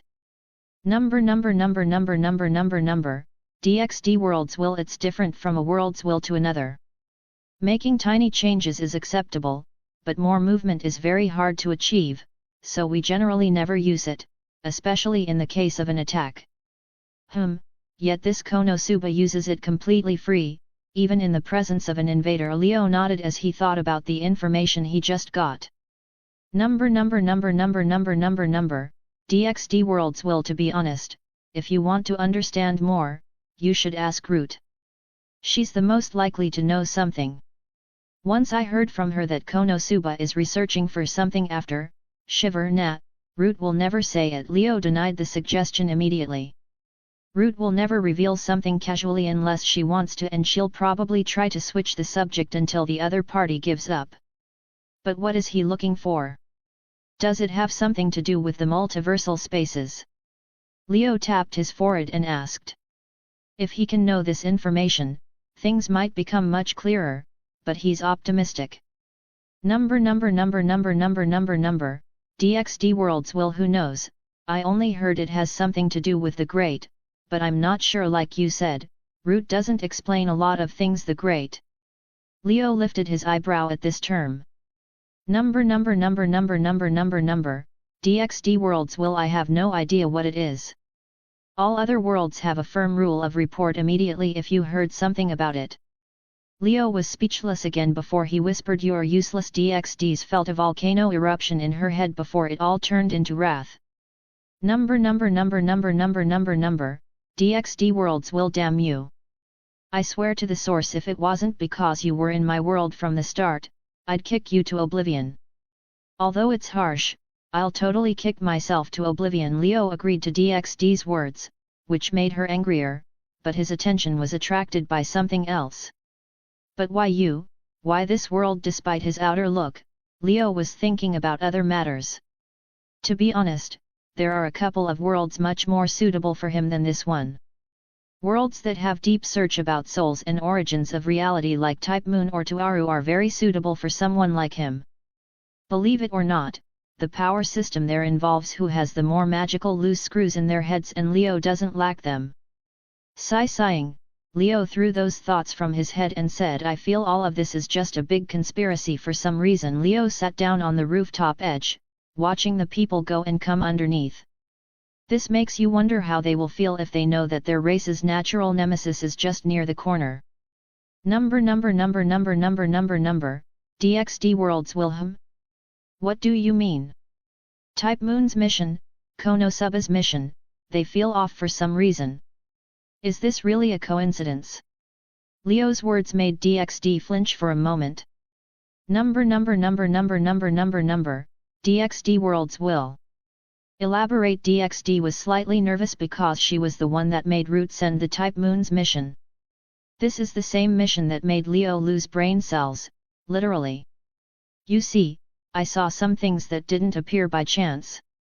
Starting with Ritsuka's system in Type Moon to the crystal that Konosuba gave Kaguya. Both of these two things go beyond the usual trend of the mission, which is searching and destroying the invaders, Leo continued to say as DXD's nervousness turned into confusion.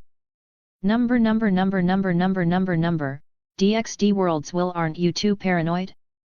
Root wouldn't do something like that, am I? Well, don't get me wrong. As long as it isn't something excessive, you worlds wills can use our assistance in any matter. After all, we're employees and this is what this chat room is here for. You guys even pay us. Leo spoke slowly and calmly as DXD kept listening, but that doesn't mean that I'll ignore weird situations. Maybe I'm thinking too much, but these two missions coming at the same time from two special worlds. Do you really feel this is a coincidence? Leo's words were like a hammer hitting on DXD's head. Inside the core of the world, DXD's world's wills, who took the shape of a white sphere, kept moving left and right while thinking about Leo's words. Wait, no. This can't be true, right? DXD kept raking its mind to reach an answer, but how to say it. Leo made a lot of sense. Root is one of the developers of the chat room, so she can easily know what happens in it, especially the accident in Asgard. Using that information, she can guess what DXD was going to do and how Leo was going to respond. DXD wanted to fix it world, but she was too lazy to force it, so she wanted Leo to do it, but he proposed more destruction and Toru was cheering from the back. Just like that, Root knew that DXD would ask for her help. Thinking about it, Root loves to make new projects to help their cause, and maybe she made a deal with Konosuba, the archetype world's will, to help her in exchange for something, which was the crystal. Chaldea Channel. Wait. Let's not jump to conclusions. Will they really do something like that? In DXD's mind, two figures appeared. Root smiling gently, but for some reason, DXD always felt a slight chill because of it. Then it was Konosuba's grey, weird body and the creepy, smiley face on his empty face. DXD froze for a moment before she exploded like a volcano. They played me. I'm so mad. DXD finally understood why Toru was looking at her with pity. It was all a fucking conspiracy. She got bamboozled. These two missions were a team effort from Root and Konosuba. In all of her existence, DXD never felt so mad before. She wasn't mad because they used her, no, the world's wills trust each other a lot. DXD knew they might have a good reason behind this act, but she's so angry because they didn't tell her anything. Why? Why did they do this? Did they use me as a cover or decoy to hide from something? Do they think I can't keep a secret? DXD's wrath deflated like a balloon before she stopped. Well, she can see that they have a point, and also DXD can't do anything to them. Yo, you still there? Looking at DXD becoming silent, Leo waited for a minute before he got a replay. DXD worlds will shut it. I'm angry. You're really a kid with an unimpressed expression, Leo said calmly. DXD worlds will shut it. You aren't better than me. Looking at the silent chat, Leo glanced at the people walking in the streets as a period of silence fell on the place. Thank you for telling me this. After a while, Leo whispered those words as DXD, who was busy thinking about the big conspiracy, was surprised. DXD worlds will Are you okay? You know what I mean. Leo didn't need to say more as DXD understood. At the end of this matter, DXD wasn't obligated to tell Leo anything about Konosuba or about archetype world's will. DXD world's will. I could accept more sincere thanks, thank you very much, Leo said with a completely monotone voice, which made DXD sigh.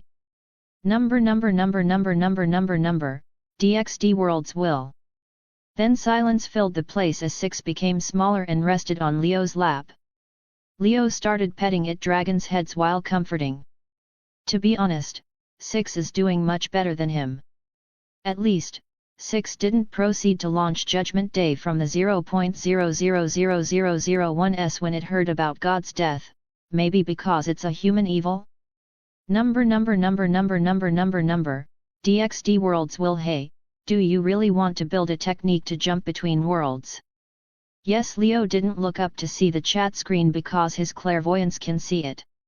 He didn't know it before, but it seems these worlds' wills can really open the chat and even make new tabs as much as they like. DXD world's will. Do you think you can pull it off? And in this condition?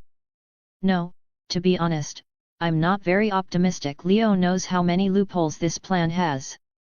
First of all, Konosuba world's will might not even allow it, and this will automatically declare the spell as a failure. Leo has all the reasons to believe that if the worlds will wanted, his clairvoyance can't even take a glimpse at their worlds, much less trying to enter them. DXD worlds will, and you're still doing it. Yeah, well, we'll see when we get there. Leo nodded gently. DXD worlds will. Wow, mad scientist mentality. So, what do you also want to ask? Leo patted Six's heads as he felt it getting better. DXD worlds will. Hey. There's no other reason for you to remain here, no. Leo talked like stating the obvious. DXD worlds will. If you become less blunt, you'll become more popular. Sai, tell me, what do you think about those devils? And don't think that I don't know your plan. After thinking for a while in peace, DXD reached the answer to the reason why this guy is messing with its plot. It's because he wanted to experiment on destiny. The so-called keeping the original trajectory while making the protagonist a female is a test to see how destiny reacts and how to maneuver around it more effectively. This bastard has been planning this from the start, and even the other bastard, Toru, supported him. What can DXD say? A person with a super quantum computer for a brain and a future vision can really think far ahead of where few can expect. Them? I don't hate them, neither do I like them. To be honest, I don't care about their existence in general. Seriously, I don't know more than half of their names, Leo said calmly before he glanced at QA Academy from here. Even so, I'm a little curious about what you did after I left. It was the weekend, so there weren't any students on the campus, but Leo didn't care as he closed his eyes for a moment. When he opened them, Leo glanced at the devils again, but this time, his vision became a little blurry before his eyes flashed with weird ethereal light. At this moment, everything about the world became different. Although he usually calls it clairvoyance, the correct and general term is psychic. A psychic is an abnormal ability gained as a result of comprehending a common sense, or a perception of reality not native to humans. The regular reality that humans perceive in their everyday life is very limited. They can only understand very few common aspects of reality because they only receive information by their five senses and mainly by the reflection of light. A psychic goes beyond those common channels and access to the truth about reality that normal humans can't imagine. Some might see the future, past, or even death like mystic eyes of death perception. Each of these are extra channels that are beyond the common channels. Leo also possesses his own extra channel, a channel that makes his mind and eyes able to perceive the flaws of the world. This is mainly his ability as an esper. When using abilities like clairvoyance or a psychic in general, if you're strong enough and you're sure your brain won't burn, then there's a huge difference between look and see. Usually, Look means to direct your eyes in a particular direction, but see is an entirely different concept. It's to understand and comprehend. Rather than just looking at the object directly, you can see the truth behind it and understand the reason behind the phenomenon. This is exactly what Leo is doing now. He switched his vision from look to see. Now even if Leo's extra channel is mainly in the present and regardless of the fact that he doesn't know half the names of those devils, just by this single glance, he can know their names, their thoughts, their goals, their dreams, their ambitions. Give him a few moments, and he'll understand them more than they'll ever understand themselves. However, he didn't bother with that information as he looked for something else, a general look at the situation that involved these devils. These devils have quite the background. To be honest, the sister of one of the four Satans, Het, the daughter of one of the fallen angels' leaders, etc. Just by using these connections and clairvoyance, he can achieve a general understanding of the situation. You actually did this. Leo lifted his eyebrow as his eyes returned to normal. Number,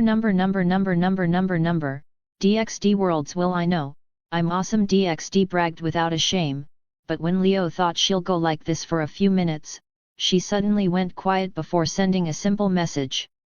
Number, DXD worlds will. Were you really going to blast those devils across dimensions just to make me appear? Yes. Leo's answer was short and without hesitation in his tone.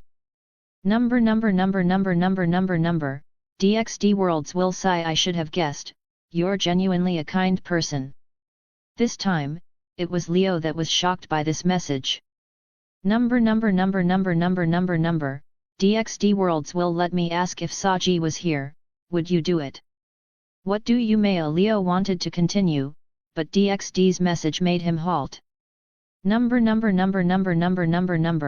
DXD worlds will. You don't care about those devils, but the only reason you involve them now is that you wanted to meet me and get information. Even the destiny experiment is the same. And you know what that information is for. Leo became silent. Number, DXD worlds will. I saw a lot of people who claimed to be kind, but honestly, you, regardless if you succeed or not, and without considering that you have an injury in your soul, the first thing you plan is to make a technique to travel across the world, while any sane person would choose to heal themselves. Number, DXD worlds will. Although I'm not that familiar with Root and Torah worlds' power systems, I at least know that being an angel and a beast really affect the mind and thoughts and might even drive people, even deities, to lose control, but here you are. Number, DXD worlds will. Despite adding things like humanity, evil and Trachedencan's angel, your essence, origin and true will are still the same, like all the time I watched you. Number, DXD worlds will. A very specific, with weird and mostly questionable ways, but still, a genuinely kind person, a kind fool. What are you? A world or a stalker? If you're saying this because you want to stop the plot wrecking, Leo's hand stopped on Sixth's head. Number, DXD worlds will. Am I? Maybe because this is the first and true time we're face to face, well, chat room and I'm a world. Anyway, we'll argue about that thing after this is over. For now, hey, I suddenly have a grudge on Konosuba. If you kindly decide to mess with his world, I'll be grateful, and I can even provide some help as long as you erase that creepy, smiley face off his dumb face. Looking at DXD back to her childish behaviors, Leo didn't speak for a while before he said, I need the full footage of the time I transformed in Asgard, every detail. Number, DXD worlds will. Oh, right, you can't even glance at those things, Het. Well, here you go. Without a shocking scene, Leo got a notification in the chat room. Number, DXD worlds will. And remember, no EXE. That's the price of the footage. Those are my memories, you know? Geez. What the hell do you want by messing with that reality now? With those few complaints, DXD left the private chat as Leo stayed sitting here in silence. Sigh, you bastard. Root, and now even you, I lost. A world's will is a world's will in the end, hey. After some time, Leo whispered those words softly. So, you're weak to sincere words, hey. From nowhere, Drake decided to speak as a vein almost popped on Leo's head. However, Venom, Black Barrel, Six, and Leo's other beasts nodded slowly. Shut it. You little. Leo wanted to have a long talk with these guys, but suddenly, the screen that DXD left flashed. Looking at the messages on the screen, Leo blinked. Advocate of gender equality, Leo. You traitor. I'm so jealous. No, wait, I mean, you betrayed us. Neat princess, gasped Saber Face. Leo, you bastard. The chat room has exploded with spamming messages, again. Chapter 146, Konosuba Side Part 31. What the heck am I staring at? Kazuma's face was directly in front of the chat screen. He'd actually stick his face on the chat screen if it weren't for the fact that it's normally an untouchable thing. But you can't blame him because he saw a lady with bright blonde hair and green eyes next to the Devil's Helper, Novem, on the screen.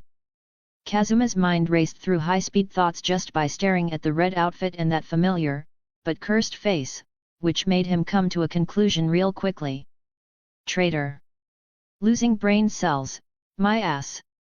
Kazuma regrets feeling sympathy for that asshole. The jerk betrayed them and received a saber face from Type Moon. Is this the reason he lost his brain cells? Where can I sell my brain cells in exchange for a saber? Where? No, hold on a second. Kazuma paused for a split second before recalling something. The old hag's predictions were right, Kazuma exclaimed as his mind blew off.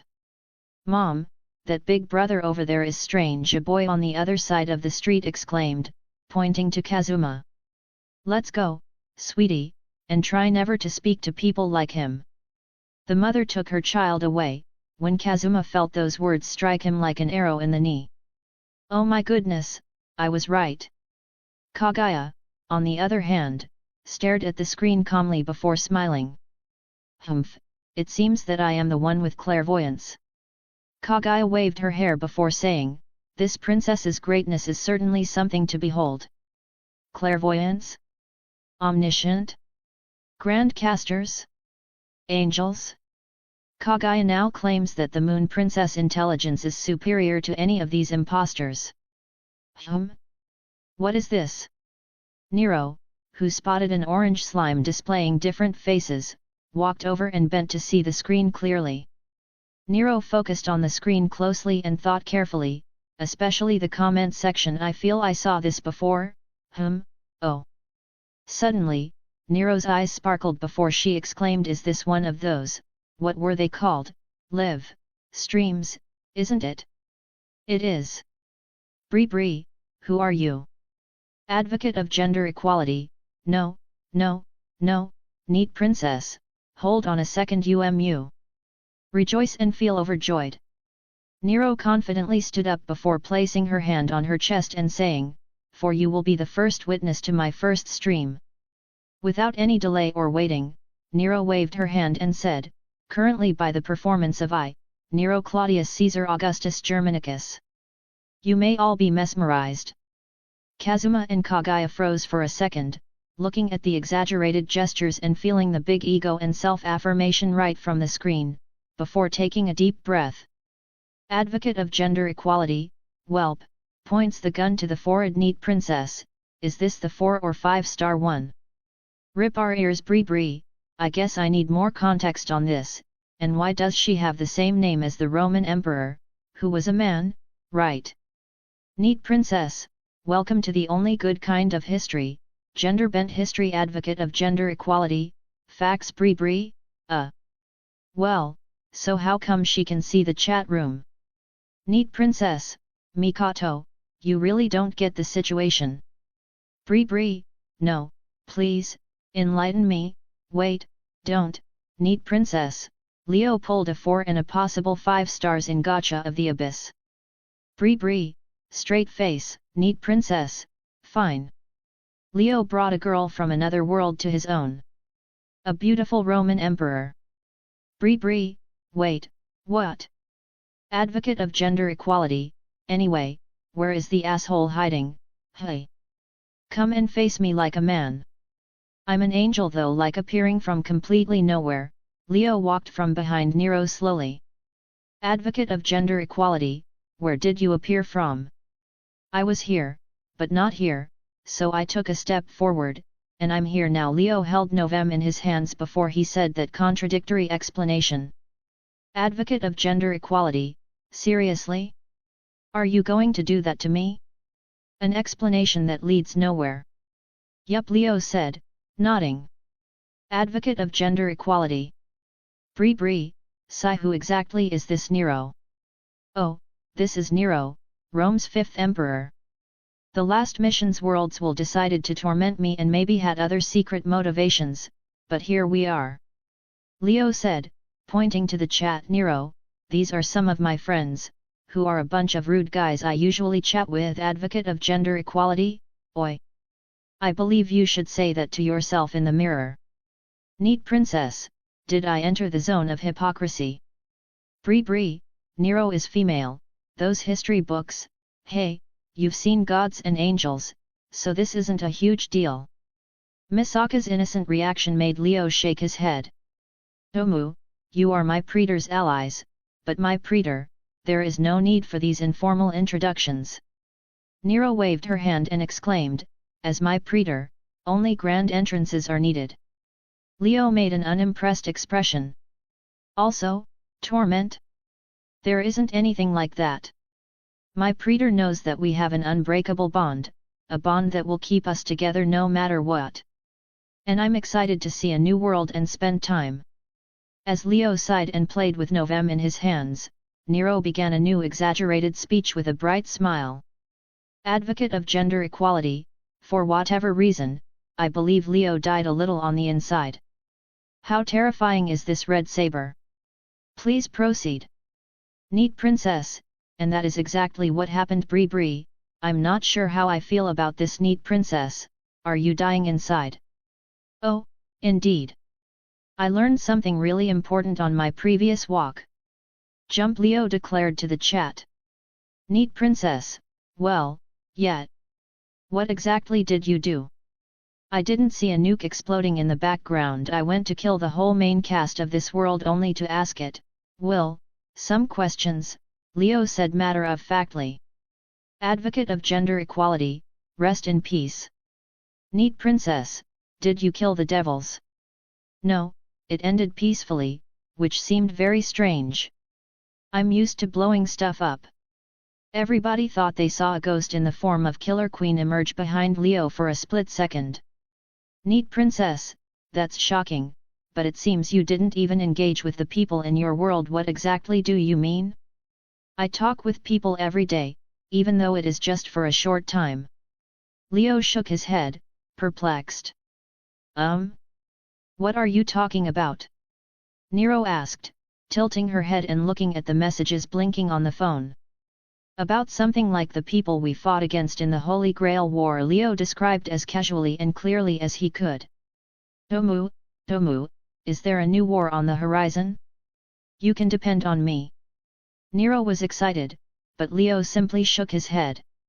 Neat princess, you know what I mean, and Ritsuka hasn't logged in a while. Bree, is she all right? Advocate of gender equality, we can't know for now, but what exactly are these people from Leo's world? Neat princess, some pictures about DXD. Advocate of gender equality, I think we need to talk about this more in depth. Well, no, I don't care for them, save for one person, they can all live or die for all I care. With a shake of his head, Leo said, while I may like to try an experiment, I'm not free at all right now. Neat princess, wow, I see. What did you discover after blackmailing your world's will? Not a lot, after all, my world's will is useless. With a blank expression, Leo said. Advocate of gender equality, how much? She failed the explanation NPC role with only those words. Kazuma closed his eyes in pain. Advocate of gender equality, that's tough, buddy, I know, but do you want me to say it here? Now?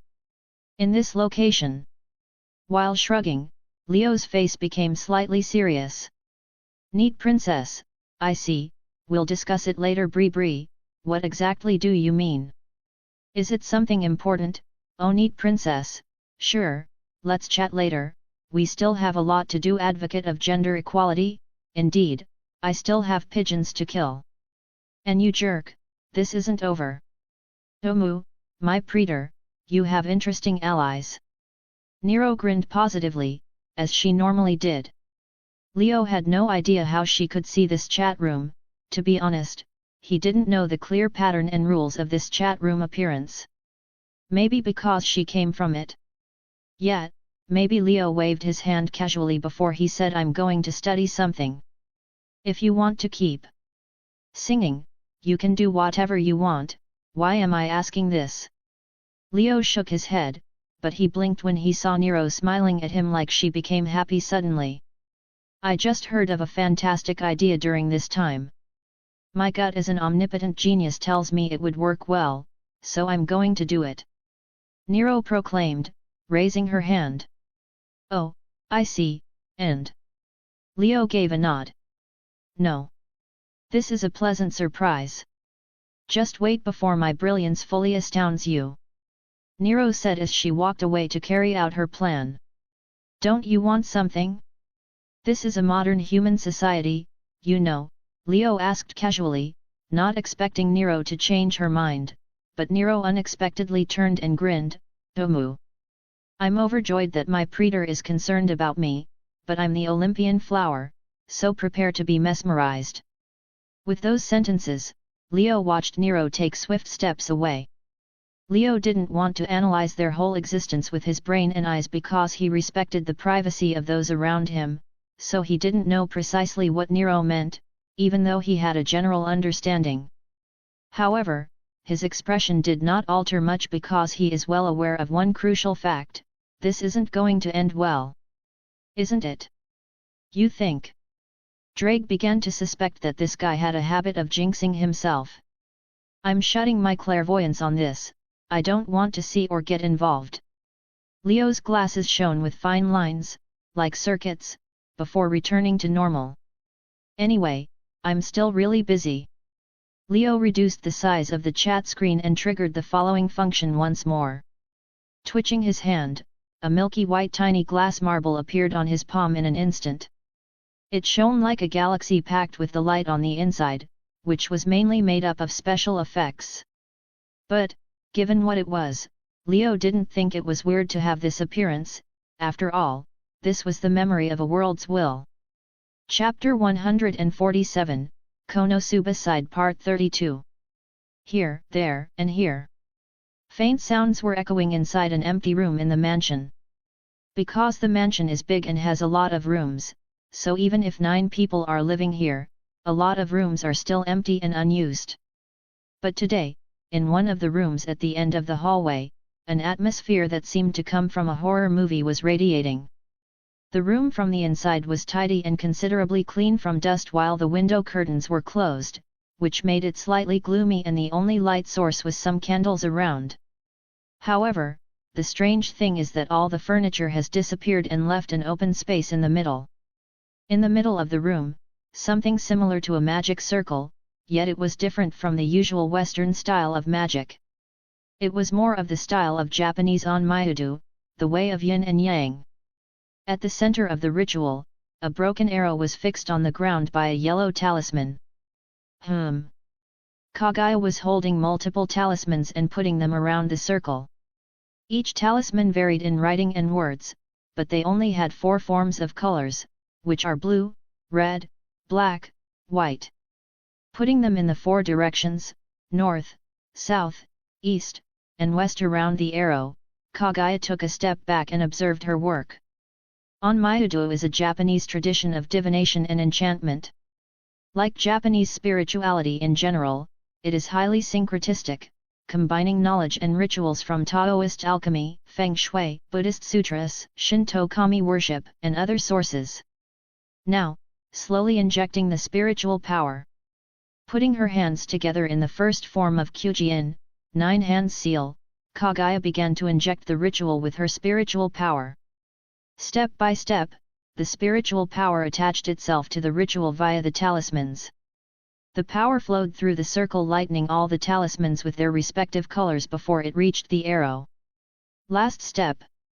Controlling her power with anticipation, Kagaya focused closely on the arrow before she launched the ritual as the whole place shone. However, before Kagaya even thought that she succeeded, the spiritual power went berserk. The whole energy inside the ritual swelled like a balloon before the talismans began to burn with sparks and electric arcs. Kagaya waved her hand instantly before she and the ritual vanished from this place. Then in the next instant, she appeared alone holding the broken arrow in her hand. Boom! A faint noise was heard from far away in the forest outside Axel as some smoke rose to the sky. Kagaya landed slowly on the ground as she looked at the slightly blackened floor before she took a deep breath and... Why? Holding her head in pain as she rolled on the ground, Kagaya lost all the temperament of a princess and the most beautiful woman in an instant. With its complex history and myriad influences, Onmyudo is a spiritual path that tries to find a personal balance with the world. It has a lot of uses from alchemy, exorcism to divination, which Kagaya is trying to use now. Divination is the process of acquiring insight into questions or situations such as the foretelling of future events or remote and unseen circumstances, through the use of means like magic or occult. Kagaya wanted to use this method to get information about the location or at least the identity of the arrow user, but the ritual directly gave her the classic ending of explosion in the face scenario. I did everything correctly and yet, ugh. Kagaya stopped as she wanted to smash the arrow in her hands. Well, Kagaya has to admit that her skills and knowledge in Onmyudo aren't that great. After all, she only used them for convenience and nothing important. Despite that, Kagaya is still the princess of the moon. What basic for her is already advanced for the humans on Myuji. She called her skills basic because she saw what Iron can do. To be honest, if it was Iron, Kagaya is sure that she'll wipe the ground clean with anyone who called himself/herself an Onmyuji and send them to cry in the toilet, after she makes them eat some weird, gender-bending, medicine for annoying her. Sigh, if it was Iron, I'm sure she'll directly use divination to find those players easily. But to think this sort of practice can be used in this world, Kagaya looked at the ceiling and sighed. Usually, she wouldn't think of using her basic skills in Onmyudo and divination, but what to say, this mission and worlds will already made Kagaya so angry. Also, she remembered it after Leo talked about his spells and rituals. Despite that, there was another reason why Kagaya didn't attempt to use it. Onmyudo divination relies a lot on the balance with the world and connection with its laws and nature. This includes philosophy and astrology, for example, but here is Konosuba, a different world with different astrology and myth. Such a world can really render a lot of balance and laws-related abilities useless. For example, Toru's idol theory that is based on religions, belief systems, mythologies, or even folklore and fairy tales, which is why Kagaya wasn't optimistic about Leo's ritual. However, her ritual now activated a little, well, even if it almost exploded in her face the next second, but it really activated. It seems there is a lot to learn about the power systems between worlds, even if Kagaya still complains that Worlds Wills won't just send a simple explanation document. Sighing again, Kagaya floated in the air slowly. To be frank, she also has to admit that she never bothered to learn other conventional techniques, except for the classic card bullets of Gensokyo. After all, for the princess, her ability and immortality were always enough, and Iron always helped her, even in the middle of the chase by the Lunarian. Maybe if I tried more carefully I can make it work. I should ask Iron to teach me some tricks when I go back. Phew. I wonder how the look on her face would be. Kagaya smirked just from imagining Iron's cold face collapsing into shock. No, wait. Even with my level, the ritual shouldn't explode in my face for no reason. Kagai lifted her eyebrow for a moment before her expression changed. Into how, magical arts has 6 important components: ability, temperament, substance, space, time, and lastly fortune, which is the most important. Does that mean she was so unlucky that her ritual decided to suicide bomb on her? Kaguya started to doubt life at this moment. Ding, however, her questions about if this was some sort of a sick joke didn't last for long before the chat screen flashed. Kaguya remembered that she kept it on because of the continued Leo's live stream, but now she got a message notification. Good day Ko, Chaldea's admin, I almost died. 2 times.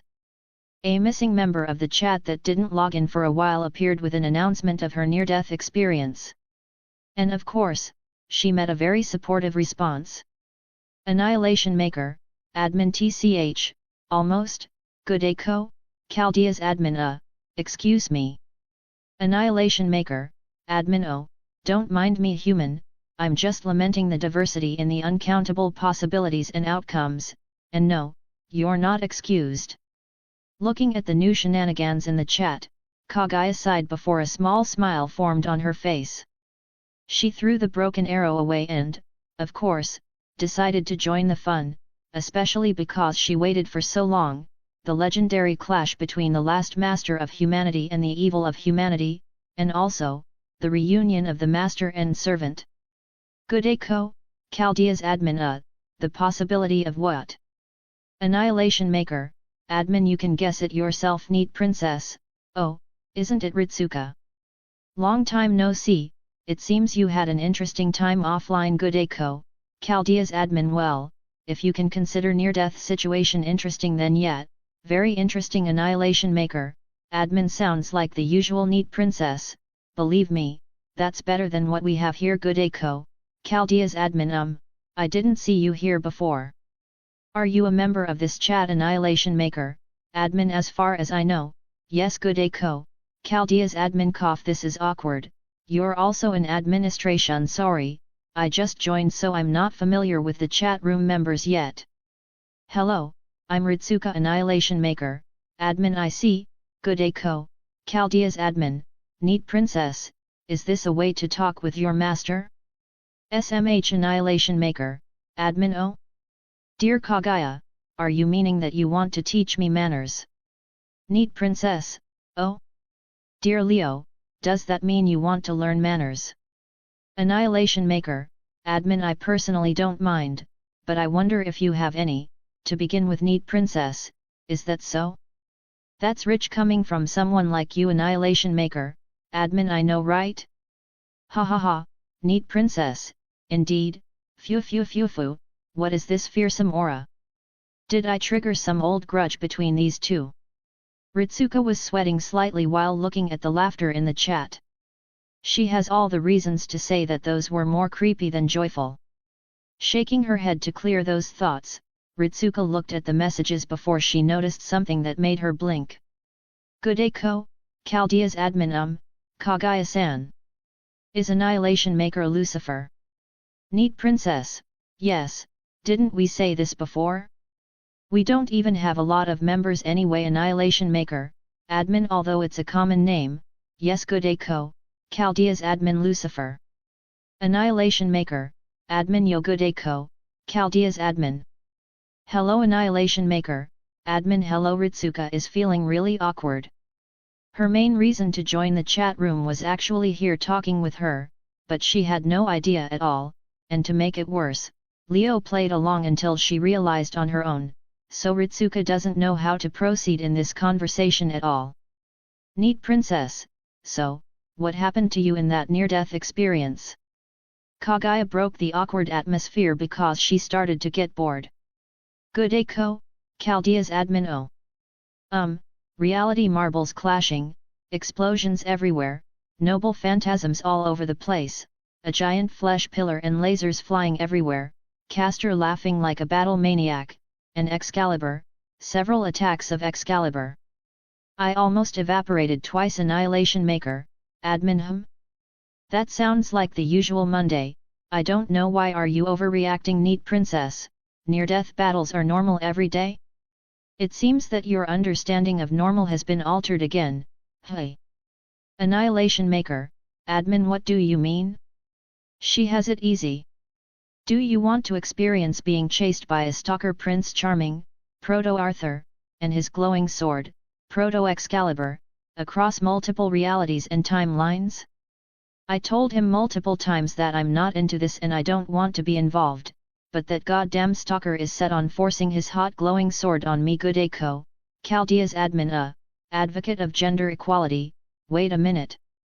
Wording Leo, please, mind your wordings. Kazuma only wanted to lurk in the chat and shoot pigeons in peace, but those almost made him drop the gun.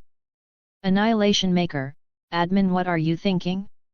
The heat on that Proto-Excalibur is conceptual. Do you want to get hit with that planet-saving, Gaia's fuck you all, sword? No, you don't. Good Echo, Chaldea's admin. You meant a noble phantasm.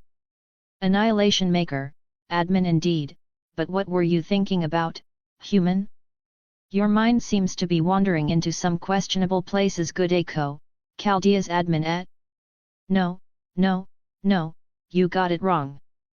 Ritsuka was blushing because she really thought of some things. She proceeded to cover her face immediately despite making Mash feel weird. Advocate of gender equality, yo, does that mean you met Manika? Annihilation Maker, admin kinda, but fuck her and her simping target. Seriously, we beasts have it tough. Not only that simp, Manika, is after me, even her simping target, Arthur, is chasing me. Why? Why don't they go and kill each other far away from me? Advocate of gender equality, suck to be you. Annihilation Maker, admin, I swear if I saw that Manika I'll abandon her dumb face to the land of steel immediately. Advocate of gender equality, welp, this became dark, but this type moon, so, neat princess, wow, you can send people to the edgiest place in that world. Impressive. Annihilation Maker, admin, I'll bury her 6 feet under with Gaia. Advocate of gender equality, yes, let the edge flow through you. Neat princess, show them the might of the dark the evil of humanity. Annihilation Maker, admin, shut it. I'm not your father. Neat princess, correction, daddy ow. Annihilation Maker, admin, what did you bring upon this cursed land? Advocate of gender equality, this went from 0 to 100 real fucking quick. Looking at the degenerate trio, despite some change, kept throwing insults and jokes at each other, Ritsuka blinked her eyes as she recovered from the embarrassment. They are really getting along well, even with Lucifer. Ritsuka didn't even find a chance to interfere in this conversation. Big Sister Lion is online. Big Sister Lion, I found something. What they? I'm working my ass off and you guys are having fun. Neat princess, what do you mean? My ritual almost exploded in my face a few minutes ago. Although I'll not die, it's still painful, you know. Annihilation Maker, admin, what do you mean? I almost linked my world into another mecha reality. Advocate of gender equality, what do you mean? Those little fucking pigeons are really tricky. Why do I feel they have more luck stat than me? Just by looking at the same format of answering, Leone, who was in the capital, face-palmed herself before sighing. Big Sister Lion, sigh, just be silent for a moment. I found that something happened in the neighboring country, Elrode. Their royal castle and vault got breached by someone, who used some means beyond the regular job's power. Neat princess, I see. Annihilation Maker, admin, oh, right. How is the preparation going for the ritual? I need some progress to trial test the ritual and see if I can at least connect with it. Advocate of gender equality, some materials are already available, but those things like Lotus staff won't be here that quickly and we just started. Can't you just make one and send it here? Annihilation Maker, admin, no, the materials of the ritual on your side need to be 100% from your reality to act as an anchor and guide. Good Echo, Chaldea's admin. What are you talking about? Neat princess, oh, it's about this mission of the chat room that we're currently stuck with. Good Echo, Chaldea's admin. You mean the job that we need to do after joining this chat room? Remove the external threats from the worlds, right? Advocate of gender equality? Yeah, something like that. Annihilation Maker, admin exactly, this is our mafia's job in this chat, or if you want, you can also count this chat as a church, there's not much difference. Good echo, Chaldea's admin but the church isn't mafia. Annihilation Maker, admin ha ha ha ha ha ha ha. I can't. This is the funniest thing I heard all day, ha ha ha ha.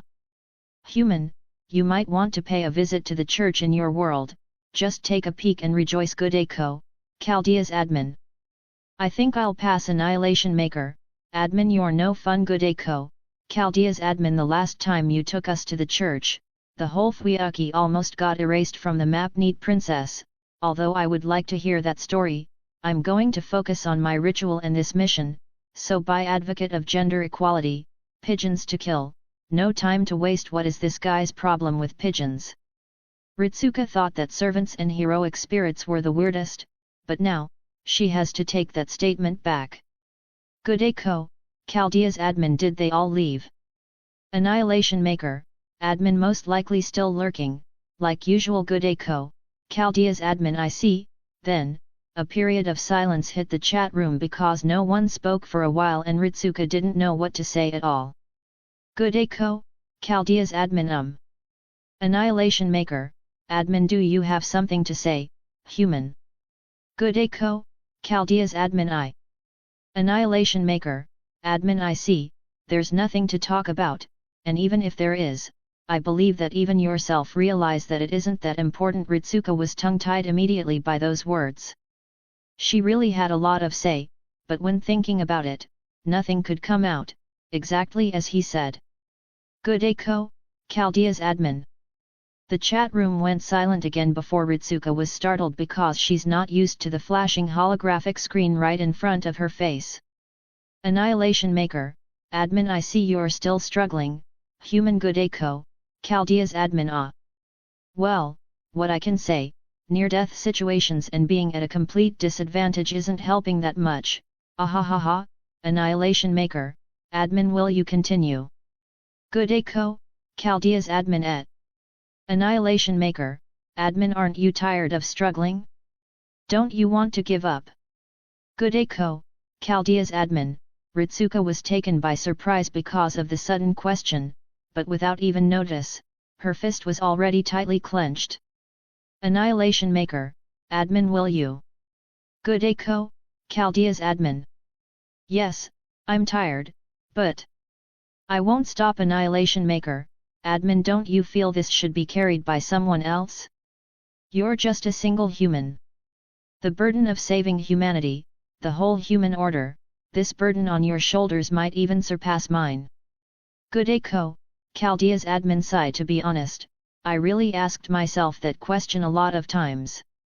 Why it has to be me that goes through all of this to save humanity, but I won't stop. Annihilation Maker, admin. Despite that, you wish to continue to struggle. Good echo, Chaldea's admin. Yes. I know this isn't just about myself, yet. I also want to do it for myself. Annihilation Maker, admin.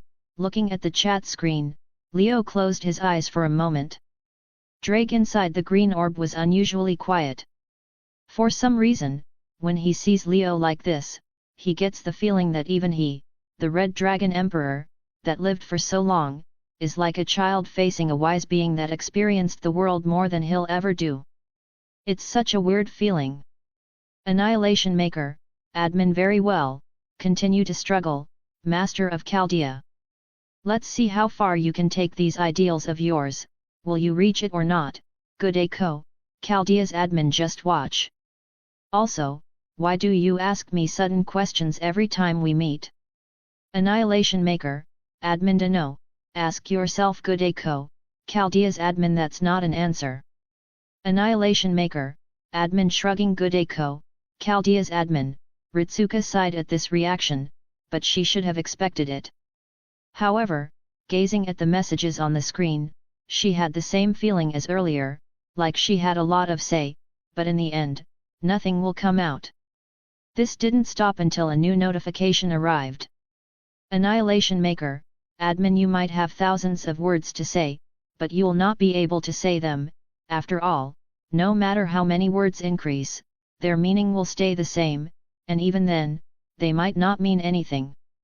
So, do you have something to say? Ritsuka closed her eyes and took a deep breath before she loosened her clenched fist. Good day, Chaldea's admin indeed, nice to meet you again, Lucifer Annihilation Maker, admin. Although I'm still feeling complicated about this, hello. I guess a small smile appeared on Ritsuka's face, but before she said anything else, two ancient lurkers appeared from the Shadow Realm.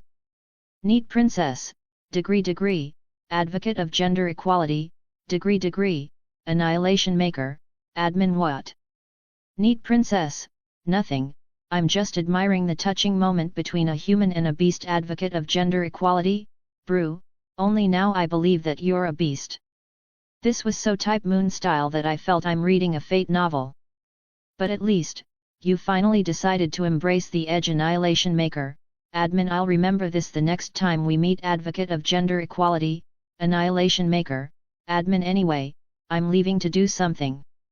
Don't waste time and start to prepare that ritual. Neat Princess, are you preparing from your side? Annihilation Maker, admin. No, I'm taking the groceries that my mother wanted back home. Then I'm going to bother with the ritual. Advocate of Gender Equality. Neat Princess, good day, Chaldea's admin. What? Annihilation Maker, admin. Oh, right. If any of you comment something about this, next time I meet you, I'll murder you. Advocate of Gender Equality, I didn't see shit. Good day, Chaldea's admin. Ritsuka's mind almost stopped functioning. Who is this mother? She can even make a beast, the ultimate threat to humanity, buy groceries. Is she some ancient god of chaos or something? Big Sister Lion, did you finally finish? Ignoring the confused Ritsuka, everyone finally remembered the forgotten Leon, who was waiting for this conversation to be done for a long time. Sometimes, she wants to ask if these guys even care about this mission. Chapter 148, Konosuba Side Part 33. Ritsuka sighed when she saw the conversation go silent after getting an open death threat. Senior, what are you doing? Ritsuka turned around to find everyone staring at her strangely when she heard a voice behind her. Did you get hit on the head, little girl? Perhaps your mind was affected by the heavy concentration of mana. As he looked at his temporary master, Kyulane smiled. Calm down, Fujimaru. Ritsuka. Regardless of the case, behave like a proper master, Olga said as she went to check the communication device again. I'm fine, Mash. I'm just checking on something, Ritsuka said, shaking her head and waving her hand. Senior. Mash frowned slightly, but she opted not to press the issue further. Looking at Ritsuka, she could guess it's about the holographic screen that neither Chaldea nor Caster, can sense up close. Mash tried to ask Archer, but all she got was a shake of the head, showing that he, too, doesn't know anything about it. Maybe only her senior had an idea, but given the circumstances, she decided to wait until the situation stabilized or Ritsuka agreed to explain. The scent of the counter force became stronger and more stable. Archer maintained a poker face, but he was frowning as he examined the holographic panel. Even though he has already guessed, no, he should tell that anything like this has at least a 120% chance of being involved with the counter force. Whether it's summoning him directly from the throne of heroes to the scent of world on this holographic panel, Archer knows it's the work of the counter force, or at the very least they had a part in it. As Archer examines this screen, he detects traces of Alea and Gaia, but he is unable to determine the reason or motivation for this because it is not his area of expertise. Using his status as a counter guardian, he can only detect it to a certain extent. Counter guardians are simply soldiers whose primary mission is to find, search, and destroy any threats to mankind. Then, like all servants and phantasms from the past or future, they vanish into thin air as if they never existed. Emiya realized this a long time ago and stopped questioning counter forces' will, but now he may finally have some questions. The heroic throne is one of the counterforce's most valuable tools and devices, if not the most important. For the time being, it seems to be the safety mechanism and main means of combating threats to the planet. Even then, humans have previously gained access to the throne by magecraft, such as the Holy Grail ritual, but it is barely scratching the surface to cause Alea and Gaia to act. Fujimaru Ritsuka is an entirely different story. Emiya thought there was no resistance from the counter-force based on how she summoned him and the he she called.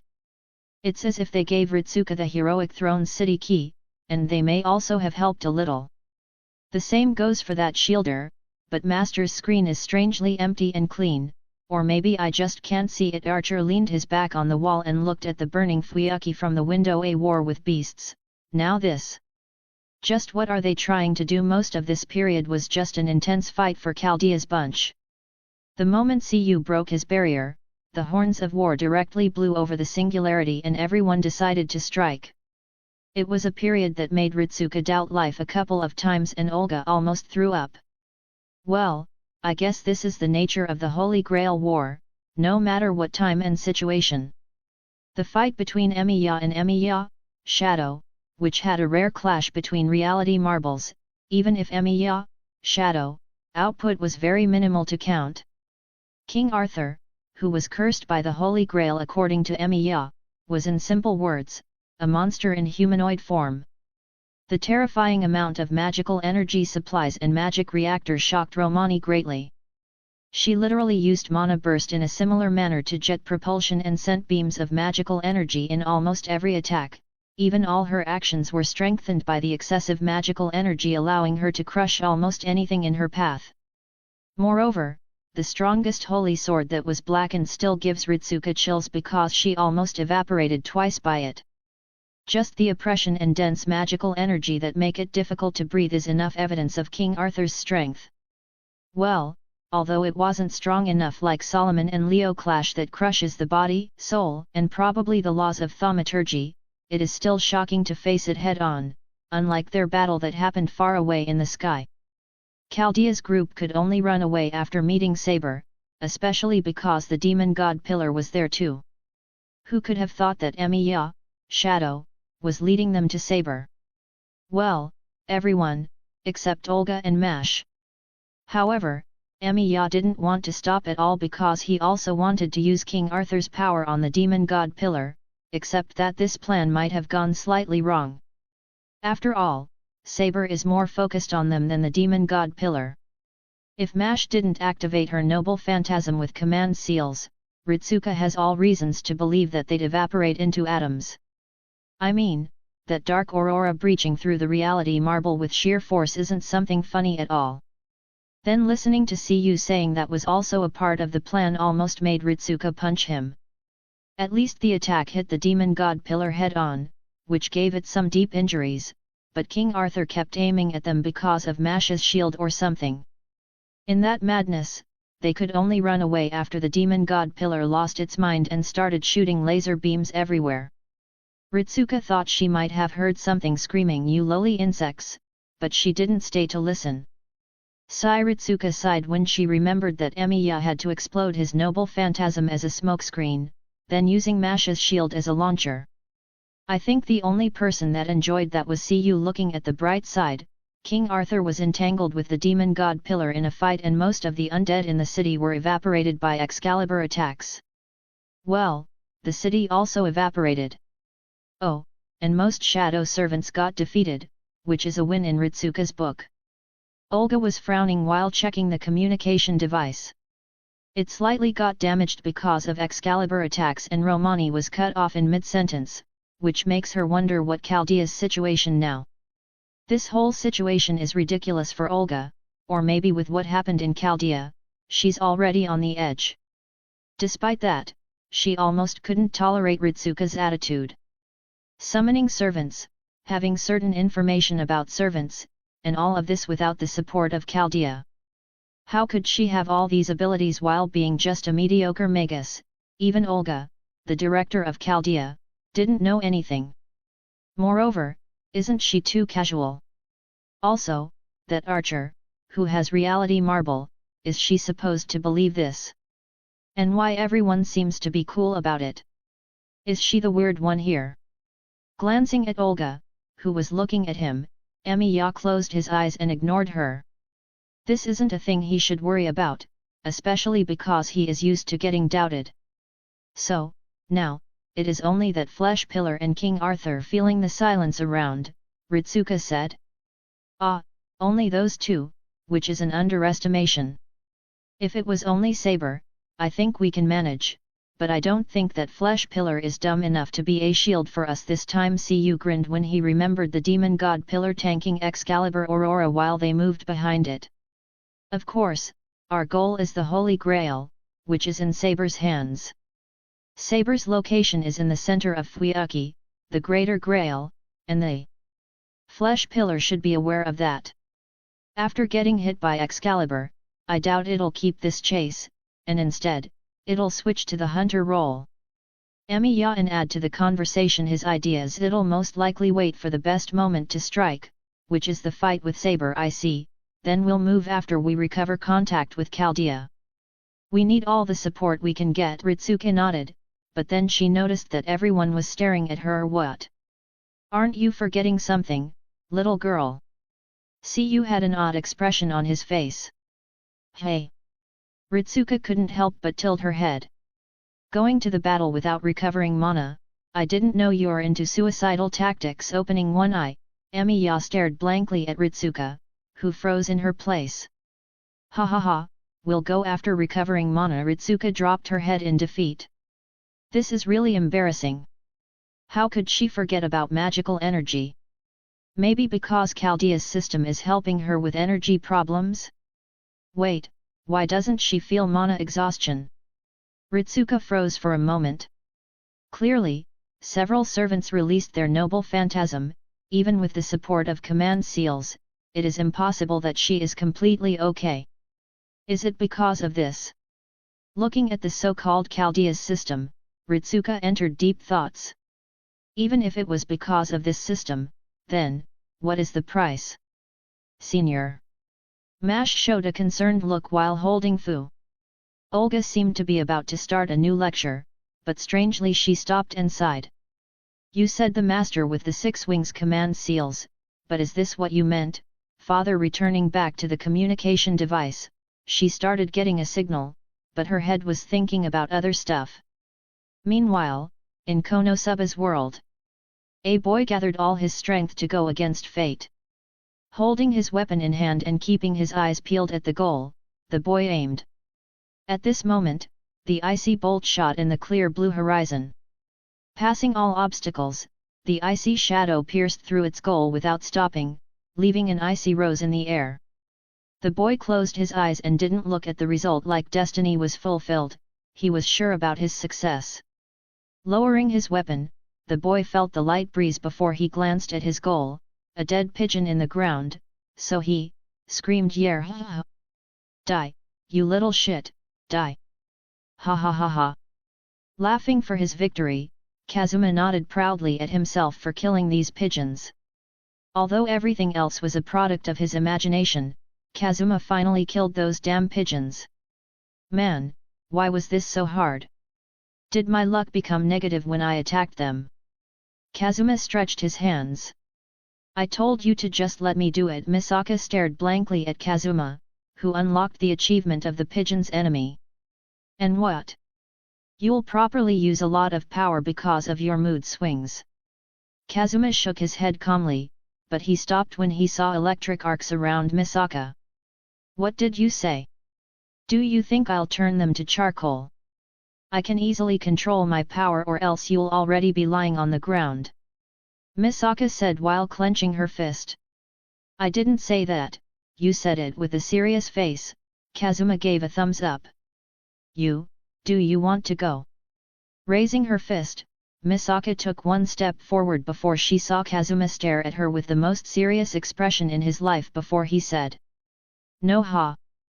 Misaka blinked before Kazuma sighed and said, "There's no way I'm getting into this battle. Do you think I'm an idiot or an M? Listen.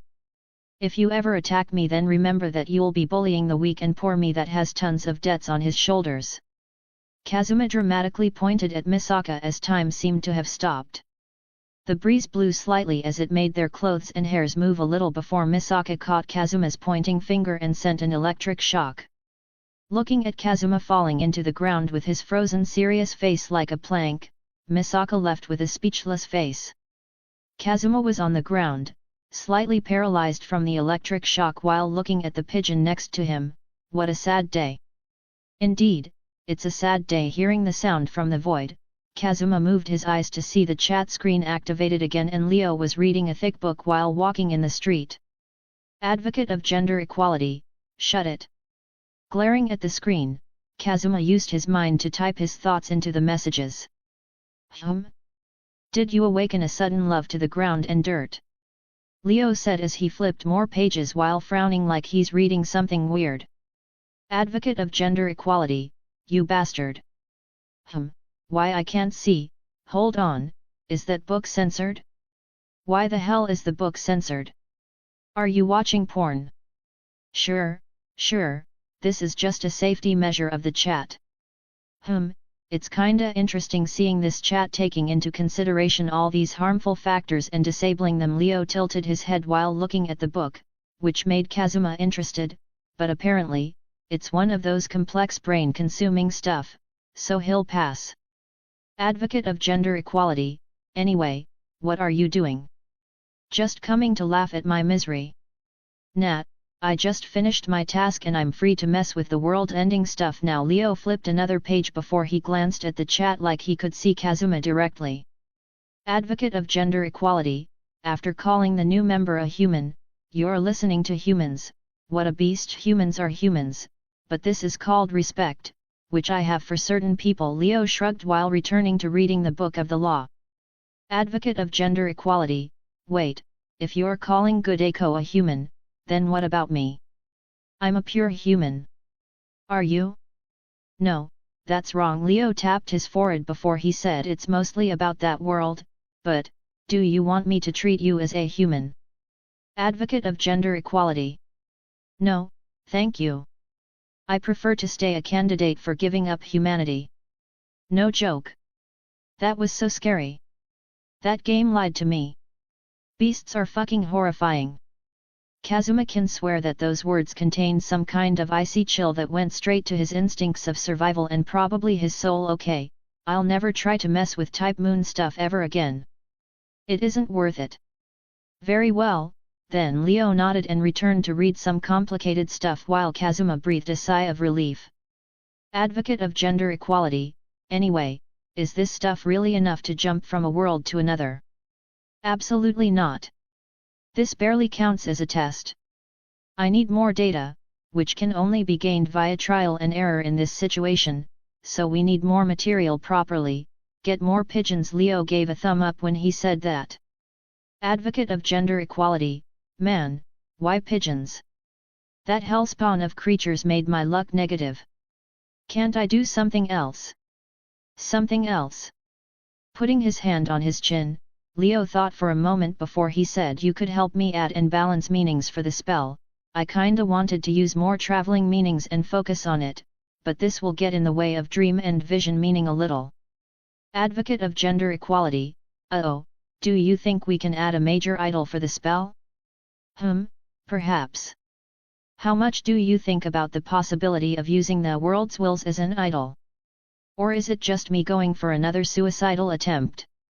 Leo seemed seriously asking while pushing his glasses and said, sorry, that was a strange thing to ask. Advocate of gender equality, sorry, please, spare me. I didn't say anything deep though. Leo shook his head.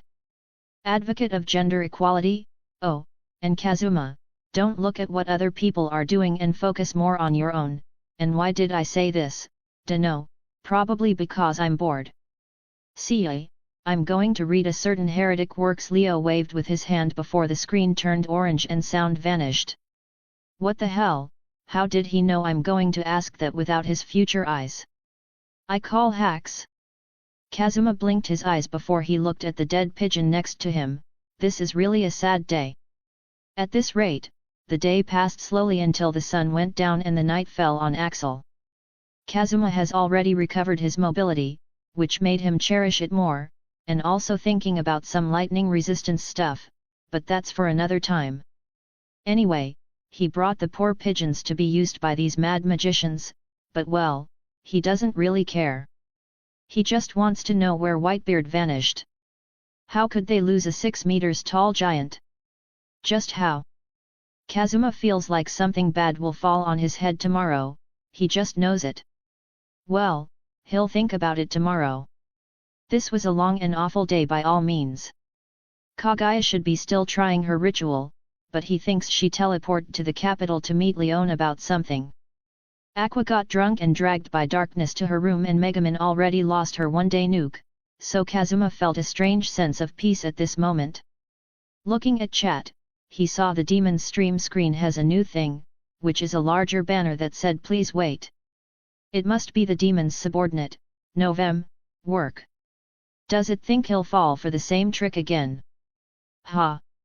Think again. Ritsuka also went silent, properly thinking about humanity, salvation, and stuff. These things are basically everyday routine in Type Moon. Kazuma wouldn't be surprised to see her and Leo arguing about philosophy in the future with chunny phrases. Welp, the whole human history is edgy and chunny. Kazuma doesn't understand why their generation has the right to say anything about it. Maybe we're all hypocrites. Enough with this. I just want to sleep. Good night. Without waiting for a moment, Kazuma landed on the bed and closed his eyes immediately. It's been a while since he had a peaceful sleep because of everything going on. Feeling his eyelids heavy, Kazuma relaxed completely. He also thought about what Leo said, but he basically ignored it. Sleep is more important than some heretics' works. When Kazuma was about to enter the land of dreams, a loud sound kicked him straight from it. Ha ha ha ha ha ha ha ha. A burst of loud laughter was heard from the chat screen as Kazuma opened his bloodshot eyes. This was like some very bad trick from fate, as Novem already left the chat screen and was lying around something with curiosity. What in the... Kazuma wanted to complain, but then he froze when he saw what was happening. You gotta be kidding me, ha ha ha. Ah ha ha ha ha. Leo's whole body was shaking. From a little to full-blown laughter. In the middle of empty land, Leo was laughing loudly as 3 magic circles were fixed in mid-air while facing each other. After Kazuma joined, most of the members, except those who quit the stream long ago, joined. To be honest, it was such a rare sight. Before or now, they didn't see Leo acting like this, especially after he became an angel. He was like taken for granted for most things and never truly surprised. To see him laughing genuinely, like seeing the most ridiculous thing in the world, made them curious, but also uneasy. This is bad, something bad is going to happen. Hopeless prayers echoing in the empty sky.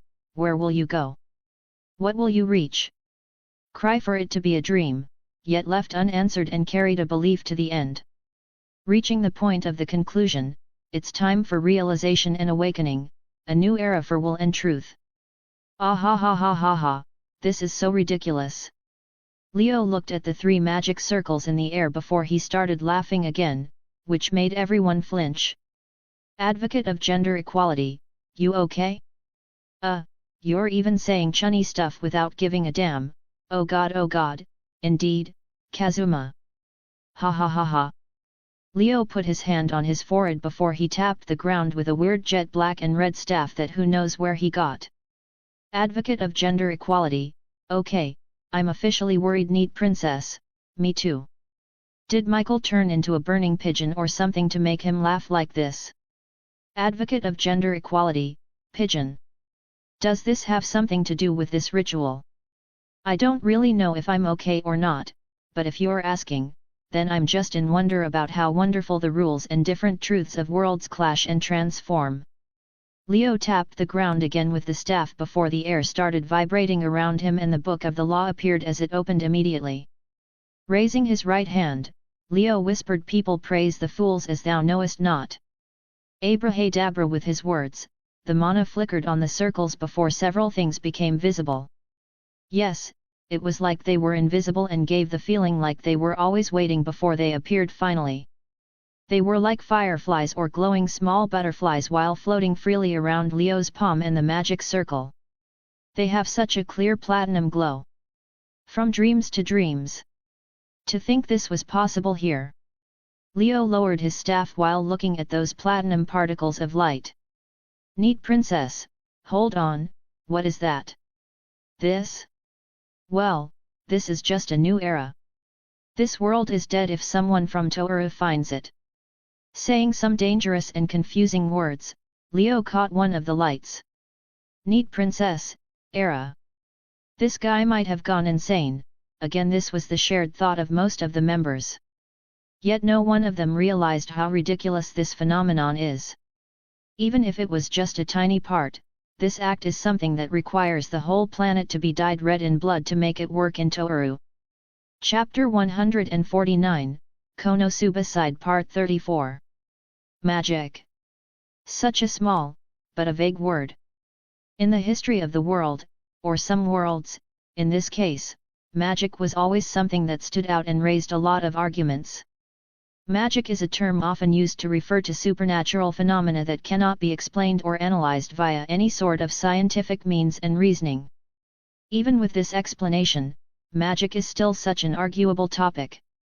Is magic another form of study and observation for different laws of the universe, unlike scientific ones?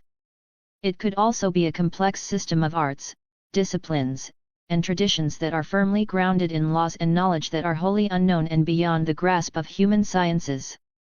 Or maybe just a complicated tool to get the job done. The answer is, everything is correct. Magic is such a volatile concept that everyone's interpretation of it can be true. But if we were to generalize a bit, magic can be universally thought of as a backdoor. People, who were put into hopelessness, will desperately seek the light of hope. Those whose wishes are not fulfilled, whose prayers to God went unanswered, such figures searched for an alternative, a backdoor. This is magic. In this same fashion, there was a man who hated God a lot. This man traveled the world and studied magic. Relying on this backdoor to achieve his goals, one day, in the Egyptian desert, using his wife as a medium, he made contact with an entity. After some twists and turns, the entity dictated to the man for an hour using his wife's body. Utilizing those secrets and mysteries, the man compiled the result and titled it, The Book of the Law. This grimoire that spelled the dawn of a new era would become the central tenet of a new religion, Thelema. And so, Aleister Crowley believed himself to be the prophet of the new era. Kinda ironic closing the Book of the Law, or at least the part of Aleister's philosophy. Leo shook his head. For what the head shakes? It could be for a lot of things. Maybe for how things came to be, it could be for Aleister's ideals and thoughts, or even for the fact that someone is using magic to destroy magic. So, when did Leo decide to read this part of the grimoire? It happened because he's trying to get inspiration for a new idea. World traveling is nearly impossible. No, it might be completely impossible. This is a fact that Leo reached after testing and studying the nature of the stream screen several times. Despite seeing the destination, he can never feel it or touch it. He can't even see around the destination.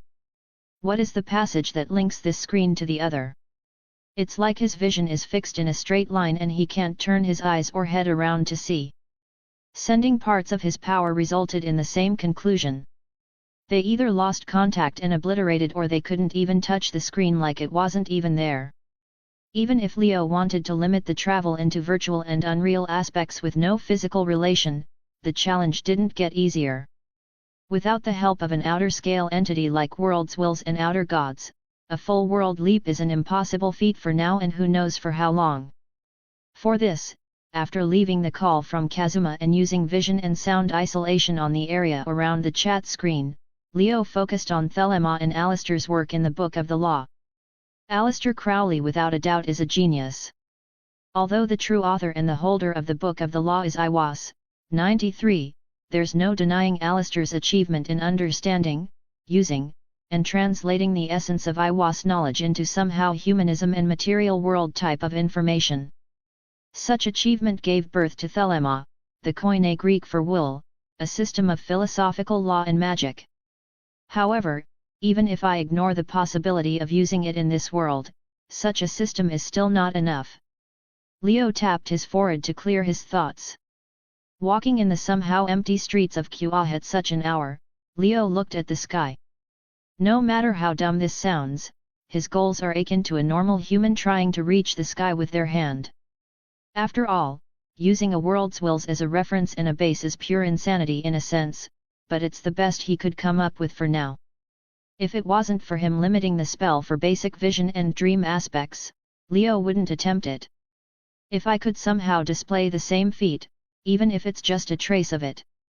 Leo wondered for a moment before he took a white marble from who knows where.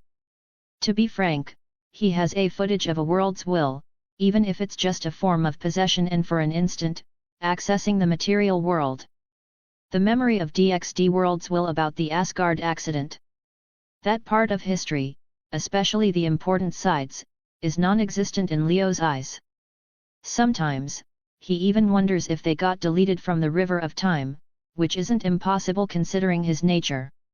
Shaking his head from those thoughts, Leo focused more on the important parts. In the Asgard accident, there was a world's will present, which was Toru. How did he make it to the material world without wrecking it to dust is just a mystery. The accident in Asgard was mostly caused by himself, which also refers to his origin. In a sense, it isn't wrong to call that event his revelation. Yes, like Solomon receiving the 10 rings, that situation wasn't much different. The marble started to shine with a faint light before several images started to flash around it. It's points of view from a lot of places and a lot of individuals, just a pure memory and nothing else. How he can interpret, understand, translate, and use such events is the most important factor of this virtual world leap. The process is so hard that there's no way to even start, or maybe he is still in a fog about the principles behind it. Now, the role of DXD's memory comes into play, which is one of the reasons why Leo got this thing. Maybe a breakthrough in this process could be achieved by using it and Thelema principles as reference. So, I'm doing this, hey? Some things should stay buried rather than exposing them to the river of time again. Closing his eyes for a moment, Leo clenched his fist on the marble before he said, well, most of these things are time bombs, which I don't need more of them. With those words, the marble crumbled inside Leo's fist before several images flashed and entered his brain. An angel's screams that shook the soul in Asgard, several forces in this world reacted, a young man with a spear, the whole world situation, all of them were present in front of Leo. This actually made him impressed. Compared to him, the omniscience of world's wills feels completely natural and doesn't carry any heavy feelings. The scenes flashed smoothly and clearly, from the time he lost control in Asgard to other points of view. Cao? The descendant of Cao? Cao Mend? True Longinus and Ugh, the dying wool of God. Looking at a particular scene of a young man losing control of his lance, Leo shook his head before he heard something that made him tilt it.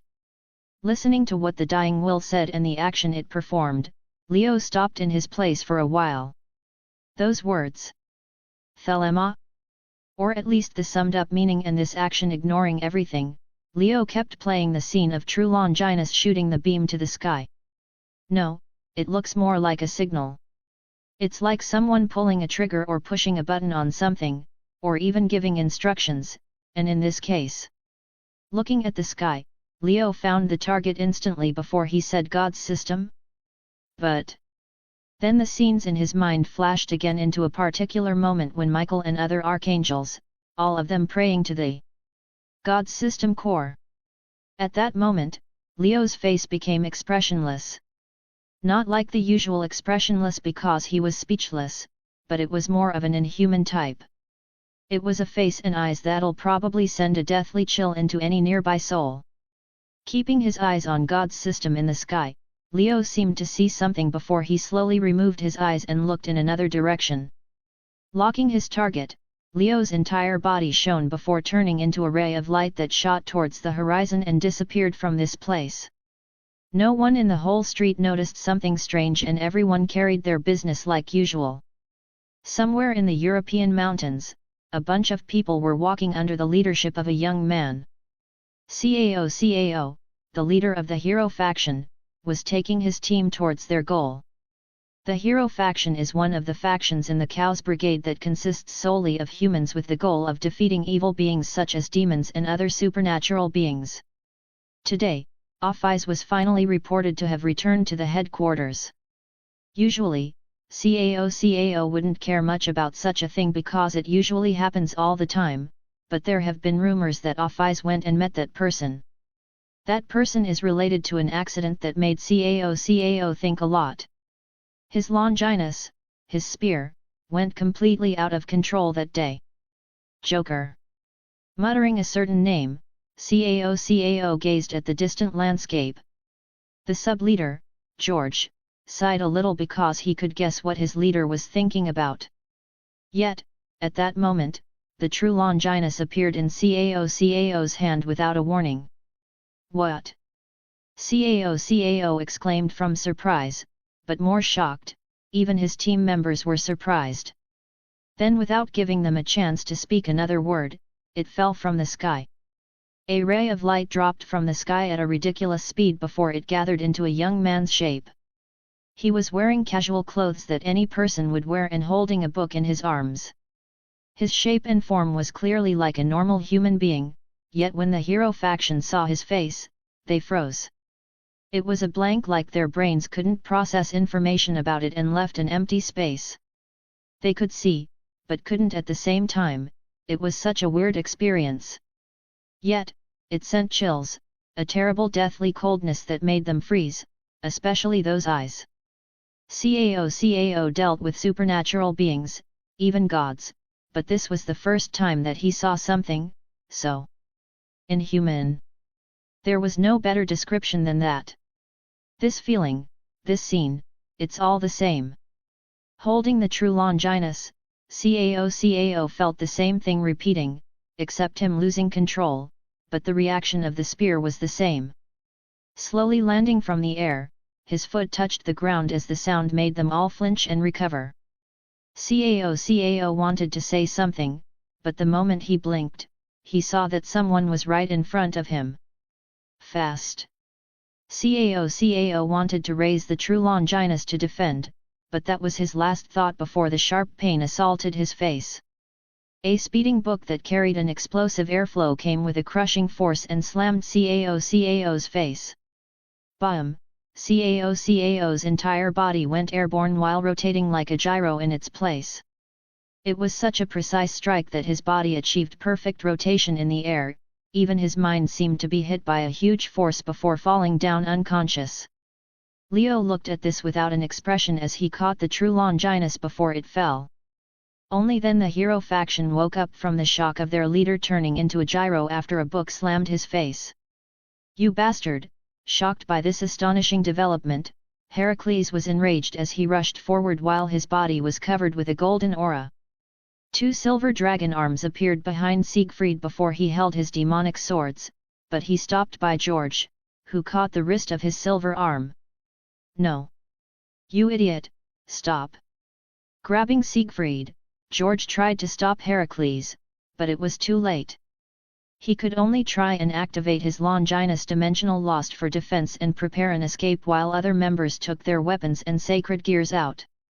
Gazing at the exposed back of the enemy, Heracles planned to unleash all his power on this damn sneak attacker. But in fact, the moment he took that step forward, his heart fell to the bottom and his whole body was covered in a cold sweat. Run! Run!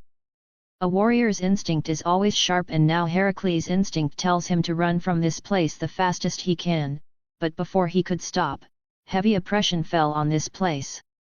An invisible pressure manifested in the air around Leo as it gathered behind him.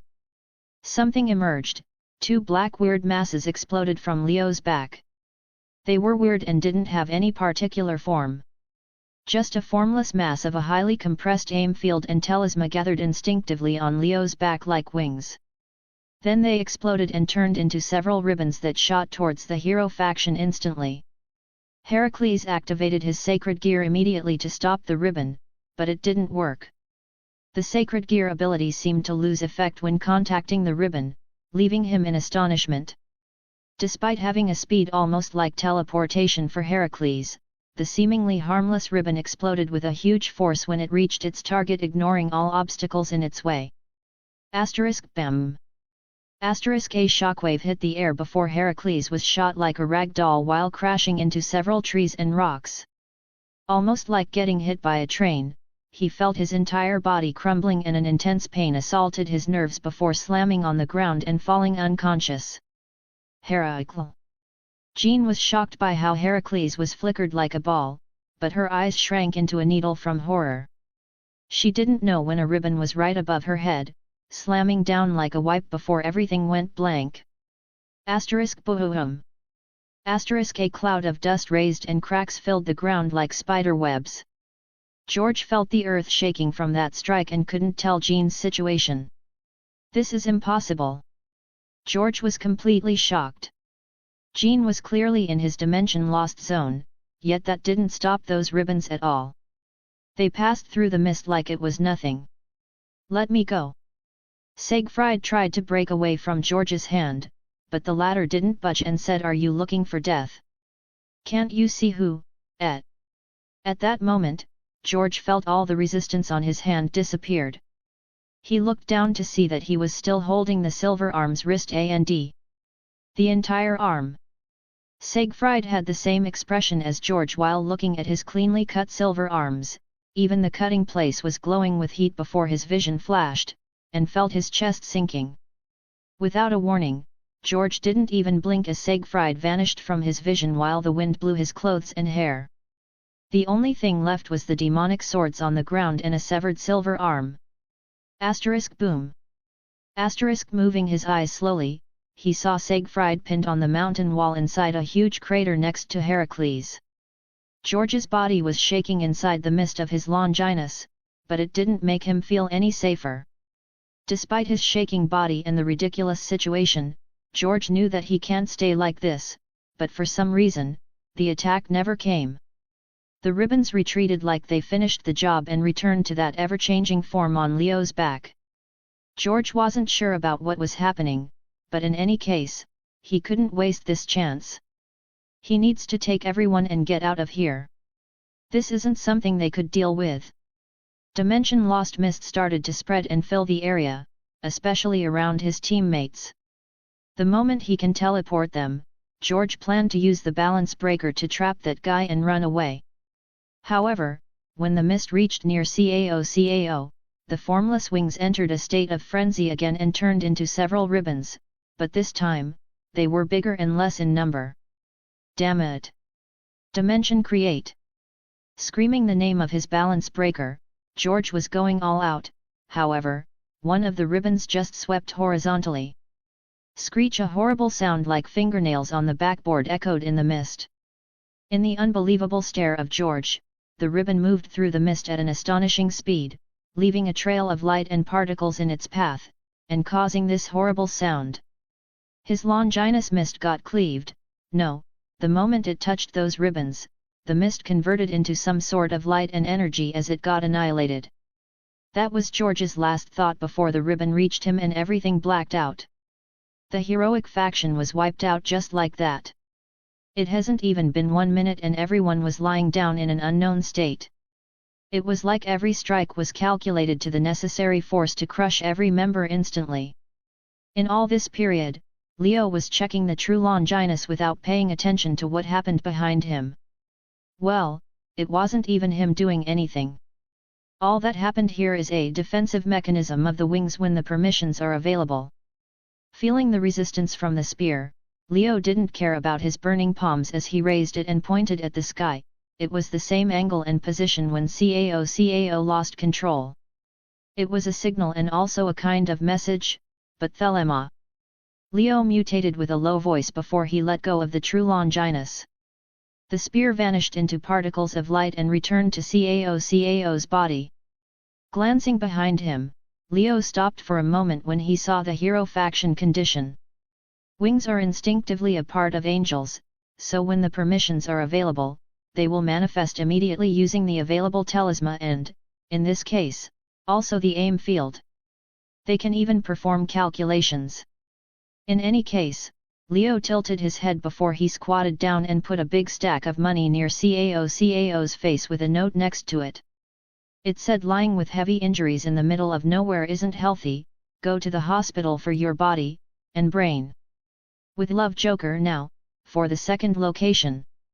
Leo turned into light and shot towards the sky, leaving the hero faction members lying in the middle of nowhere. It's kinda weird to say, but it's time for him to go to heaven, yay.